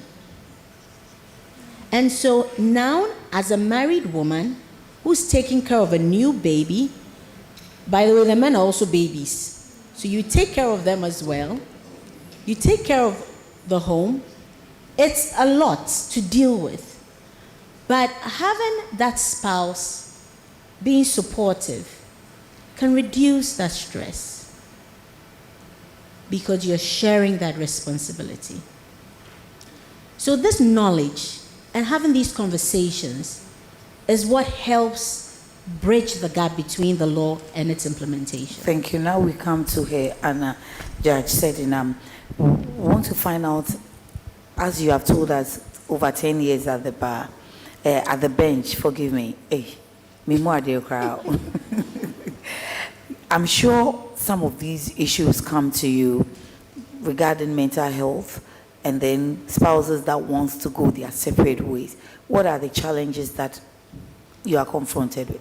So first of all, by the time couples open our chambers and are walking in, we know it's the end of the road. You will not, because it's expensive, and then it exposes you to more emotional turmoil. Okay. Right. So when they are coming in, we know that we are at the end of the road. Okay. Which invariably means that there's a lot of emotional baggage walking in through the doors into our chambers. So some of us even joke about it, that we suffer secondary trauma from listening to the couples. As judges, we suffer secondary trauma. I mean, there are many examples I can give. There have been times when one particular woman removed her, the bottom slit, and dragged her bum on the floor, cursing all of us. That's clearly a lot of stress. So as you start the divorce suit, once they walk in, you are already prepared for whatever shock is coming your way. It could be a lot of verbal abuse, a lot of words thrown at each other, many things from the past being brought back. What do? We listen, we don't judge. Quite contrary, right? We listen, we don't judge. You listen till they have cried, they have shouted. Well, that's my personal policy, that let them vent. Even when my clerks are trying to stop them, I tell, no. I have tissue, I have water, a lot of it in chambers. Let them vent. Keep going, I'm listening. Keep going. By the time they are done that day, some level of stress would have left. Now, because we are so used to it, we've each developed coping mechanisms, as Doc said. Okay. Each judge has a certain type of coping mechanism to deal with them so that you can deal with the legal issues. Okay. Because every time they want to deal with the legal issues, the emotions will come back and cloud the whole thing, make it very murky. So the judges have coping mechanisms. One of the ones I use is that I always ask them by court order to submit themselves to the nearest public hospital with a psychology department for evaluation and therapy or treatment if needed. It's my personal thing. Okay. Maybe It's because not I the have law that's requiring. No, Okay. the law doesn't require you to take care of the mental health of the litigants going through divorce in your courts. You're supposed to deal with the legal aspect. But with practice, I realized that the emotional, you see, I'm not a medical doctor. I cannot diagnose what's going on. All I know is they are stressed. And the stress is disturbing my work. It's disturbing my legal work. So I need to address that problem so that the legal work will become clearer for me to deal with. And I'm not equipped to do so. Who is equipped to deal with that? Medical doctors. Okay. So when I was at Teshi, I was using LECMA.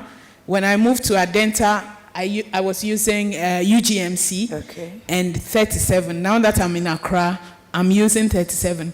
As long as they are a couple, they've lived together for some time, they are bickering, they are accusing each other of so many things in the papers and in chambers, it means that I want them to speak to a professional.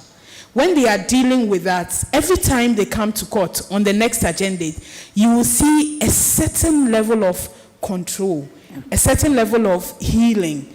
I have personally observed it.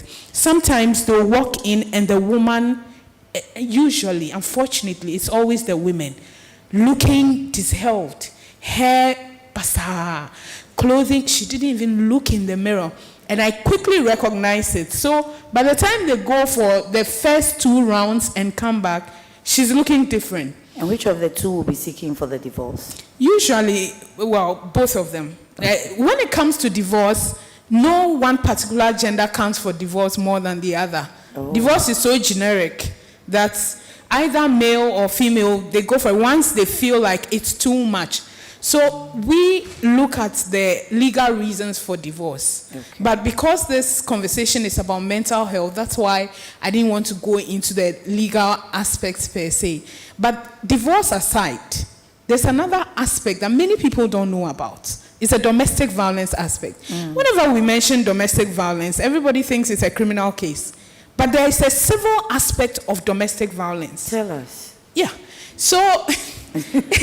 So in other jurisdictions, people hear of restraining order. I got a restraining order against him. Did you know there is one in Ghana?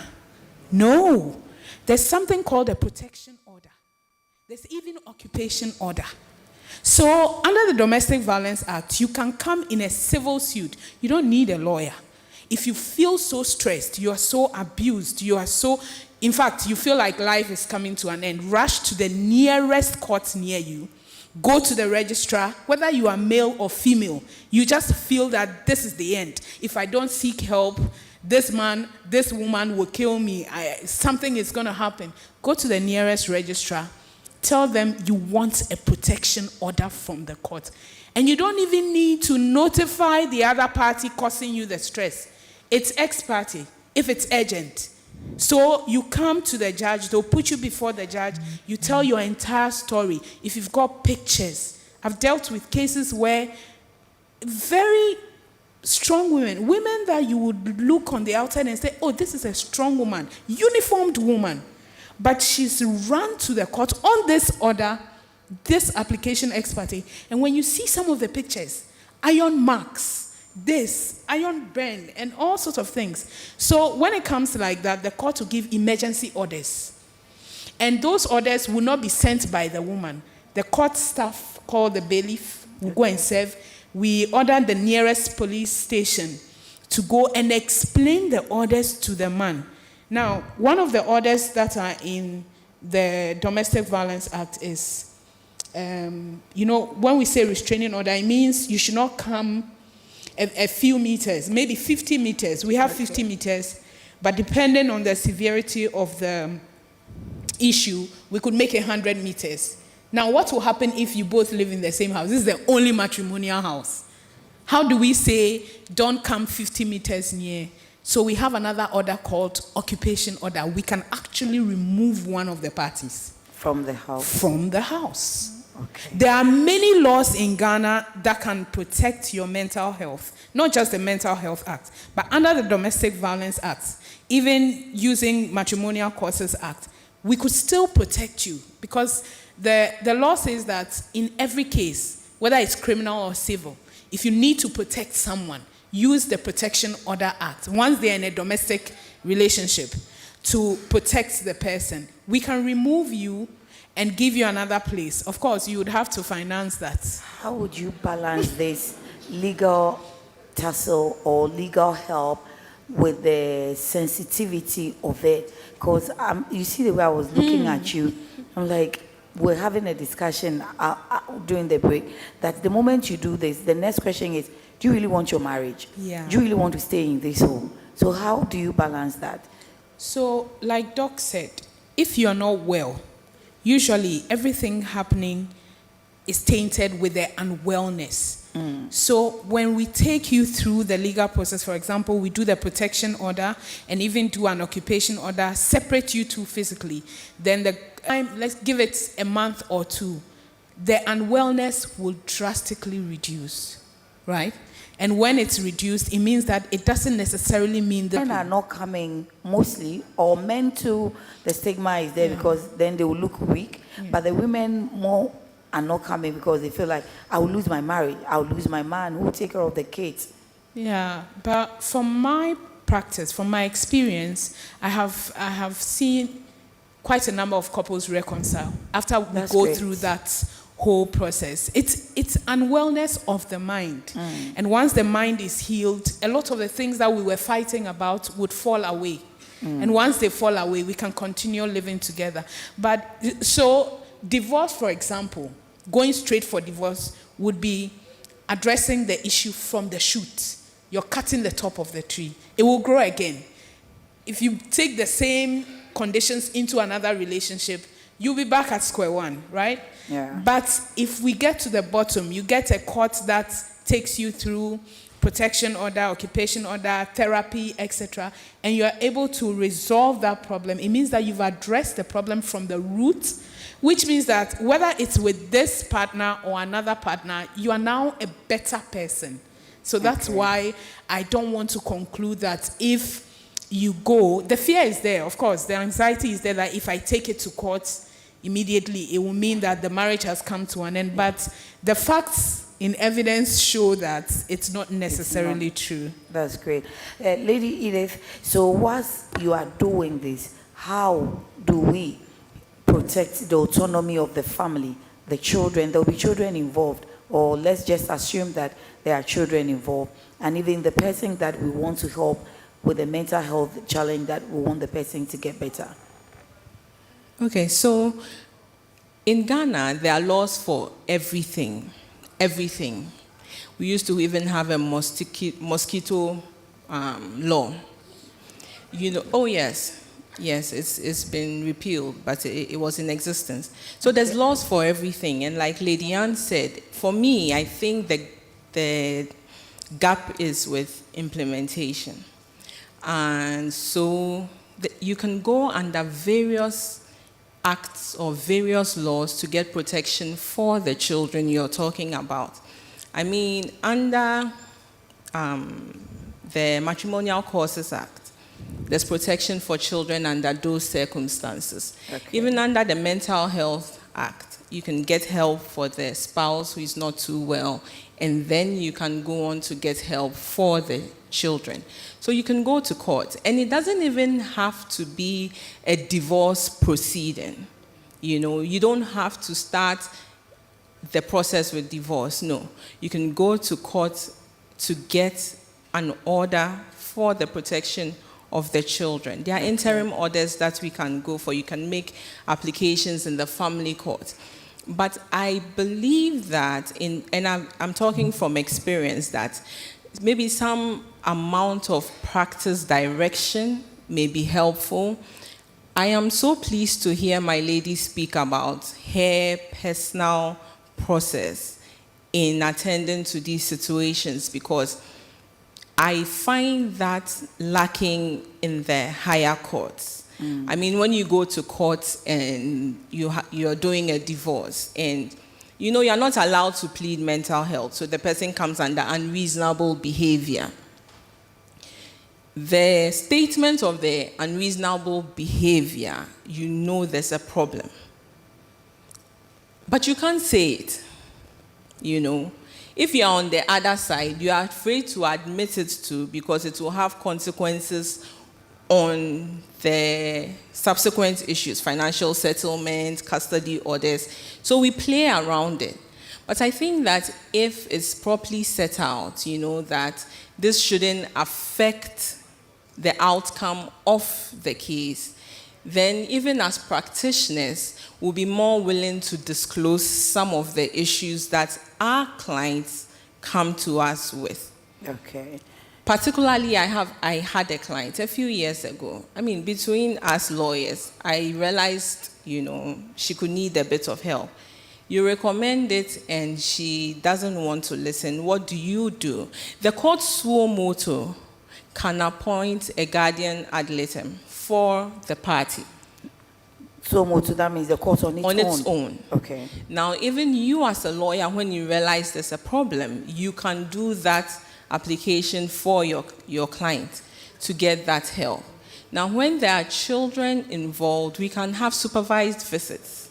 Okay. You know, mental health does not take away your right to have custody of the children. Okay. It will probably just put it under certain strict conditions. So maybe there are extra orders where you have to go to the hospital, you have to report back sometimes to the registrar on your progress.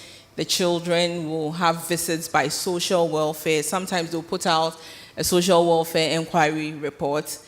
And then with that report, the judge is able to make the necessary. So all these are available to help us to deal with the issue of the children.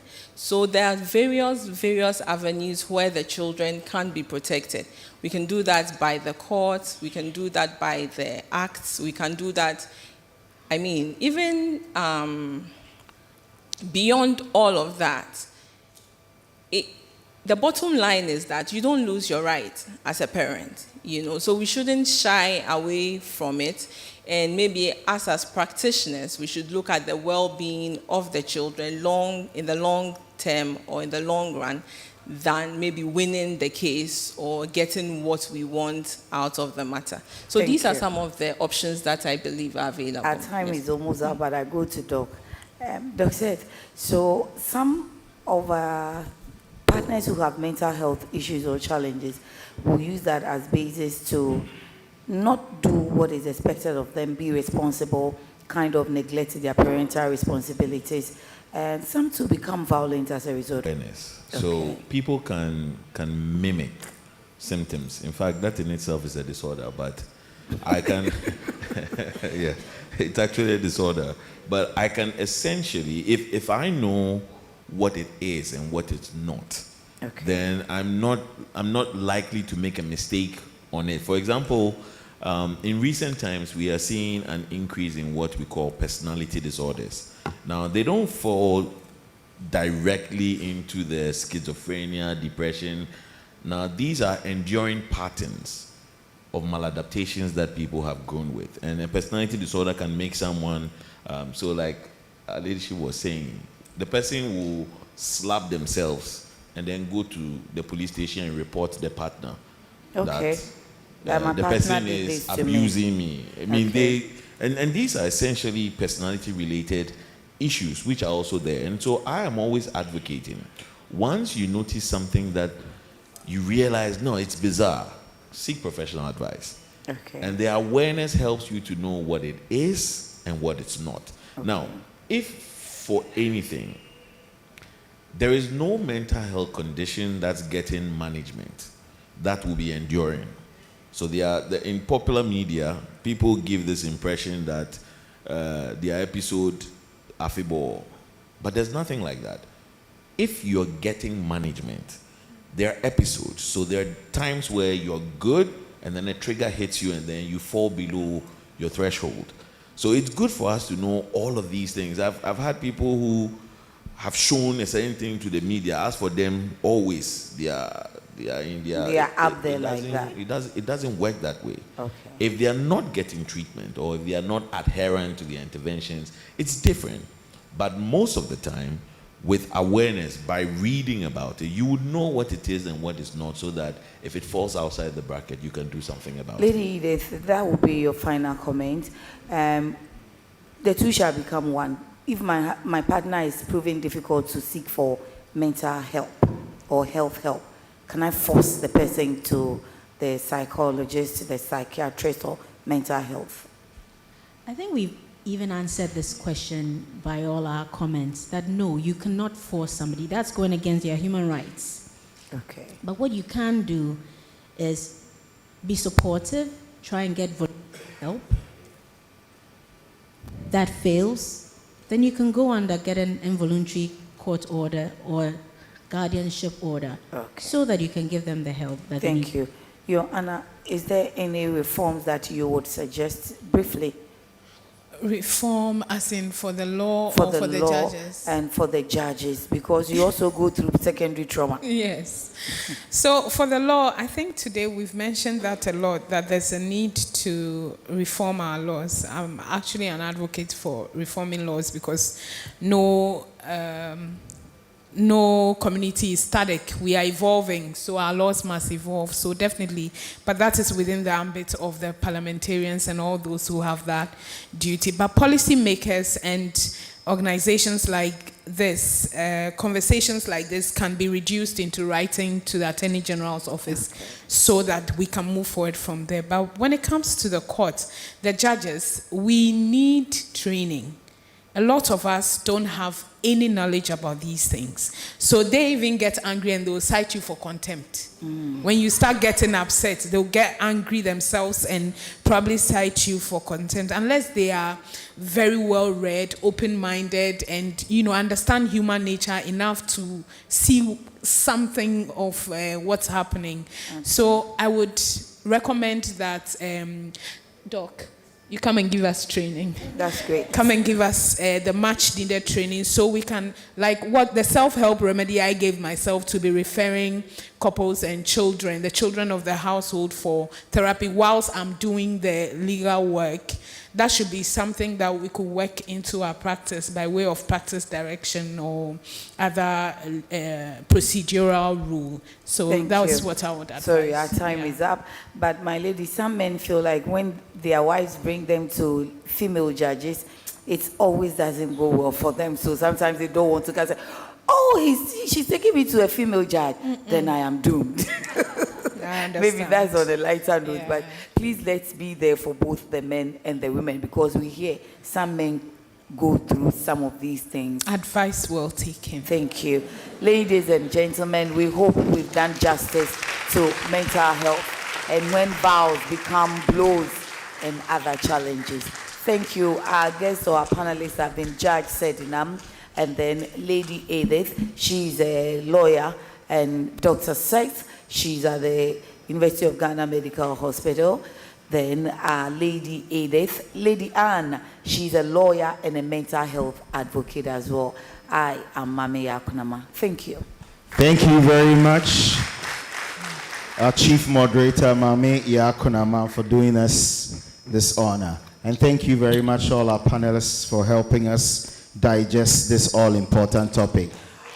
Given the time, I know this conversation would have to go Yes, on and on. So as I've indicated, kindly like our social media platforms, MarryRight Ghana on all social media platforms, and let's continue this conversation. Mami, I will see a 2 conversation so. Apa, yeah, the back UTV so. Sir. Right, thank you very much.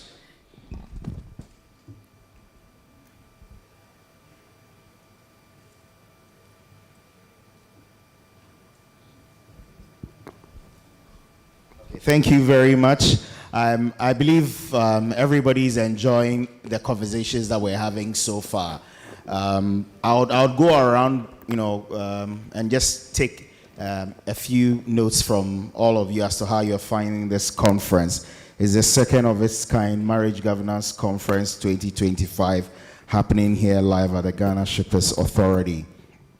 Now, we would want to take a quick video play from one of our sponsors, if the technical team can make it ready, JP Oil.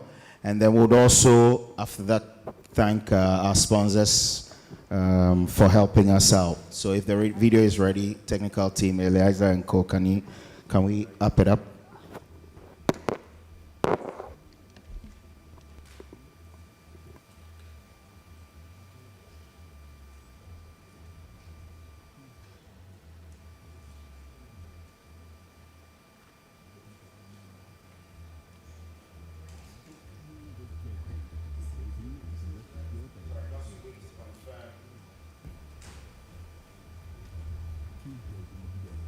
As we wait to confirm the play, kindly permit me to acknowledge these partners for the Marriage Governance Conference.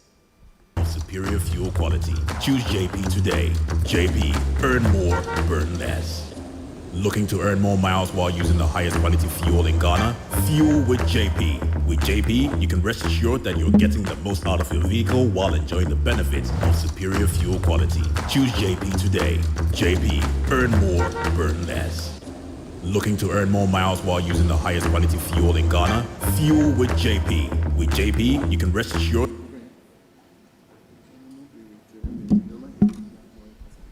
Right, thank you very much. Now we'll move to our very next distinguished speaker for the day. He's going to touch on also a very important topic, that is lower taxes and marriage incentives. The need to lower taxes and marriage incentives, a government approach to supporting marriage and family life. That is the next subject to be spoken of. Without much ado, please help me welcome this distinguished speaker. I've seen his profile is also tall, very, very, very tall. But you would help me welcome no other than Ismail Ibn Ibrahim Esquire to help us do this digest. So Ibrahim Ismail is the director and deputy partner for Ali Nakia and Associates and PURC, and adjunct lecturer on tax and revenue law at Gimpa Law School. Welcome, sir.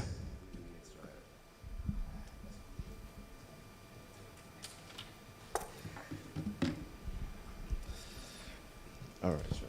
Good afternoon.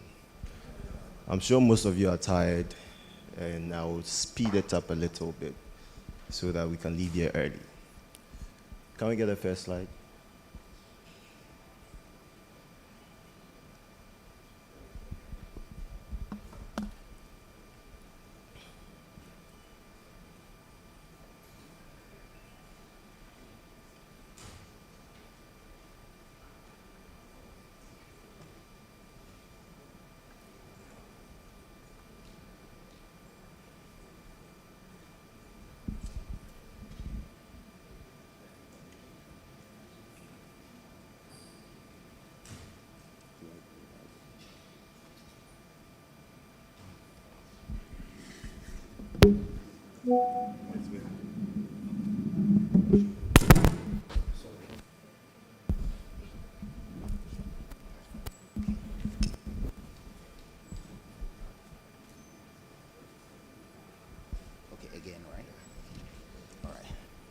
Okay.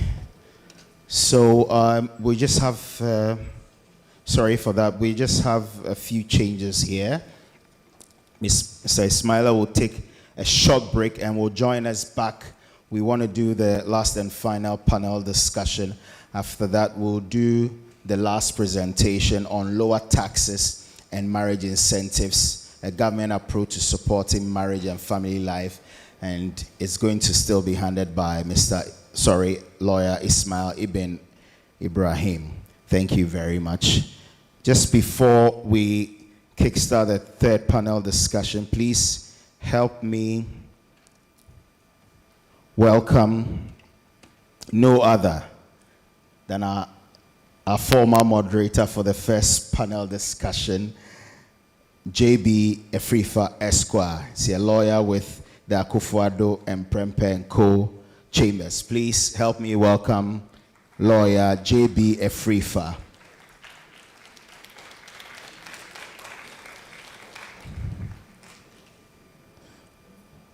Right, so it's a very interesting topic for this last discussion. Is going to be on who owns the dead body. Who owns the dead body? So custom conflicts and the fight for the dead in Ghana. And as I indicated, this session is going to be moderated by no other than lawyer J.B. Efrifa. Right. Okay, so he's being mic'd. All right, so JB can join us on stage again. Thank you. It's a pleasure to have you back on stage, JB. Right. Please help me welcome one of our panelists in the person of Sheikh Ibad Ibrahim. Please, let's give him a welcome. Applause. Welcome, Sheikh. It's a pleasure to have you, Sheikh. Let's welcome once again Mr. Kweku Boafo Ekufo, Esquire. Lawyer Kweku Boafo Ekufo. Kwame Boafo Ekufo, sorry. Kwame Boafo Ekufo, Esquire. Welcome, Nana. Wadaroma. Welcome, Nana. Nana is seated, rightfully seated, and we're going to have an interesting conversation. Please help me welcome Vivian Lamte, lawyer Vivian Lamte, to join us. It's a pleasure to have you, Ma'am. And to join us online to do this is no other than His Lordship Nana Berima Yao Kodie Opong. He's joining us online from our online feed. It was a pleasure to have you for the first conference last year, Your Lordship. And also the last but not the least, we have Reverend Jonathan Afrik Ahali, Esquire, if I got it right.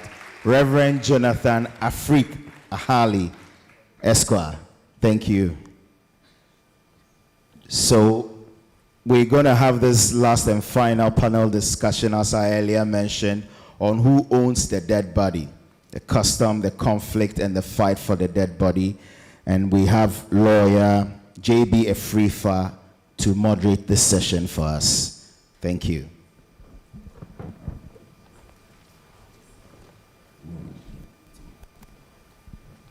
Thank you very much, Prince. I'm back once again. Unfortunately, I had to step in for my learned senior, Dr. Ajimai Budu, who was supposed to be here, but for some circumstances couldn't make it. So, we are discussing the theme on who owns the dead body. And we all know over the past years, we've had instances where there are publications in the news about injunctions on setting funerals, some including very prominent people in our cultural settings. And it has even occasioned the publication, or let me say the enactment of a practice guideline by the Chief Justice on dealing with some of these issues. And so it has become a topical issue which warrants such a discussion. So we have all these insightful legal minds here to discuss this theme with us. And so we don't have so much time. We'll just go into the issues that we may have. And I will start with my very own learned senior from Ekufodo Prempe & Co. Kwame Boafo Ekufo of Ekropon. The name was almost wrongly mentioned, and he refused to get up.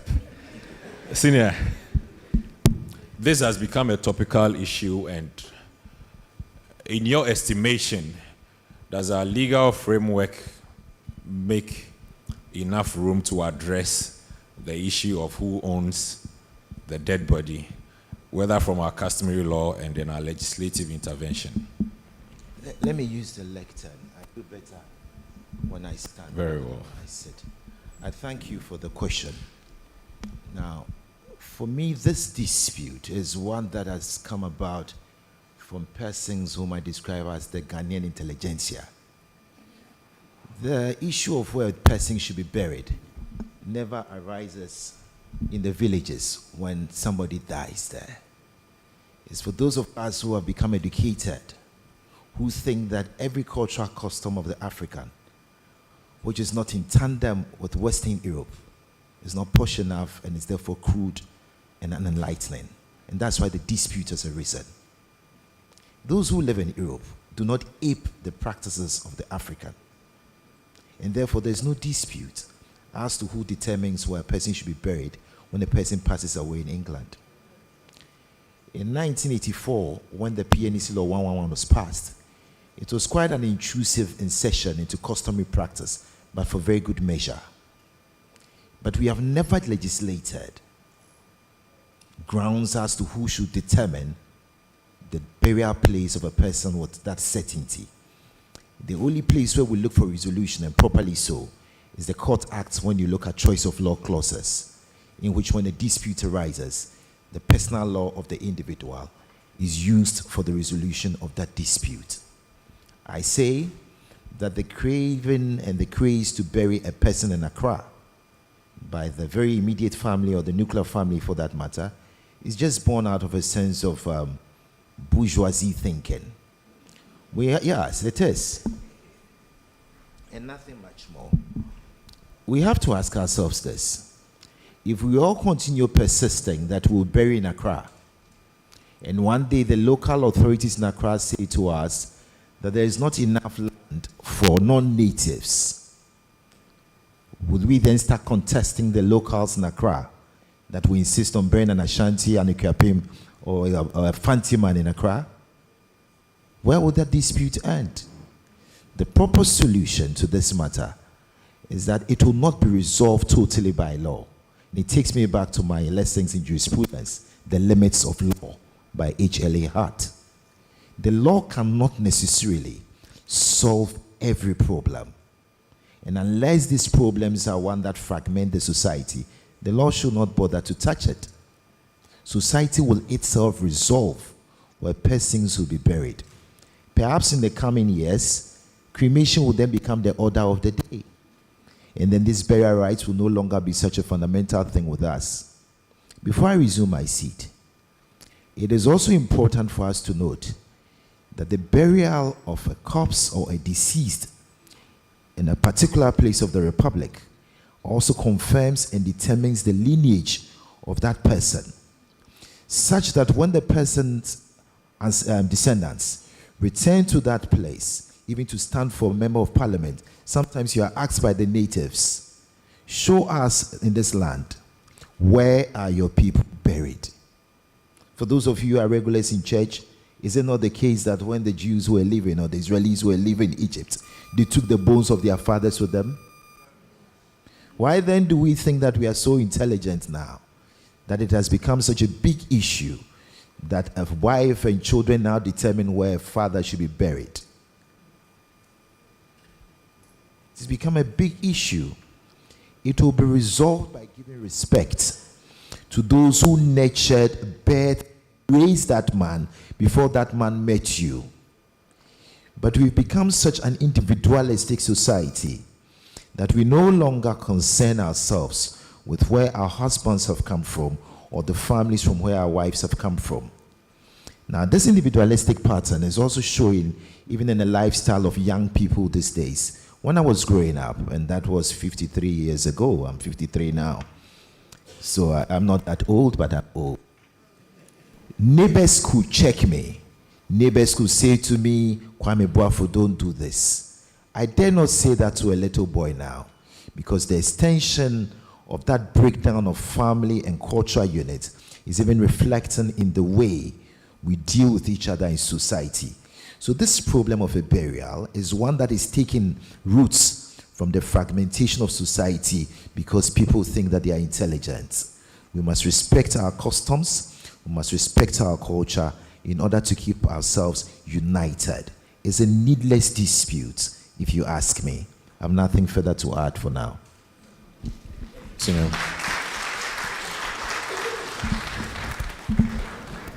Rev, once you have the mic, let me come to you.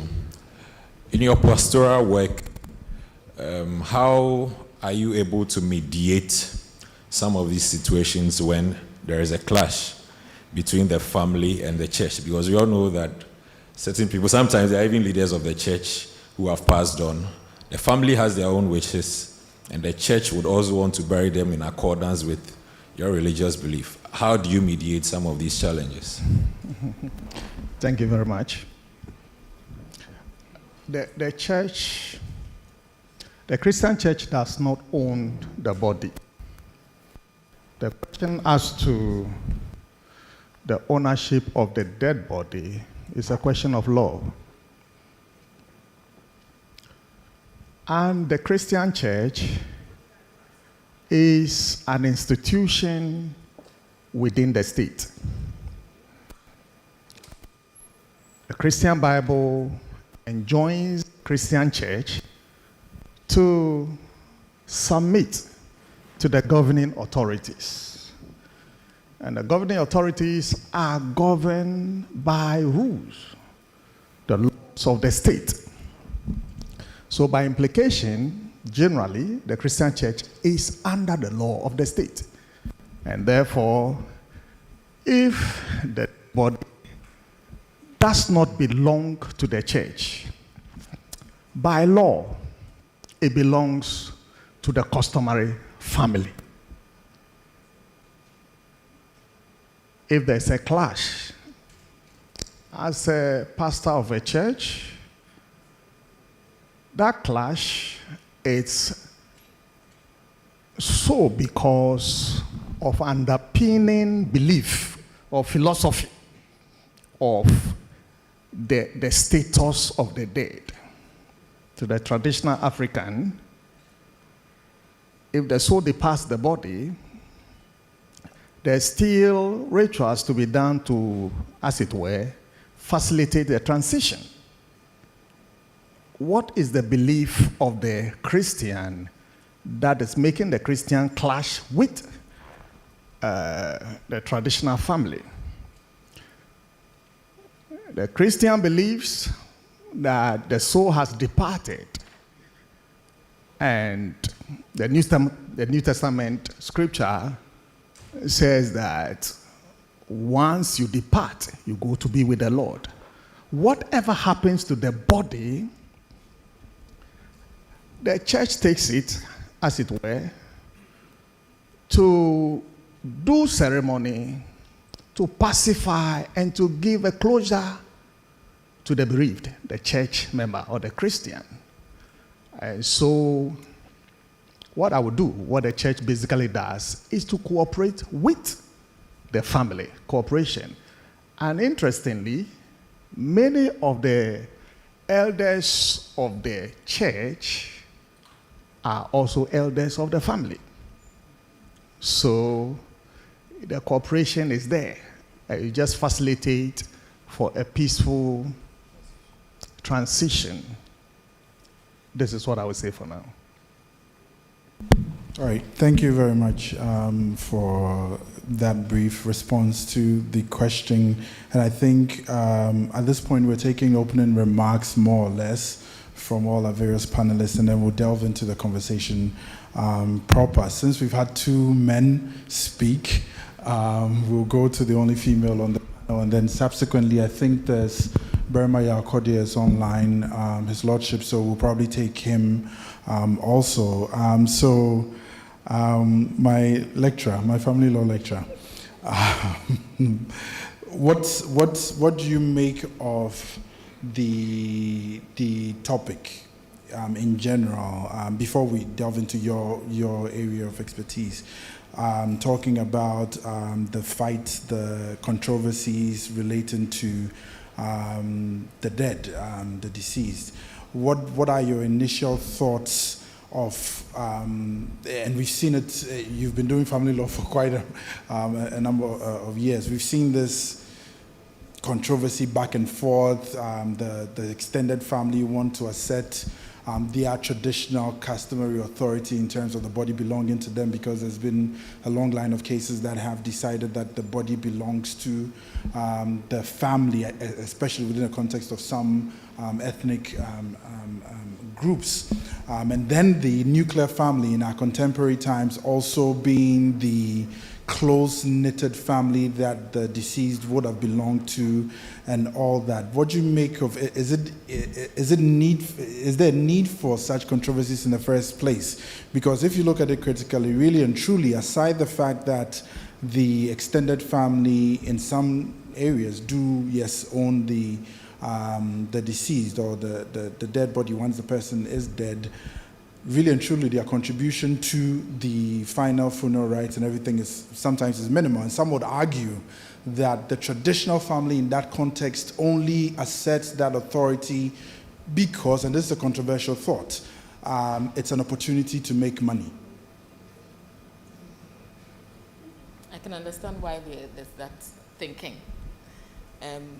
Now, for all of you who have experienced this conflict, you would notice that it is usually about quote unquote very important people who have died. When a poor, obscure individual dies, people don't fight about the dead body.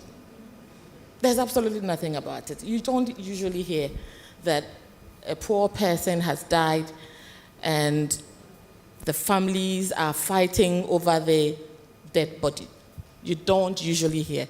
It is usually when the person was a prominent person, somebody, as we will say in local parlance, somebody who has acquired property, somebody who has a certain pedigree in society. That's when you find that they are fighting over the person's body. And it is also true that with such funeral or burial of such a very prominent person, you should find that the funeral, of course, will have a lot of money coming in.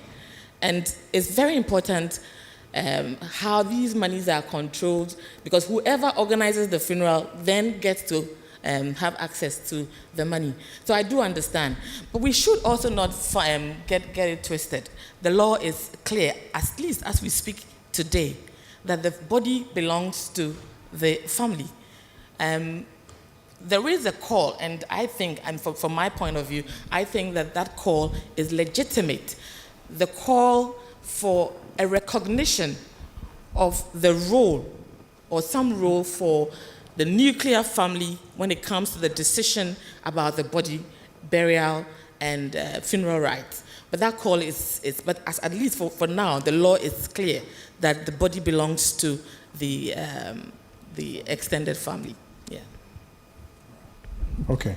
I don't know if His Lordship can hear us, and if he could be brought into the conversation. The technical people, can you help us with that? We wanted to find out. Okay.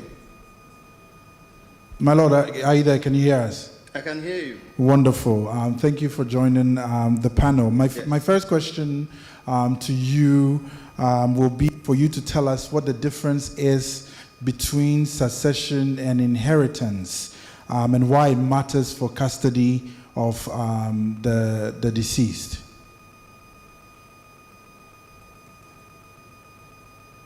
Well, thank you very much. And I'm very delighted to hear from my own senior, Kwame Okufu, Nana, and one of my colleague lecturers at the Ghana School of Law, Vivian, your own teacher, and then the others. They've been very bold. In fact, they've said nearly everything that I was going to say as a preliminary remark. But that said, I mean, the answer is even in the question itself. Who owns the dead body? So we are talking about one who is dead. But English, for those like Kwame Okufu who like grammar, the person is called mortal remains. In fact, in trees, sometimes we say adieno. We never refer to the deceased, say kokwananse, and we are going to bury. No, the moment you die, you don't even own your name. So somebody else now owns you. And the person that owns you must then exercise all rights of quote and unquote an owner, even though we don't treat the deceased as a chattel or a thing. As you know, the deceased cannot bathe, the deceased cannot dress up. Somebody has to dress the deceased. That alone should tell you that the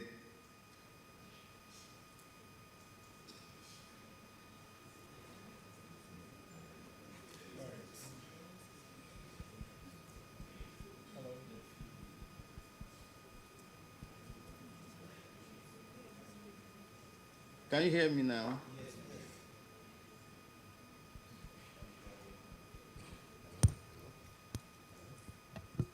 Can you hear me? Yes, we can hear. We can hear you. Yes. Fantastic.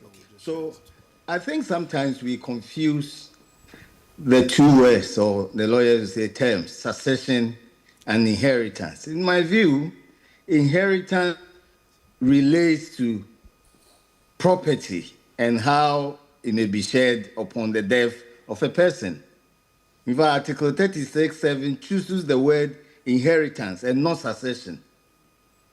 Succession is more about positions in the family. So when we say there is matrilineal system, then people say, oh, for those who believe in matrilineal system, when their father dies, the children have no interest in his property. That is not the case. At least the customary law of the accounts, which I can, with all modesty, say I have done a bit of research in that area and by personal experience. Never, ever is it the case that when a person has personally acquired his property, because he is part of the matrilineal system, upon his death.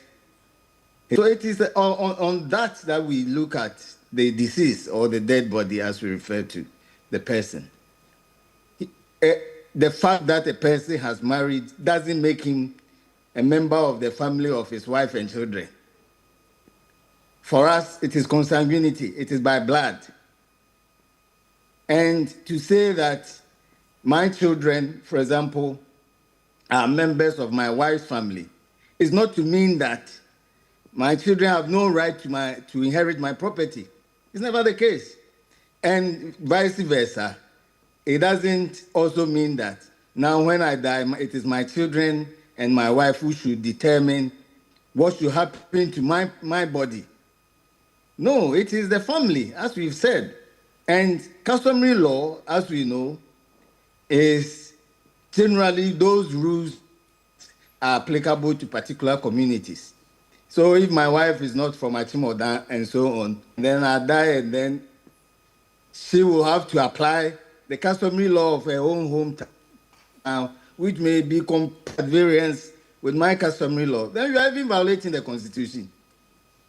So as a preliminary, I would say that I'm very happy with all that the panelists and my student, Reverend Afrik, I'm very delighted to see him and the bold statement he has made in relation to how the church sees and must see that customary law prevails over some of these adulterated principles that they want to push on us. I thank you. All right, thank you, Nana. Sheikh Ibad, we'll come to you now. We've heard from Reverend, we've heard from Nana talking about custom. We've heard from Kwame Akufu and Miss Vivian Lamte. Yes, from the Islamic perspective, who holds the primary right to the body? And is there that controversy? Because the little that for some of us who are not Muslims, what we know is that when a Muslim dies, immediately within a day or within a few hours, the person is buried. Yes, the funeral rites take place subsequently and all that. So how is it done generally? And I know there are different sects in Islam and there may be different ways of going about it, but just educate us generally, who has that primary right to the deceased in Islam? Thank you, Counsel. The primary source of legislation in Islam is the Quran. And the Quran shares a lot of similarities with scriptures that came before it, like the Torah and the Gospel. So for us, just as Reverend indicated, the focus is canister, and therefore it shouldn't be commercialized. There shouldn't be a form of entertainment, just as it has become now. People are even ready to outsource funerals to people just because they want to make profits. So Islam views death as a moment of reflection for the living that is an ultimate destination we'll all go to. So we don't keep our dead bodies at all. And in most cases, we don't dispute over them. And thankfully, many health facilities in the Republic of Ghana understand this. So they don't take our bodies or our corpses to the morgue. So as soon as they know we are Muslims, in fact, in some cases, Counsel, when somebody dies at 6 a.m. and is clinically proven dead, by 10 a.m. he's in his grave. That is how... No postmortem, nothing? He's clinically, no postmortem, we don't do that. So even if there's foul play? No, usually we say, Inna lillahi wa inna ilayhi raji'un. It is from God we came and to God we shall all return. So I think Counsel mentioned status. Mm-hmm. There is a picture I shared with the production. I wish they would project the picture. For us, it doesn't matter whether you are the highest person. The immediate past king of Saudi Arabia, King Abdullah, he died 10 years ago. Saudi Arabia's GDP last year was over $1.2 trillion. This was his final resting place. Nothing elaborate. He came from the earth, and when he died, he was put back into the earth. And there is also Burj Khalifa in Dubai. It's a very popular, the Emirati ruler who financed it, it was named after him. So in Arabic, people were sharing this. Burj means tower. Mm-hmm. So Burj Khalifa, the tower of Khalifa, Kabru Khalifa, the grave of Khalifa. So the ruler who financed this was his final destination. You couldn't find some place there for him? Yes. So for us, that is how simple it is. And so therefore, in many cases, we don't have such disputes. Where there are complications, Counsel, stem from the fact that a Muslim man can marry a devout Christian woman and can marry a devout Jewish woman. So I'm a Muslim, then I meet Priscilla, for example. She's a church-going Christian. Then we get married, and she dies before me. It's a little bit of complication. Because if you are a devout Muslim, you know she was a practicing Christian, the church should bury her. The church and the family should bury her. But those who convert to Islam, maybe the person started off as Nana Kwame Akufu, for example, Counsel. Then at some point in your life, you become a Christian. When you die, the Muslims want to bury you in 3 or 4 hours. But your family members will say, no, there is more to it. So that is only the point where there's a bit of contestation. But apart from that, who owns the dead body? It's not a big problem within the Muslim Community Council. Thank you very much, Sheikh, for that introductory comment. Okay. I just have a quick announcement. There's a car that is blocking someone else. So if you, the owner of car number GS 229422, GS 229422, and I asked them to find out the car because people don't know their car numbers anyway, and they said it's a black V8. So an SUV, probably a Toyota Land Cruiser, GS 229422. If that is your car, please help us, assist us. Senior Kwame Akufo, I'll come to you at this point. I heard your preliminary remarks, and one thing that struck me was, I think it was towards the end of your comments where you talked about the fact that it's in some places when you want to go and stand as an MP or you want to go run for public office, they even ask you, show us where you claim you hail from this place, so show us where your people are or their remains are, which can be a big deal, especially when you come from some parts of the country. It could be a deal breaker for you. So just to dwell on that a little bit, but move it into the issue of mixed lineage, where there's patrilineal and matrilineal. You know, it's possible that someone can belong to the father's people and belong to the mother's people at the same time. So in situations where you are the offspring of parents whose families both can claim you, what happens when such a person passes away? Is it the patrilineal family that will then say, I own or we own the body? Because I know for the Ga Dangbe, for instance, they assert ownership of the dead, regardless of who you're married to. I just learned that if you were married to an Adam man, for instance, and you have offsprings and the person passes away or the offspring passes away, the family of the Adam family can actually claim ownership of the child. You belong to the father. I don't know whether that's right or wrong, but educate us on that. Where there's the issue of mixed lineage, patrilineal, matrilineal, both claiming ownership of the deceased, what happens? How is it resolved in law? Thank you for the question. These disputes have also arisen because with migration, we now marry across borders. Initially, the Kiapin people will marry in Ekropong or move to marry Gas. So you see that union. But subsequent to migration and transportation in the Republic, people will marry from this patrilineal and matrilineal connection, which leads to the disputes. Once again, the courts will have to be called upon to resolve this, because where there are entrenched views with respect to the patrilineal side not giving way and the matrilineal side not backing down, it will have to be a question of which the personal law was the deceased much more associated with. And then it boils down to that question of distillation of fact, and then the law becomes applicable. But it is not an experience which is enjoyable, because at the end of the day, if the courts have to pronounce on where you have to be buried, then there's no unity in the family even after the burial. We leave our homes and we marry people, we marry into cultural systems. And these are things that for now, considering the way the system is going, perhaps when we are alive, we may have to reach some kind of conclusions or resolutions with family members before we pass away. There are instances where a person who is of Ashanti stock will meet with family members and say, I've lived in Accra all my life. I want a cultural dispensation to be buried in Accra because I want my children to visit my grave frequently.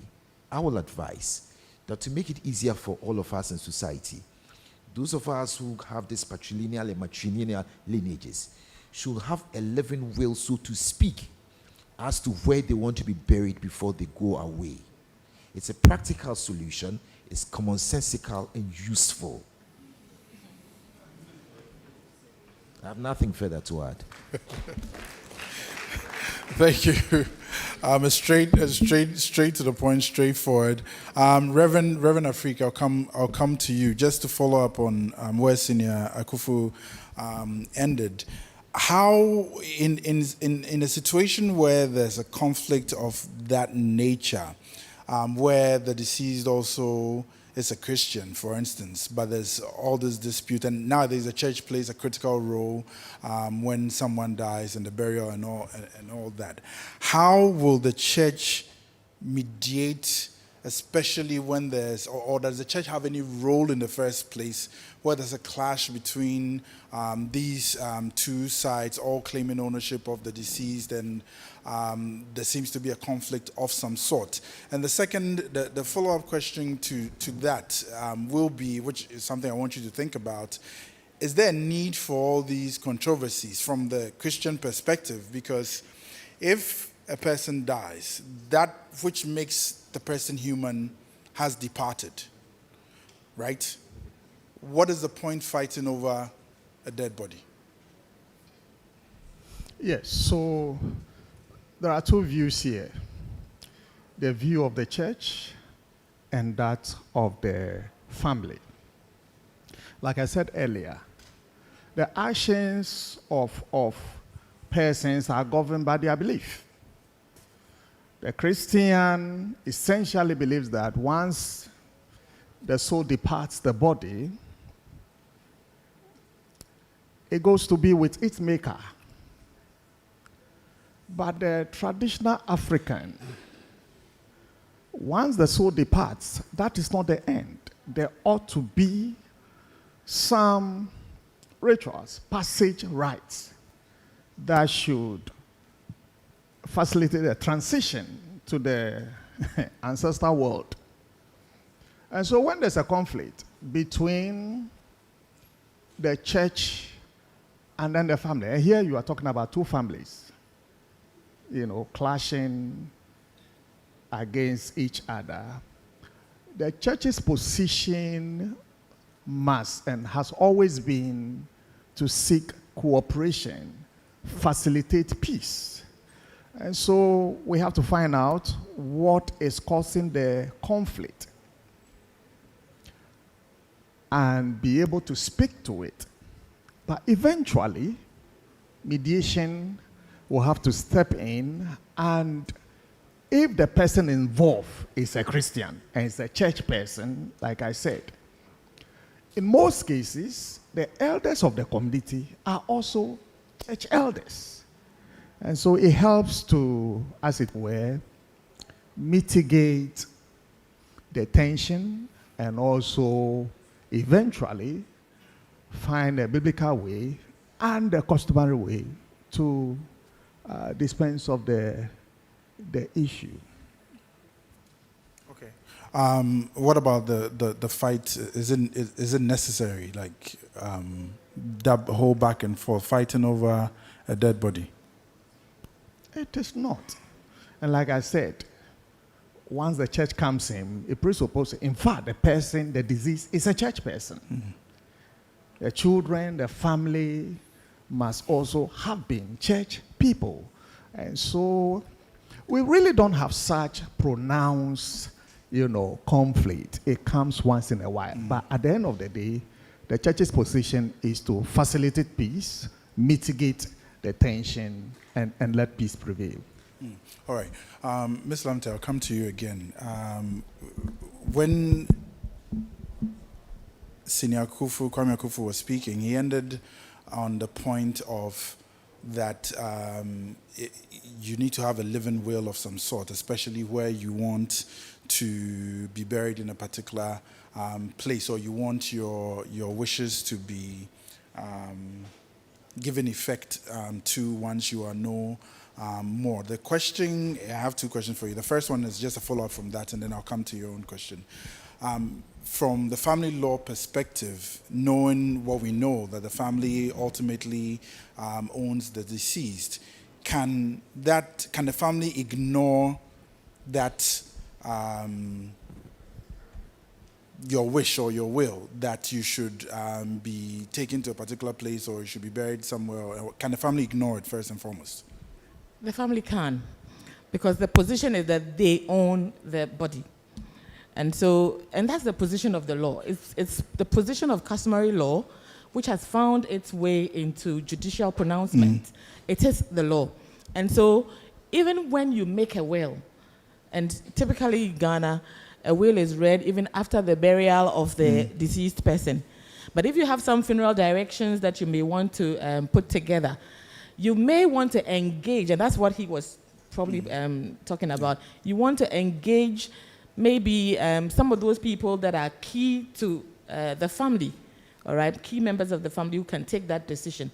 People who might want to respect your last wishes because you wrote them, or because they are afraid that you'll come back to haunt them as ghosts. All right? So yes, that's what it is. But even there, the family can still put it aside, put your wishes aside, because it is not what conforms to what they actually want to do. So the family owns the dead body. They have the right to dictate how the burial should go, how the funeral should be organized. But again, whilst you're alive, you can negotiate with them and expect or hope that they will respect your last wishes. But if they want to actually go ignore it, they can, and they are fortified under the law. Interesting. So I'm not done with you, Ms. Lamte. So your own substantive question: how do we protect the rights of widows or spouses generally, as opposed to the family or the pressure from the family? And we know that there are instances where there could be abuse of some sort and neglect and all that. So in all this, these discussions that we're having, how are the spouses, the living spouses, widowers, how are they protected within this legal regime? All right, so I think we should distinguish between the rights of widows and perhaps a recognition of their roles in the decision-making when it comes to the burial and funeral of a deceased spouse. All right, I think we should distinguish that from what maybe a right to property or a right to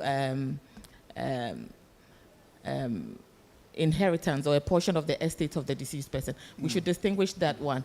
The protection for me, and I think going forward, this should be the discussion that we should be looking at. How do we project, if you like, the voice of the widow, all right, in the determination of how the deceased spouse should be buried? Because here's the thing, and we say this every time, that when a person marries under custom, in fact, for us customary law people, you see that they say when a man marries a woman under custom, the woman becomes part of the man's family. And yet, we are very quick to make that distinction when there's a death, that you don't belong to, you actually just came to marry, that you don't actually belong to the family. But here's what I think. I think that going forward, and this is why this discussion is very important, going forward, we should look to see how we can incorporate even the views of widows or spouses to some of these things. Because after all, they are also part of the family. If the body belongs to the family, and this person was married to the deceased person, unless the person was not married, but if the person was validly married to the deceased person, then that person's view should also be recognized in terms of what happens to the body after death. All right. Sheikh Ibad, I'll come to you. Quick question. How do you, and it's a follow-up from what you said earlier on, the urgency for burial and there being no need for an elaborate celebration of any sort. How do you balance that urgency in Islam with the court processes or the legal processes where there's a need for some investigations? For instance, I asked you a question earlier on about that, but how in reality, so for instance, if a Muslim man dies and there is indication of foul play or there's a thinking that there could be foul play, or there's some other process, legal process, which encumbers the quick, urgent need to. How is it resolved in Islam? Is there a way around it? Usually, the court system counsel doesn't come through at all. When you look at cases of murders in Ghana, the former Upper Eastern regional chairman of a certain political party, acid was poured on him. Even while investigations were ongoing, there was enormous pressure because of his religious background to get him buried. Then the example of Zongo 7, when the 7 young men were killed, even though investigations were ongoing, they got buried. Then Kaka, within the Jura area, when he died as well. So unless in extreme cases where a son or daughter will say, and this kind of sleep, my mother is sleeping, I don't think she's dead, she's rather comatose, then the Muslim community can hold on for a while. But apart from that, you cease to have complete control of the corpse of your mother or your father or your spouse. The person now becomes the responsibility of the community. So therefore, you don't have too much of an attachment, so to speak, for you to use court processes to delay the burial. Because Prophet Muhammad, may God's peace be upon him, said, hasten your burial. Because if the dead person did right, he or she would be in a hurry to meet their Lord. And if the dead person did wrong, then don't overburden yourself with the dead body. So that is the Islamic philosophy surrounding this. And then I think Senior Akufo also mentioned the sense of a relic that is being kept. Elohim, or God, or Allah, is a God of memorabilia. So God wants to keep memories. But in our case, you can keep your father's sandals so that you can remember Daddy all the time. But there isn't an attachment to any piece of land. Our understanding in Islam is that the whole of the earth is sacred. So it doesn't matter where you are buried. We bury people where they die. We follow the ways of the prophets. Moses was born in Egypt. He wasn't buried in Egypt. Abraham was born in the Ur of the Chaldeans in modern-day Iraq. He was buried in Hebron. Prophet Muhammad was born in Mecca. He wasn't buried there. He was buried in Medina. So for anybody living as a student or a business person or a lawyer or a judge in Accra, when you die, in most cases, you go to Medina Cemetery. That is where you'll be buried. And then the second point I would want to make, flowing from what Senior Counsel said, Islam goes to great extents to protect the rights of the widow. In Islam, you just don't throw out the widow within a day or two of the death of her husband. Islam says there should be a period of 4 months and 10 days. During that period, the family of the man has to keep taking care of the woman. And in case the man died childless, a quarter of his estate would go to his wife. So that is how substantial it is. So in our case, there are only a few instances where cases go to court and justice is here. Sometimes there is a referral back to the national chief imam. And as soon as the imams sit around the issues of inheritance are usually cleared. So what happens after the 4 months and the 10 days? The woman, because the Quran was revealed in the 7th century, there were not advanced medical mechanisms to test whether a woman was pregnant. Today you can do pregnancy test and within an hour you have the result. But the sense they had in that time was that 4 months, 10 days was enough time for the pregnancy to show. Because if she got pregnant by her late husband, then taking care of the unborn child would be the responsibility of the man's family. That is how protected the widow and her children are in Islam. And again, in Islam, when a person dies, you inherit both his assets and liabilities. So before we pray upon the dead, the imam makes an announcement. Has anybody done business that has gone bad, that went bad with the dead? Somebody may raise his hand and say, my 50,000 is with the dead body. So they will take out of the person's estate to defray that cost. But there are instances where well-wishers will say, he was my brother, I'll cover the debt he incurred. So for us, it's not about assets and grabbing property. The family has to bear consequences for the liabilities the dead body has left behind. Okay, thank you very much, Sheikh. We're almost wrapping up.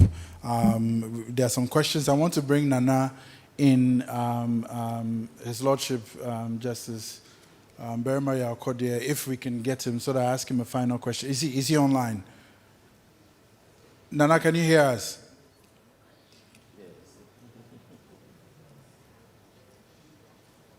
I think you're muted. The sound is off. We can...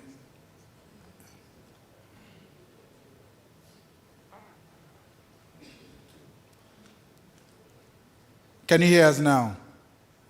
You're still muted.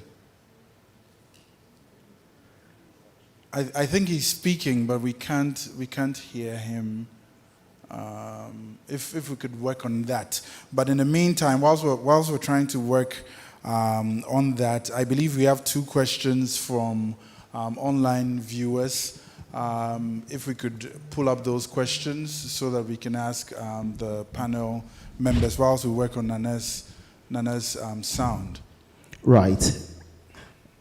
Doc, so we have 2 questions here. We're allowing for 2 questions online and in person. So let me quickly take this. But before then, please, just to let you know, we'll be sharing the slides over on our WhatsApp channel. So you just have to scan for the registration button, the QR code. Once you scan, that should be able to take you to our pages. We'll be sharing the slides over. Now, in case of family head being particular, at the line, in the case of family head being particular religion and maybe paternal who tends, no, I think I'm not making a headway with this. I would have to look at it again. Does our law state that when, okay, I'm sorry. I think the way it's been rephrased, technical team, just take a look at it again and rephrase it for us. So maybe now we can just take the in-person and then we'll come back with the reconstructed online questions. For the gender, balance, I think we'll want to take one from a male and one from a female. So any questions on this session? It's been an interesting discourse. So if there are any questions, okay, so I have another.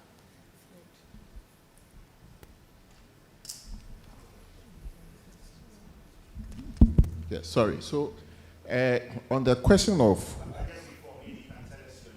Oh, sorry. Okay, so Frederick Gura-Sampson is my name. Frederick Gura-Sampson, yes. On the question of who owns the body upon death, I think I've heard all the speakers. Kwame makes the point that we seem to have become a little bit individualistic. And he takes the view that the family will belong, the body upon death should still belong to the family. Realizing that we are in a system where our families hardly play a role in the life of the modern generation citizens. Somebody may have been born in Accra, he's never been to his village, he doesn't even know who his family head is. Somebody he doesn't know says that the body is mine, so come and bury the person at home. Contrary to what his wife and children who have lived with him all this while think, do we not think that maybe the time has come for us to see if there will be a possible legislation? And I say this for one reason. Before 1985, there was a problem with inheritance. But we passed the interstate succession law to deal with that particular issue. Are we still going to leave it to the courts to decide, as they have already decided that upon death, the body belongs to the family, the wife and children, your voice may be heard, but the final decision rests with the family, so they decide. Or we will be forward-looking and see if maybe the time has come for us to legislate this particular part of our law. Thank you very much.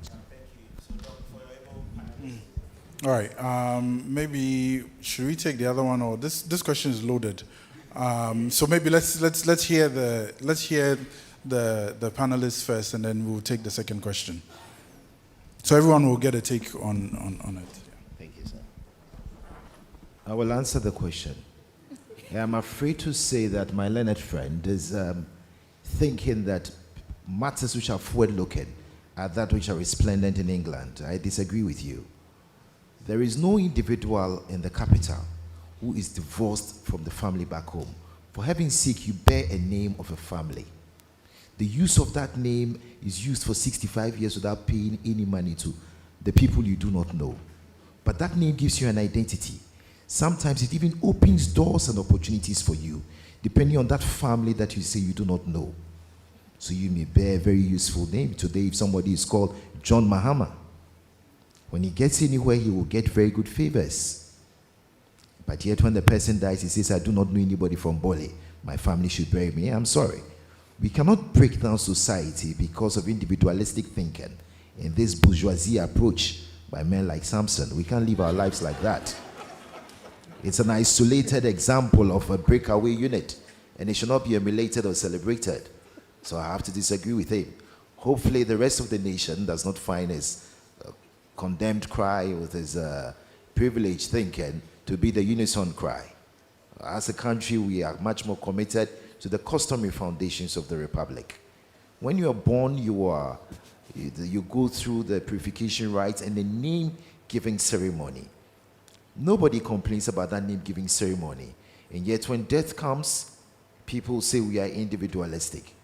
The same people who claim to be very individualistic, when their daughters are about to be given a hand to marriage, they will send a car to the village and bring one or two poor-looking family members to go and give accounts that their descendants have married into another family. Why do they do that? Because there's always that cultural connection to the rest of the family back home. Even when there's a dispute in the face of death, you still have to go back home and inform the family members that their deceased brother has passed away.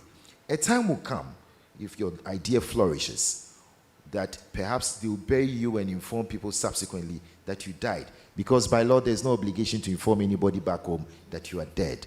But Samson, should we bury you one day without informing your grandmothers back home that you passed?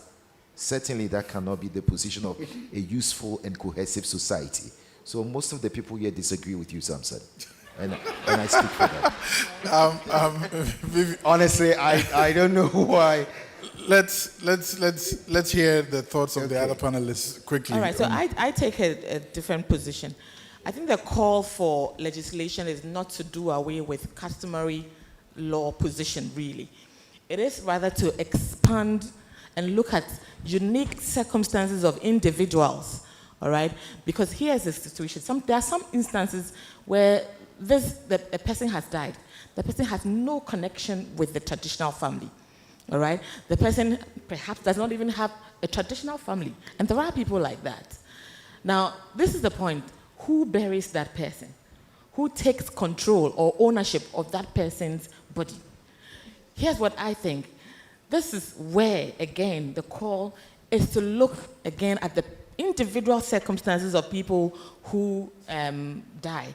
And perhaps in their special circumstances, you could have a situation where there's a law that passes that recognizes the person's spouses or children in the burial or in the organization of the funeral. There are also, again, I know Kwame will oppose what I'm saying, but I am not saying, when I call for legislation, I'm not saying do away with the customary position, but rather let's look at it and zoom into the unique circumstances of individual people who die, and then perhaps look to see what provision we can make to deal with their circumstances. Okay, thank you. Council, I think as Muslim advocates in Ghana, we would embrace any legislation that protects especially weak members of the family in terms of inheritance. In Quran chapter 4, to give us a gravity of the sin in devouring the wealth of orphans. You may die when your child is only 3, and the child cannot take control of your estate. An elderly family member has to do that. In the process, people devour that wealth. So Islam really scares people away from that. It says anybody who divorces the wealth of orphans because their father or mother is dead, it's like you are taking in fire into your tummy or stomach. And then Islam also personalizes it by saying, what would happen if you were in the shoes of the dead person and you left behind frail offspring? So for us, we have an open door policy of welcoming any legislation that will protect weak members of the family, especially women and children. And again, chapters 11 and 12 vividly indicate who takes what. So in the case of Islam, the recommendation we make is that if you want to give a gift to your wife, gift it to her and take testimonies from family members. So I have 5 houses in Accra, for example, and senior counsel is my wife. Then I call a family meeting. Samson mentioned village people. They will all be part of that meeting. Yeah. All the 5 houses I have, the one at Rich, I have gifted it to my wife. So it is not, there is a no-go area, so to speak. So that insulates the widow from any foul play from your siblings when you die. All right, Reverend, quick minute on this as well. And also I have a special question for you from one of my friends who texted me. Still in relation to all this, especially from the Christian perspective, he's saying that will the Osofo be comfortable if his family prepare fetish on him? Yeah. Well, it's yes, yeah. That question. Yes. If my family prepares a fetish, Since the body belongs to the family, you as a Christian, the person would have died anyway. Honestly, I will have no problem at all because of my understanding of the destination of the soul. I will have no problem at all. It is all about beliefs and what you understand, the status of the dead. Now, but to the concluding remarks, yes. I think I share the position of Ms. Vivienne. Ms. Vivienne, no Vivienne. I share her position, and that is, just like we have PNDC law 111 that regulates distribution of the disease estate, we should have legislation that, apart from granting the family a substantial stake on the treatment of the body, the nucleus family must be given some legitimate stake at the funeral. I think that should be, because in practice, actually, what pertains now, the family takes over the body, but it is the nucleus family that does all the expenses on the dead. So why don't we legislate and give them that legitimacy so that it settles them? Okay. You know. You see, the point about the nuclear family paying for the entirety of the funeral, we forget easily that before PNS Law 111 was passed, what the external family would do is to pay for the entirety of the funeral and credit it against the estates. So you now have a situation where you pay for your father's funeral according to your means, you allow them to bury it, and you are free from any further tentacles that they may pose. So it's actually a very useful economic device. For them to bury the body, you pay for it according to your means. Otherwise, in the past, families were overburdened with inflated funeral budgets, which was then put against the estate. So the estate was dissipated on the basis of very fanciful budget estimates brought by Ebusia Penins, which you couldn't see. Now, if your father dies, you are paying for it, so you pay for it within your means. And it's not coming from, you're not going to do it in such a way that you have to sell the family home. So if you're going to bury your father with 30,000 cedis, you do so. But if you allow people, you want to have a situation where you are going to have the stake, it enables you to pay for it, and then the family is gone forever I mean, he calls them village people. The village people are gone All right. forever. Thank you. Thank you very much, Senior Akufu. I think we'll give the last word. Our time is gone. We'll give the last word to His Lordship Berima Yakodia. If we can get him online. He's only spoken once, so it's only right we give him the last word on this. My Lord, can you hear us? Yes, I can. Can you hear me? Yes, we can hear you loud and clear. The final word to you on the discussions. Well, a quick one. I just want to say that this is a very useful program. Very happy that our friend Nana Jumo, as I call him, has repeated it. I think he should continue to do that. And we should be more interested in it than perhaps we are doing now. But finally, I think we need to also emphasize the point that the families are usually not in any sort of conflict with the nuclear family. I mean, the point is, when your husband, for example, was alive, how did you treat the family members? When they leave the village to come to the Accra or Kumasi, where you live, did you treat them well?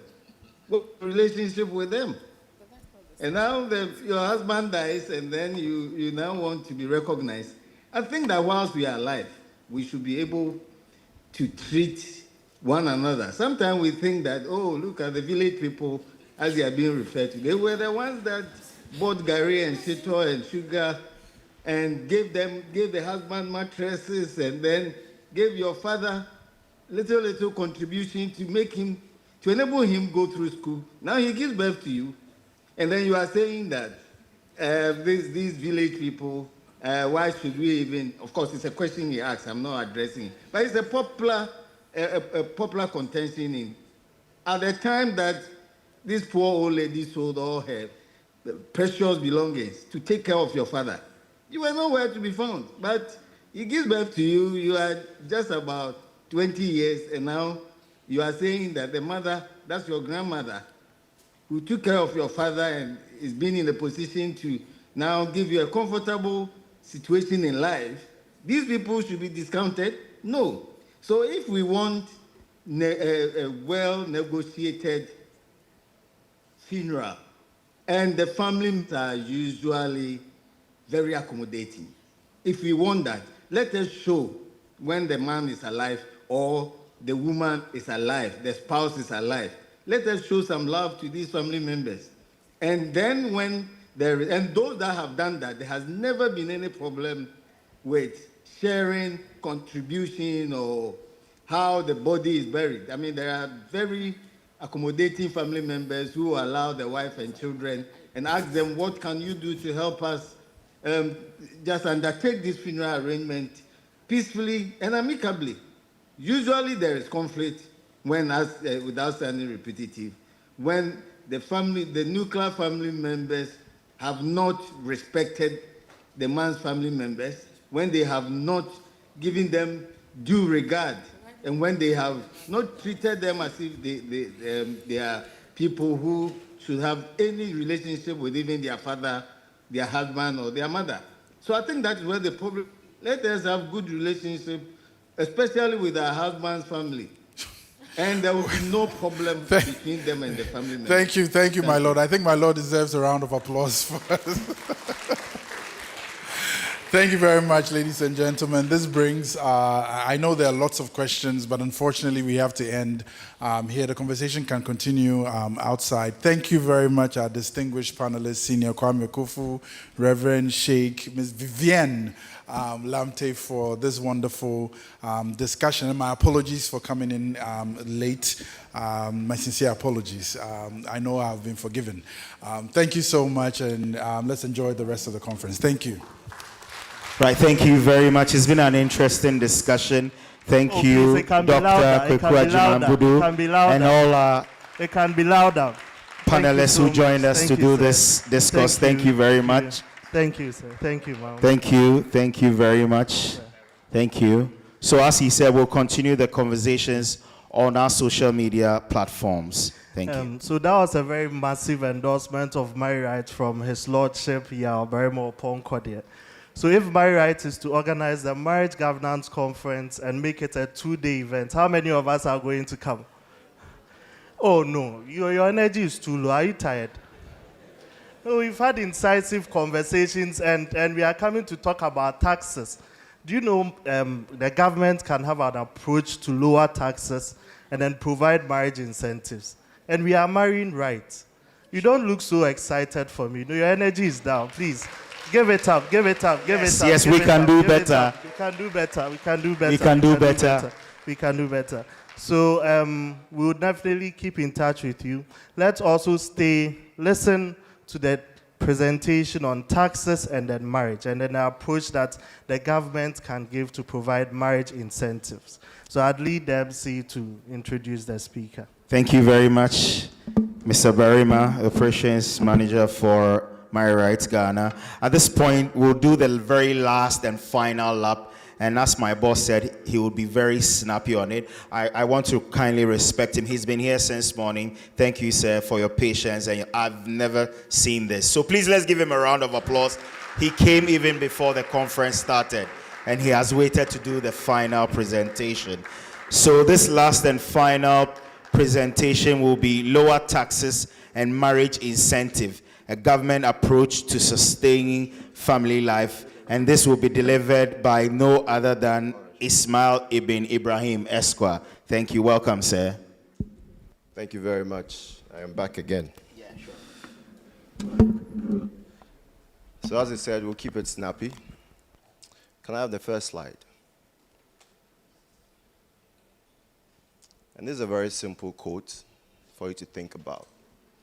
When love says I do, money often whispers, we will see. When two people are standing at the altar, most of the time, they are thinking about love, commitment, and then their shared future together. But you know money makes the world go round. And you know what they say, odo kakra, sika kakra. Next slide, please. And most of the time, even though you are thinking about love, for many couples, marriage vows are not tested by the absence of affection or even in some instances infidelity. Marriage vows are tested by debts, financial pressure, and what have you. And financial challenges can actually shake the foundation of any marriage. But then what has tax got to do with all of this? Let's see the next slide. Tax has a huge influence on financial challenges because of the impact it has on your purchasing power. What you would call your take-home pay, the money that's available for you to spend after you have been paid. You are paid a lump sum, and by the time you realize so much has been taken off of it, and you are left with very little. But then what can government do about this? Next slide. And so we are asking whether government can reimagine its tax policy to support marriage and family life. And here, let me make it clear. We are not asking government to put in place measures for you to go and get married or to entice you to get married. Personally, I don't think I'll get married for any tax incentive. There are other things I'll look out for. That's the usual thing. Men will look at certain things physically. Tax incentive, them there. But then the whole idea is for government to support people who are married so that the financial challenges do not weigh down upon them. And why are we bothered? And this is because marriage serves as a framework for family life, upbringing of future generations, and it is a stabilizing institution that fosters mutual care, resource sharing, and social cohesion. Marriage essentially is the glue that holds communities together. And that's why we think government should play a role in this. Is government actually doing anything about it in the first place? But let's see how tax impacts your purchasing power. Next slide. Now, this is the annual PAY, pay as you earn. How many of us have seen this before? Right, this is how you are taxed. You are taxed on levels. For those of you who are as rich as my seniors, your Kwame, your Kufu, and the rest, they might be hitting the 35% mark. But let's see a sample computation. Can you increase the size with the next slide? If you have a single household of 120,000 cedis. This is how you're going to go through taxation. The first level, nil, and what have you. But then at the end of the day, you're paying tax of 25,596. You're left with 94,404. And your effective tax rate is around 21%. So right off the top, government has taken this chunk out of the money you've earned from your work. Let's say a double income household of 240,000. Next slide.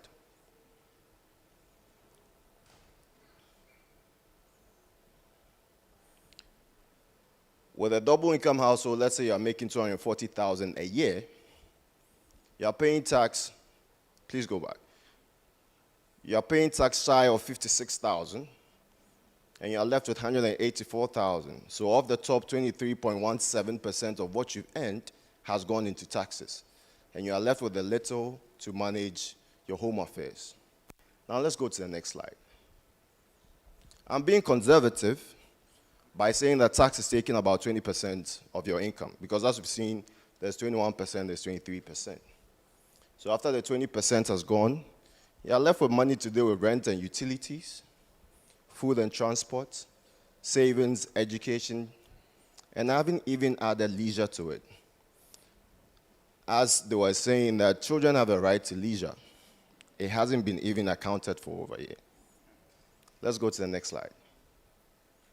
Now, that was with direct taxes. So out of what is left after government has taken its 20%, indirect taxes are coming to hit the income as well. And just to be conservative as well, I'm only looking at VAT, Get Fund, NHIL, COVID. I'm not going to talk about how CST will impact the credit you are buying, the import duties you are paying if you decide to import goods and what have you. So you go to the store to buy goods. Let's go to the next slide. And if the item is worth 100 cedis, by the time you're done, you are paying an extra 21.9% on it. And that's also an extra chunk, or let's say an extra amount that the government is nibbling on what is left for you to spend. The last time I bought diapers, it was 870 cedis for Huggies, a box of Huggies. And that was without VAT. Imagine there's VAT on it. It goes even higher. Next slide. And this is for the standard rate, we can skip it. This is for the flat rate, we can skip it. Now, it's not as if government is not doing anything at all to support marriages. We have a system in place which is supporting marriages. And throughout the tax trainings I've done for entities, you realize that most HRs do not take this into consideration. So as an individual who has a dependent spouse and at least 2 dependent children, currently you're entitled to 1,200 cedis for the year. I don't know how many of you are taking advantage of this. You can show by hand. So at least you get 1,200. But my problem here, and why I would make recommendations, is 1,200 for the whole year. That's 100 cedis a month. And I told you about the Huggies diapers, 870 cedis. If my child is kind enough not to run through the diapers early, let's say I'm doing 4 changes or say 5 changes a day. That's like 20 days for a diaper of 100. Let's be conservative. Let's just say 1 box per month.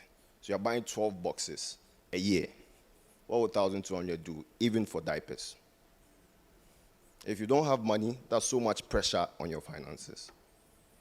An individual with disability is entitled to 25% of the accessible income. And so you get a rebate there. An individual who is 60 years of age and above is entitled to a personal relief of 1,500 cedis. So for those of you who are above 60, you can get 1,500, but for the whole year. The last time we checked the inflation before the change in government, I don't know where it was, but it was around 30-something-ish%. And this law was brought into being, I think, 3 years or 4 years ago or so. So if we are not in line with changing times and economic challenges, then what is 1,500 going to do for us? An individual sponsoring the education of a child, you're entitled to 600 cedis per child for up to 3 children. 600 for the whole year. These toddlers don't go on vacation. Their school fees is around at least 9,000 Ghana cedis a term, which is like 3 months. You are getting 600 for the whole year. We are happy with it, but not so happy with it. We wish government could do more. And that's why I'll make recommendations. Next slide. Next slide, please.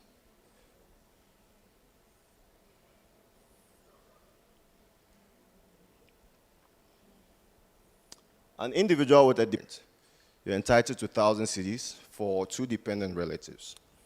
And then if you undergo training, you're entitled to some 2,000 cedis. And then there's also the mortgage relief. How many people even have the capacity to get a mortgage? How many people? For those working in the banks and other institutions, you are lucky. You can get a mortgage and then you get deductions for that. So you enjoy this relief. Next slide. But what are my recommendations?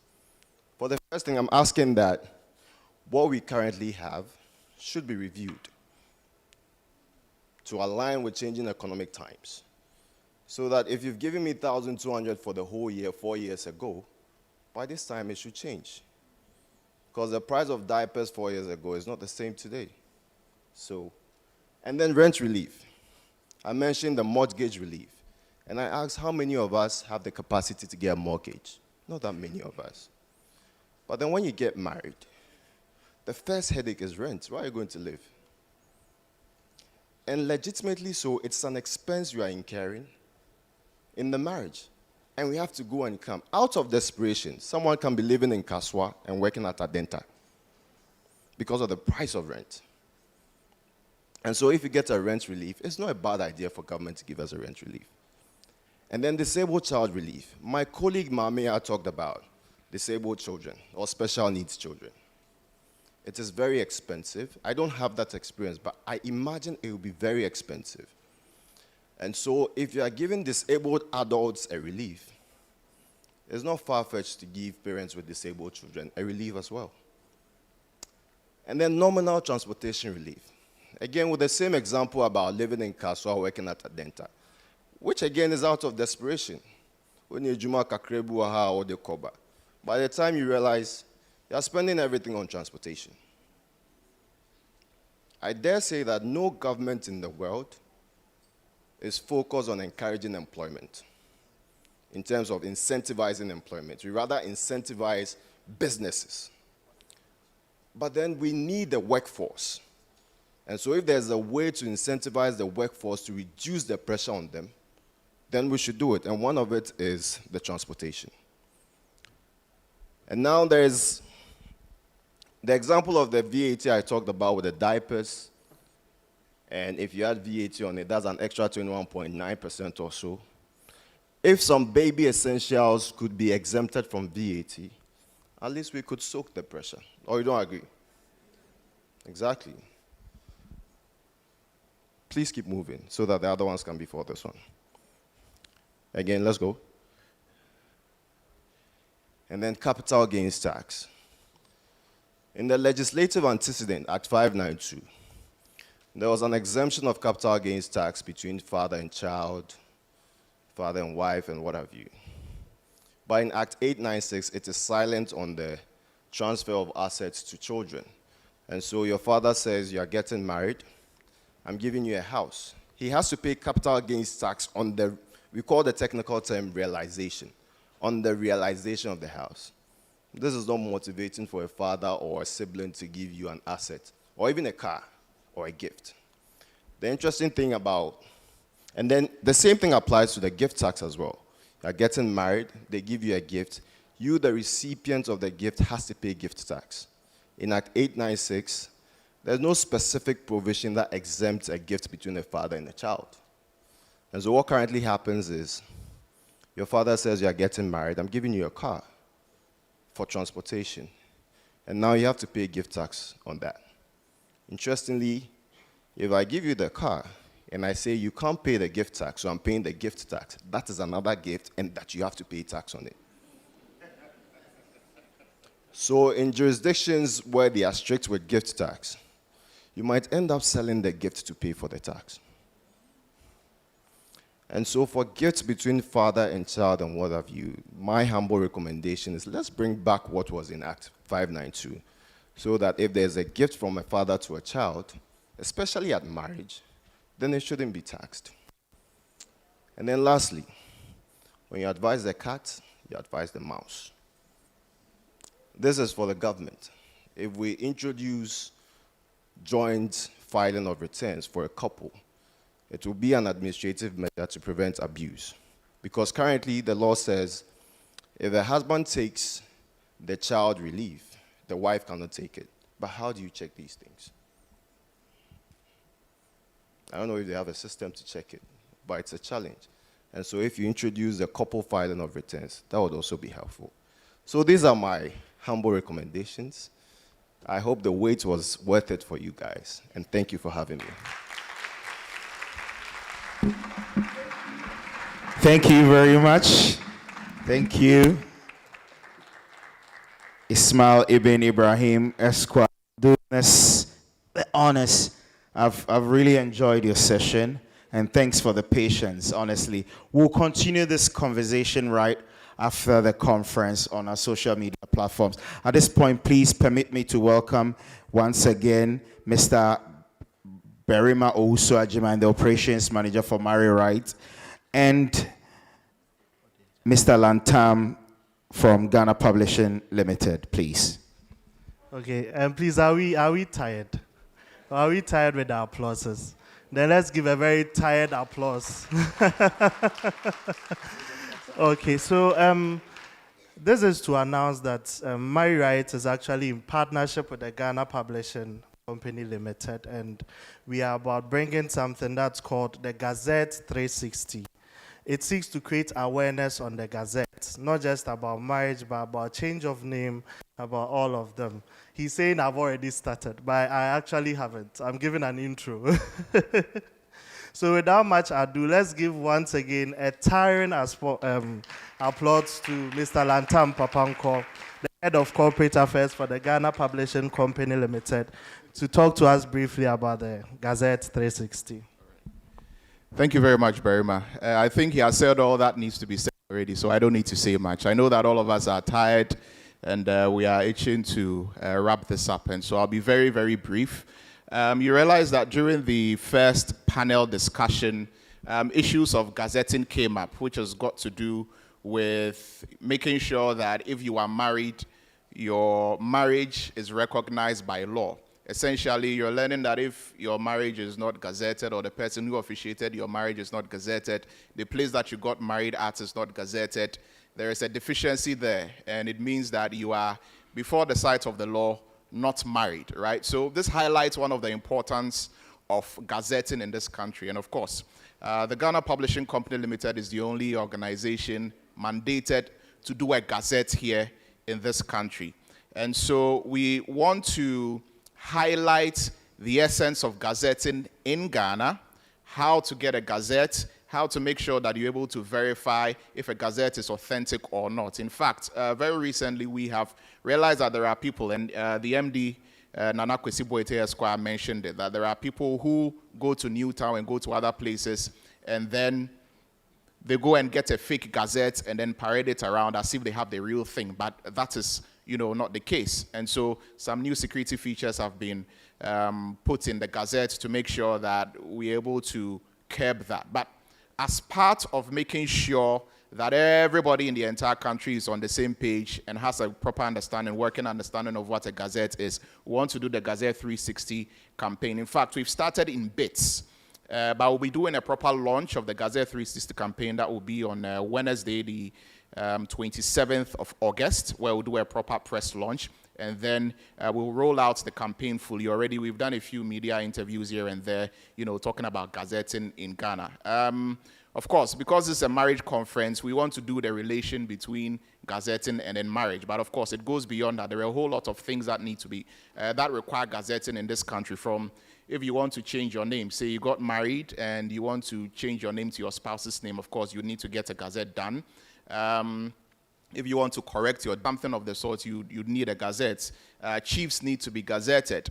LGBs from assemblies need to be gazetted. Laws need to be gazetted. Before the president assents to a bill, for it to become an act, it has to be gazetted for it to take effect and all of that. So It's Gazette 360, like we've mentioned, and we want each and every single person to be aware of this and, come on board as we're doing this public sensitization of gazetting here in this country. And we also want to take this opportunity to inform you that we have reps from the Ghana Publishing Company Limited. They are at the back there. Where are they? Okay, to get a gazette done in any way, shape, or form, they will help you to be able to do that. And so that's all I'll say. Thank you very much. Thank you very much, Mr. Lantam. And all of this is in partnership with MarryRight Ghana Limited. So we'll be coming on your streams one more time again. Thank you. Thank you.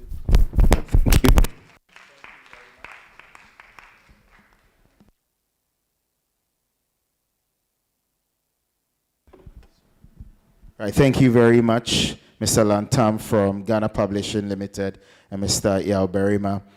So we'll just be coming to the tail end of this conference. Please permit me to recognize our dear sponsors for the Marriage Governance Conference 2025. So our institutional partners happen to be Aola, Ghana Publishing Company, Registrar General's Department, Office of the Attorney General, and our special thanks to our other sponsors, that is Maranatha Oil Services Limited, The Frontier, JP, ChemSolve, La Bianca Company Limited, Voltic, and Dennis at Law. And for our media partners, they have been MX24 TV, DL News, Despite Media, Gemma Studios, Daily Guide, Graphic, and Joy News. Thank you very much to our sponsors. At this point, we'll call back again Mr. Yao, Mr. Berima, to do us the closing remarks. Right, thank you. Thank you very much. I think I've gotten a new name here. They've given me Yao. Yes, so all too soon. It's actually not soon. We are late. So we've come to the end of the Marriage Governance Conference 2025. And I would like to say a very big thank you to our chairperson, who because of an emergency had to leave us, for gracing us with her presence. I would also like to thank our speakers, our panelists, for making this conversation a very broad one. I'd also like to thank our institutional partners, even though we've already thanked them. But then this whole Marriage Governance Conference couldn't have been possible without them. Please give a round of applause for the Registrar General's Department, for the Office of the Attorney General. Hope to come your way once again. But then as we leave, let's spread the word that there's a new family law outfit in town, and that's called MarryRight Ghana Limited. And next year, we would be engaging you. We have your database. We'll be engaging you on whether or not we should hold the Marriage Governance Conference for more than a day. And if indeed you are willing to, for 2 days. Okay. Oh, someone is saying 1 week.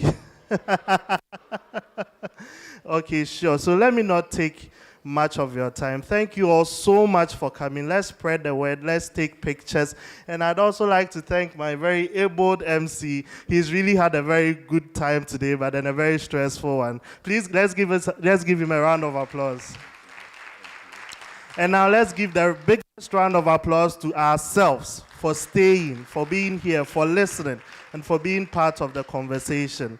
So on this note, we come to the end of the Marriage Governance Conference 2025. Please have a safe journey home, and then we'll be reaching out to you via email for the rapporteur's reports, for the key highlights and then questions on this conference. Thank you. Thank you.